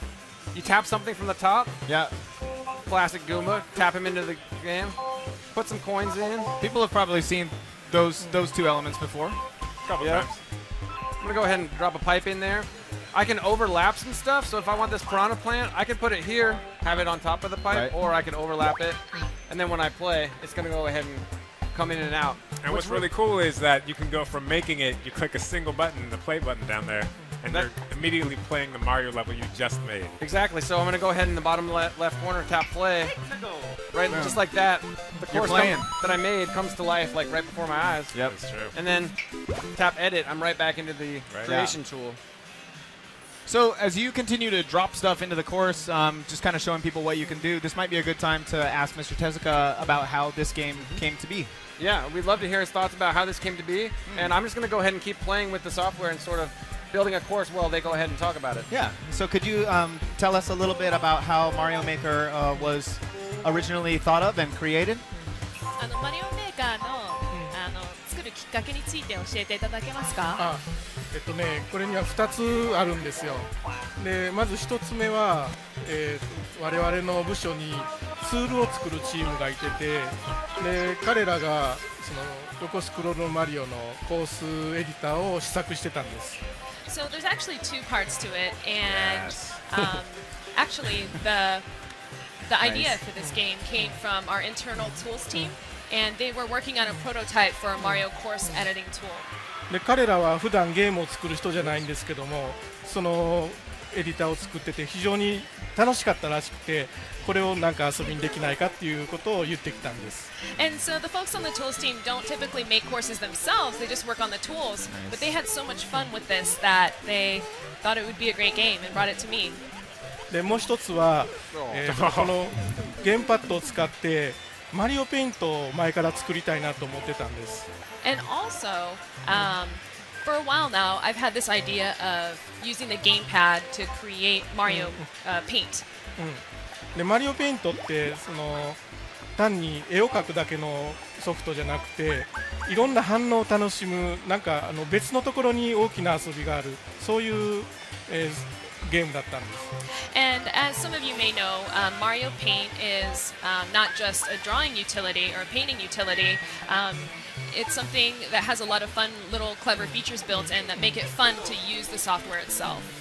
でマリオペイントを作るというよりも、このマリオマリオのコースを作るツールを使って、マリオペイントのような遊びを実現できないかなっていうふうに思いました。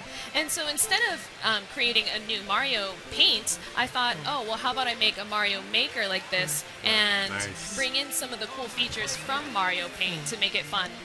だからマリオのコースを単に作るというよりは、コースを作りながらいろんなことを試して楽しむようなそういう遊びを実現したいなと思ってます。And so this isn't just your typical course editor. It's something that you use your imagination with, experiment a lot with to create something fun and new. Yeah, that's one of the things about this is if you look at just the UI, there's so many elements that come straight out of Mario Paint. I know. You have like and I mean, Mario Paint was a while back now. That was software for the Super NES. But yeah, if people who are fans of that from back in the day are going to notice a lot of little touches that they'll recognize from that. Exactly, and I think that like one of the most fun things to do with this is to sort of create stuff you've never seen in Mario courses. Right. But part of the joy of creating is the sort of the software is there. It's not. It's a tool and it has everything you need to make courses, but it also has a lot of little Easter eggs sort of built in that just make the creation process just feel that much more fun and engaging, I think. And we're actually going to have Mr. Tezuka himself show us. And a lot of this stuff's probably, even if you've tried this on the show floor, some of these are probably going to be new to you because you didn't notice them. So, Mr. Tezuka, if you want to show us some of these Easter eggs you built in. じゃあ隠れ要素をちょっとご紹介いただけますか？そうですね。All right, here we go. じゃあ例えばこんなのどうですかね。All right, so I'm laying down some super mushroom blocks. Oh, what? ああ、隠れてわからない。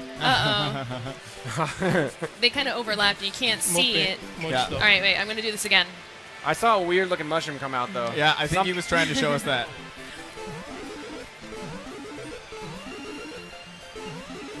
Oh, there it is. There it is. Oh. There it is. どうこの細長いマリオ。Did you see that and see this kind of strange, skinny, tall Mario? Yeah. So what's the background of that? 実はね、最初バグだったんですよ。Actually, this started out as a bug that happened in development. 本当はあ、これないな。ちょっと待ってね。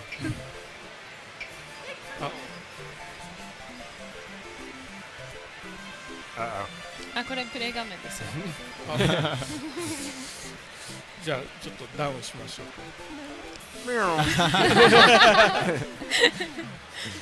It happens. It happens sometimes, even with the best. All right, let's try this again. Oh, there it is. Yes, Crazy first mushroom. try. ちょっとこれダメですね。これね、最初本当は普通のスーパーマリオが出てくるはずだったんですけども、何かわからないけども、こういう細長いマリオが出てきたんです。で、作ってる方はみんな結構これを見て大笑いをしてたりして、で私からこれは本当のゲームに採用した方がいいんじゃないのっていうような話で今の細長いマリオができました。So for some reason, there was a bug where instead of turning into a Super Mario, we had this strange skinny Mario come up, and it was so strange and funny that we decided to work this bug back into the spec.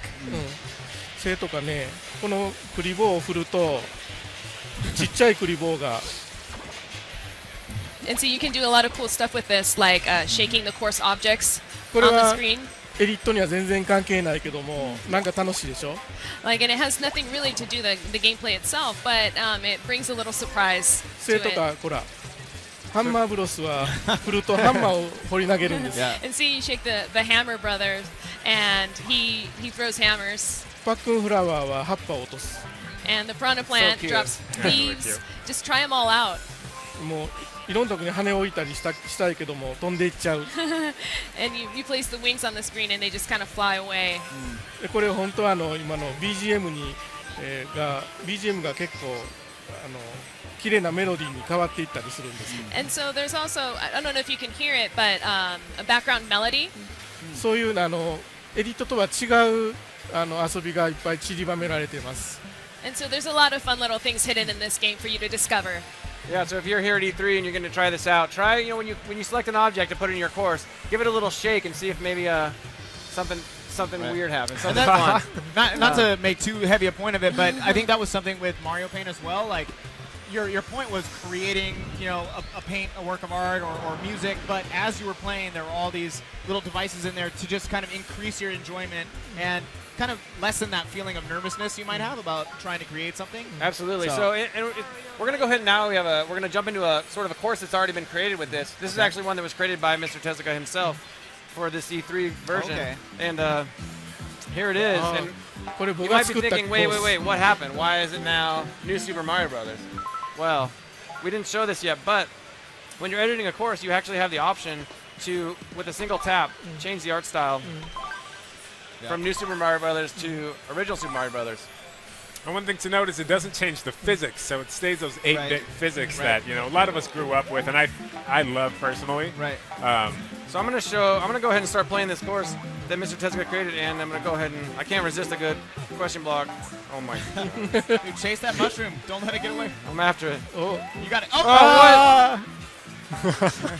There you I got it. Nice. All right. And one of my favorite things about this is, like, it's one thing to create courses that are familiar to you, but it's another thing to do stuff that's never been sort of seen. Yeah. And every object you add in with the editor interacts with everything else somehow. So that's crazy. This is Well, this is a great example. Like, you're never going to see a course quite like this in a game, but if you're playing a Mario game and you wish, gosh, I wish this course had a lot more trampolines. That's up to you now. It's something you can make in Mario Maker. So it's something that kind of breaks the rules of the Mario universe. Allows you to play around with it gives you all the tools. You can do whatever you want and just kind of throw them in there and see how they interact. I just noticed for the first time that the clapping hands are even different. They're like more high fidelity when you're in. Really? So I just went ahead and beat this course Mr. Tezuka created, but this is a course editor, right? So I'm gonna go ahead and maybe mix it up a bit and then pass it back to him to play. So I think the opening was maybe a little easy for me. I'm a bit more of a hardcore Mario player, so I'm gonna add some piranha plants in here. That ought to mix it up. I'm gonna put some wings on that one, so that one should fly out of there. There's already, why not? If there's one Koopa Troopa, why not? Whoops, let's see. You're going to make a monstrosity. I was going to make a monstrosity. I'm going to add just a couple more here. Let's be nice to our guests. Let's just put a bunch of Goombas here. That's crazy. You can do it. You can do it. And actually, I want those to stay on that pipe, so I'm going to go ahead and do one of there you these go. guys who's not going to There you fall go. off the edge. Yep, Go with red Koopas and will go with basically they four won't fall Goombas off. there. 赤い亀は行っ And たり just 来 for たりするん fun, ですよ let's take out. Let's go ahead and take that 赤 out い亀は completely. 行ったり来たりする And the red shells, the red Koopa Troopas, stay on platforms and Right. don't fall off, so Right. they're really handy. You can really use those as a tool. Okay, sir. Mr. Tezuka, give it a I try. don't know. I know you made that. You made the original. All right, but let's I'm go. hoping that 僕はゲーム See, に even ね though I made it 苦 harder, 手 he なん still です can't けど resist ね the mushroom. Well, you got to do it, man. You got it. Here it comes. Wait for 待ってよ it. Nice. Got it. あー That's okay. That's okay. Keep going. That's why you had a mushroom. Oh. It's tough. I mean, tough. you can make some really difficult もう一 courses 度もう with 一度 this. Okay, give it one more go. Here we go. You got this. I love this. Like I didn't even know. Ah. I didn't even know before I saw this course that the 全然 the 進まへん trampolines and mushrooms would interact in that way. Right. Yeah, do that. 今度は It's crazy, like after making a 慎重に行く course, しね you then go back and play actual Mario courses and you realize how much mastery goes into them because it's hard to make a course with good balance. Right. Oh man, this part looks intriguing, hard. But in this, you can really do whatever you want. Yeah, and I think part of the fun for this is not just making a course. It's making a course, having a friend play it, having an idea from them. Maybe they play it in a way you didn't expect. Oh, there's my special treat. Look at that. Look at that quad Goomba stack. You got it. Keep going. Yeah, like there are a bunch of times when styling. we've made a course and we give it to someone else and we think that, ここが難所 it's going to go one way, but they just break the course and find a new way to beat it, basically. Oh! That is hard. これで許してください Sorry, guys. No, that was great, and I think that really shows how you can you can build on each other's ideas. You make something, you add something to it, maybe make it more difficult, maybe make it easier. Totally. And to that note, I've had some time over the last couple of weeks at the Treehouse to play with this. And part of the amazing thing about my job is I got to make a bunch of courses for weeks. And I made a couple that I want these guys to try out live here for the first time. So I'm going to go ahead and load that up real quick. And see if Eric can handle what I brought to E3 here. I'm gonna have you play it. I'm gonna have you play it from the これもす start. ごそう Yeah. What's going on here? All right. Spent a lot of time on this, Morgan. Yeah. This is a world premiere of my course. I feel like a real game dev. Yeah, there you go. Down here. That's Okay. Well, that's the wrong. That might have been the wrong way. You picked the wrong こ path. れは自分たちだったら絶対作らへんコースよね This is a course that we would have never thought of ourselves. Right. Let's take the high road this time. Okay. You gotta go. And Let's everyone, go. I'm stuck. that's interesting because Wait for even it. though Right. Mr. Tezuka's team is the creator of the game, whoever is in the driver's seat creating the course, that buddy. course is really going to have their own you missed your chance. style and their Okay. own feel. This is a rock and a hard place here. Aw. All right. All right. Now you know. Now you know. I got this. We believe in you, Eric. Dude, We know you can do it. You're an evil man. This is crazy. おー There you go. I see what you're doing. Oh, Okay. man, that's tough. That's a tough jump, man. And what's fun about making these is I didn't know. I had no idea how you were gonna play this. I was hoping you would go down that lower one first, which you did. Right. And this is it's almost like a puzzle, dude. Okay. I see what's going on here. You got it. You got it. Okay. Go. Very nice. Oh yeah, look at that. No, wait, what? Is that even possible? You got to be quicker than that, man. See, it took me the amount of time. I made it specifically so that if you didn't make that jump, that shell would take out those bricks. That took me like an hour to figure out how to do because I had to do it every time I had to redo the timing. But I got this. スタッフがこういうひどいコース作ったらもう僕はすごく怒るけどね If one of the members of my development team made a course as crazy and scary as this, I'd get mad. Wow. here, I think that what we've seen here on Treehouse Live, Nintendo Treehouse Live E3, is that you can't handle the course I brought. Okay. All right. But I see how it is. what's nice about a course editor is that I can go ahead, figure out, I'm just having a lot of trouble with this section. I'm just going to add a lift right there for you. Man. Why don't you give it one more try before we move on to the next course? No shame. This is baby mode, huh? Think I can't handle the heat? If you can't do it now, I mean, we're just going to have to move on. And you're going to have to live with that. That's a lot of pressure, dude. Oh. All right. I see how it is. Let's just pretend you had made it. Okay. I'm going to put you down right there. Okay. All right, man. Dude, are they in a prison down there? What is that? They're just hanging out. All right. There you go. Okay. I feel good about myself, you know? You reached the end. And we've got one more. I made another one special for my buddy Ethan here. What? So I'm going to go ahead and load that up. What have you done? All right. I got to get my A game ready. Let's see. What is this? これもすごそう。 Okay. This one looks pretty And again, intimidating. I really love the sort of adding stuff that I've never seen before. Yeah, this is crazy. Like this one, I had actually already made the course. I had it all together with just that platform up there, and I was like, you know, that's not exciting enough. I need something visually going on, and a little bit of a penalty if you were to fall down. So why not stack 4 piranha plants on top of each other, put wings on the bottom? の普通のマリオのゲームではパックンフラワーに羽を生やすことなんかできないんですけ I ど。 feel like I'm getting this insight into your twisted mind that, you know, I've known you for years, and oh yeah. I'm kind of scared of you now, man. Oh. And so Mr. Tezuka was just saying that you can't normally put wings on a piranha plant in a regular Mario course, so this is really cool. Okay, wait, what's this about? Oh my gosh. There's a couple pixels there for you. Okay. All right.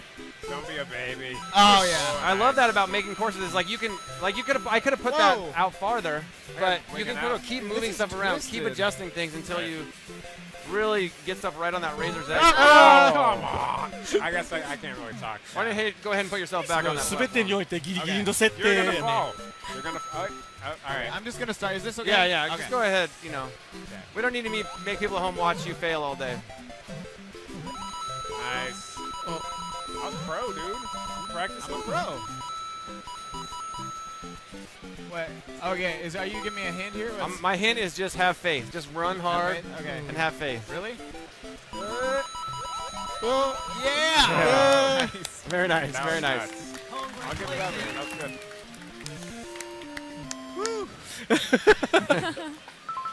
And I think we've got time really quick to have Mr. Tezuka try a course I made also. Okay. I'm going to go ahead and load that one up. Mr. Tezuka, will you play Morgan's course? Morgan made a course. Will you モ play? ーガンが作ったコースを遊んであ、じゃあいただけますか？頑張ります。 I'll do my best. Okay.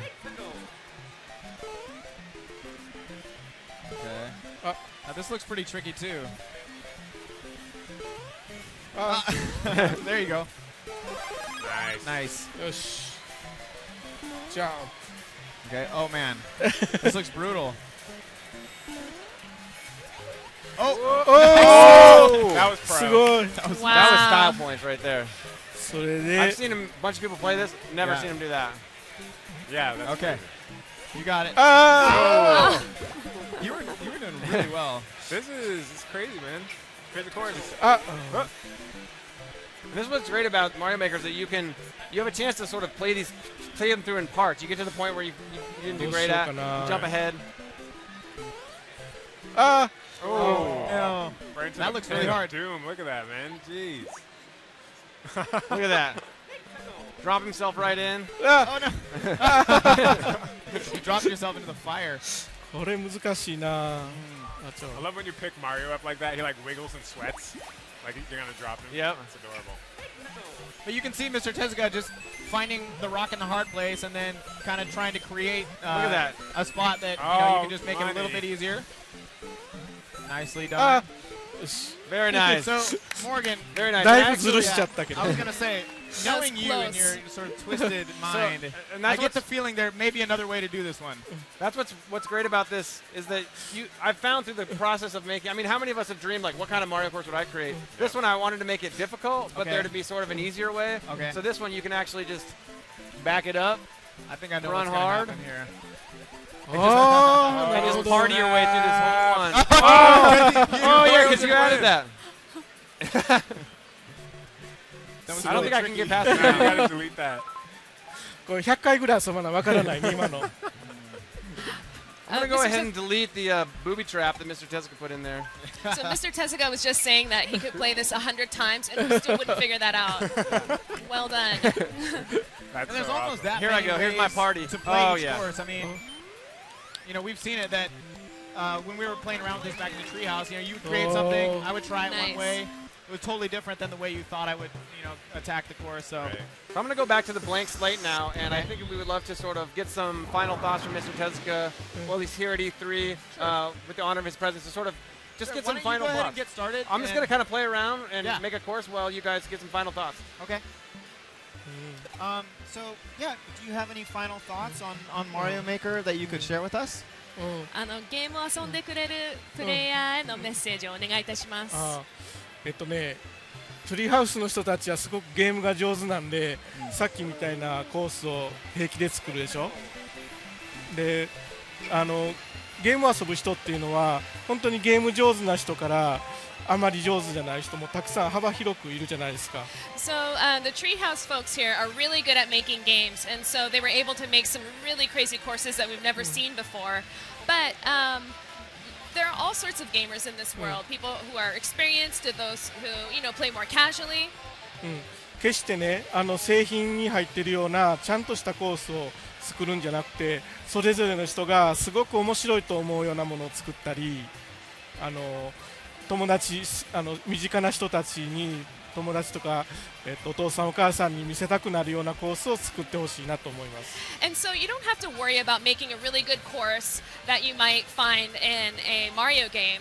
You know, you can make it what you like. You can make, just have fun with it. Create something interesting that you've never seen before. Something strange, something cool, to make your friends and family smile. And これは本当にマリオのコースエディターじゃなくて、本当にいろんなことができるように作ってあるんで、本当におもちゃのようなものとして、作ってますんで、楽しんでもらえたらと思います。And so really, don't think of this as a course editor tool. Think of it as a toy to play with and experiment with. And I want you to enjoy my game with this in mind. 皆さん楽しみにしてください。Stay tuned for more. Okay. Thank you very much for those thoughts. Yeah. I'll go ahead and make a course here while we're talking.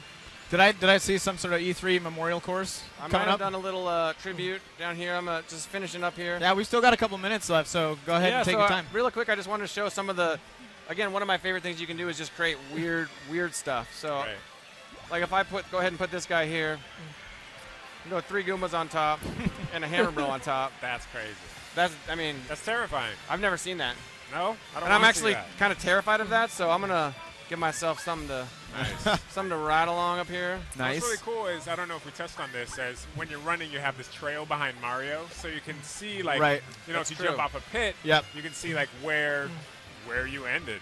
So then, like, you can then, you know, place a platform there, and kind of, it's a tool that allows you to edit more efficiently. Right. Yep. What are those Goombas doing, man? Yeah, Goomba I don't know. party down there. If I could have somehow, if I could have a time machine, travel back in time, and tell my 6-year-old self that I was going to be able to do this with Mario games one day, not only would I not have believed it, but my mind probably would have exploded. So you can see that I was using that tracer effect you talked about. I saw where my farthest jump was from that pipe, and I can see that if I put this platform right here, I'll end up landing on it. Yep. So I'm going to go ahead and see how this course came together. I like what you're doing here. It's kind of rough, but okay. Are you going to challenge Flying Goomba Mountain there, or are you going to take the high road? I'm going the high road. Nice. I call this course E3 2014. Let me get some of that. Let me get some of that 3. Oh gosh, look out. Nicely done. Bam. Just like Very that. Nice. Skills, dude. You got skills. That's awesome. That was awesome. That's cool. Ethan and I had the opportunity together to work on New Super Mario Bros. U, New Super Mario Bros. 2. Yep. Where, you know, we got some name courses and that sort of thing Yeah, like that. But yeah. now, like, you know, working on this, it's like you get to create the courses yourself. Right. And then you can name them too. Like, call that one Goomba Mountain, I guess. Yeah. Revenge of Goomba Mountain. Whatever you want, man. Well, we've got a little extra time here. I just want to get a little more in for the hardcore players just show how those jump tracers can really be used to sort of build courses that would otherwise take a lot of trial and error. Yeah. Oh. Yeah. See, I can tell exactly. I know that I'm going to make that jump. If you didn't have that tracer, you'd be basically guessing over and over. It would take so long, but you're able to basically just know how far Mario Oh, can it jump. feels so good. And it's just an example of how this tool has so many like those fun little intuitive things that just keep you. And people who have been it's enjoying not work to create a course. Exactly. It's fun. No, and people who've been enjoying playing Mario games for years, I think, are really going to have a whole new experience, being able to continue playing the courses they make or the courses their friends make, and then punish them with, or but that aspect of creation, and somehow you feel like you're getting to peek behind the curtain a little bit, getting to play with the same creation tools that it feels like the devs have gotten to use for all these years, and now suddenly you're given that freedom yourself, and it's going back and forth between creating and playing is really cool interplay. It's two different styles of enjoyment I think you get from it. Absolutely. Oh, this is looking brutal. Okay. This is looking brutal. Okay. Okay. Okay. All right, guys, we're about out of time here, so I'm going to see if I can really quickly play through this last course I made. What did you even do? Oh yeah. Oh, God. I forgot. I forgot I was just hanging out. There. All right, last goal pull of this segment. Nicely done. I want to thank you guys for being here. Thank you, Mr. Tezuka. Thank you so much for being here. Mario Maker here on Nintendo Treehouse Live at E3. Definitely go check it out. We're going to take a short break, and we're going to be right back. Thank you. All right. Thank you. Thank you.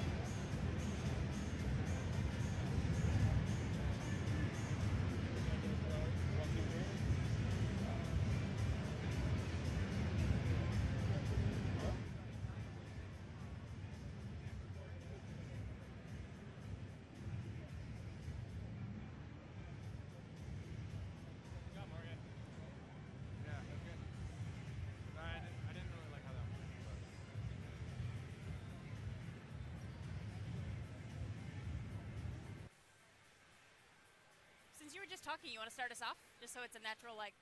Yeah.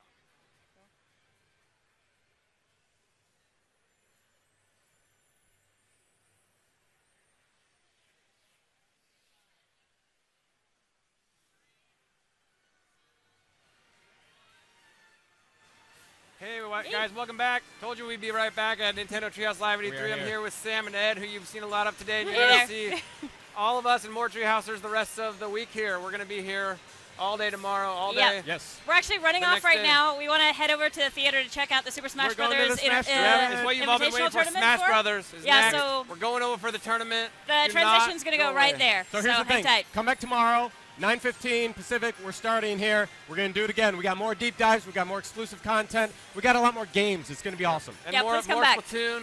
More Splatoon. More Splatoon. Lots of stuff. More everything. So 10 seconds. Favorite thing today? My favorite thing's coming up. It's Smash Tournament. We're going to get to watch it live. Being able to tell people now that you can do your Mii up in Smash Brothers, I think that's going to be awesome. Splatoon. See you guys. Here we go. Stay tuned for Smash. See you tomorrow. Awesome. Have a good night.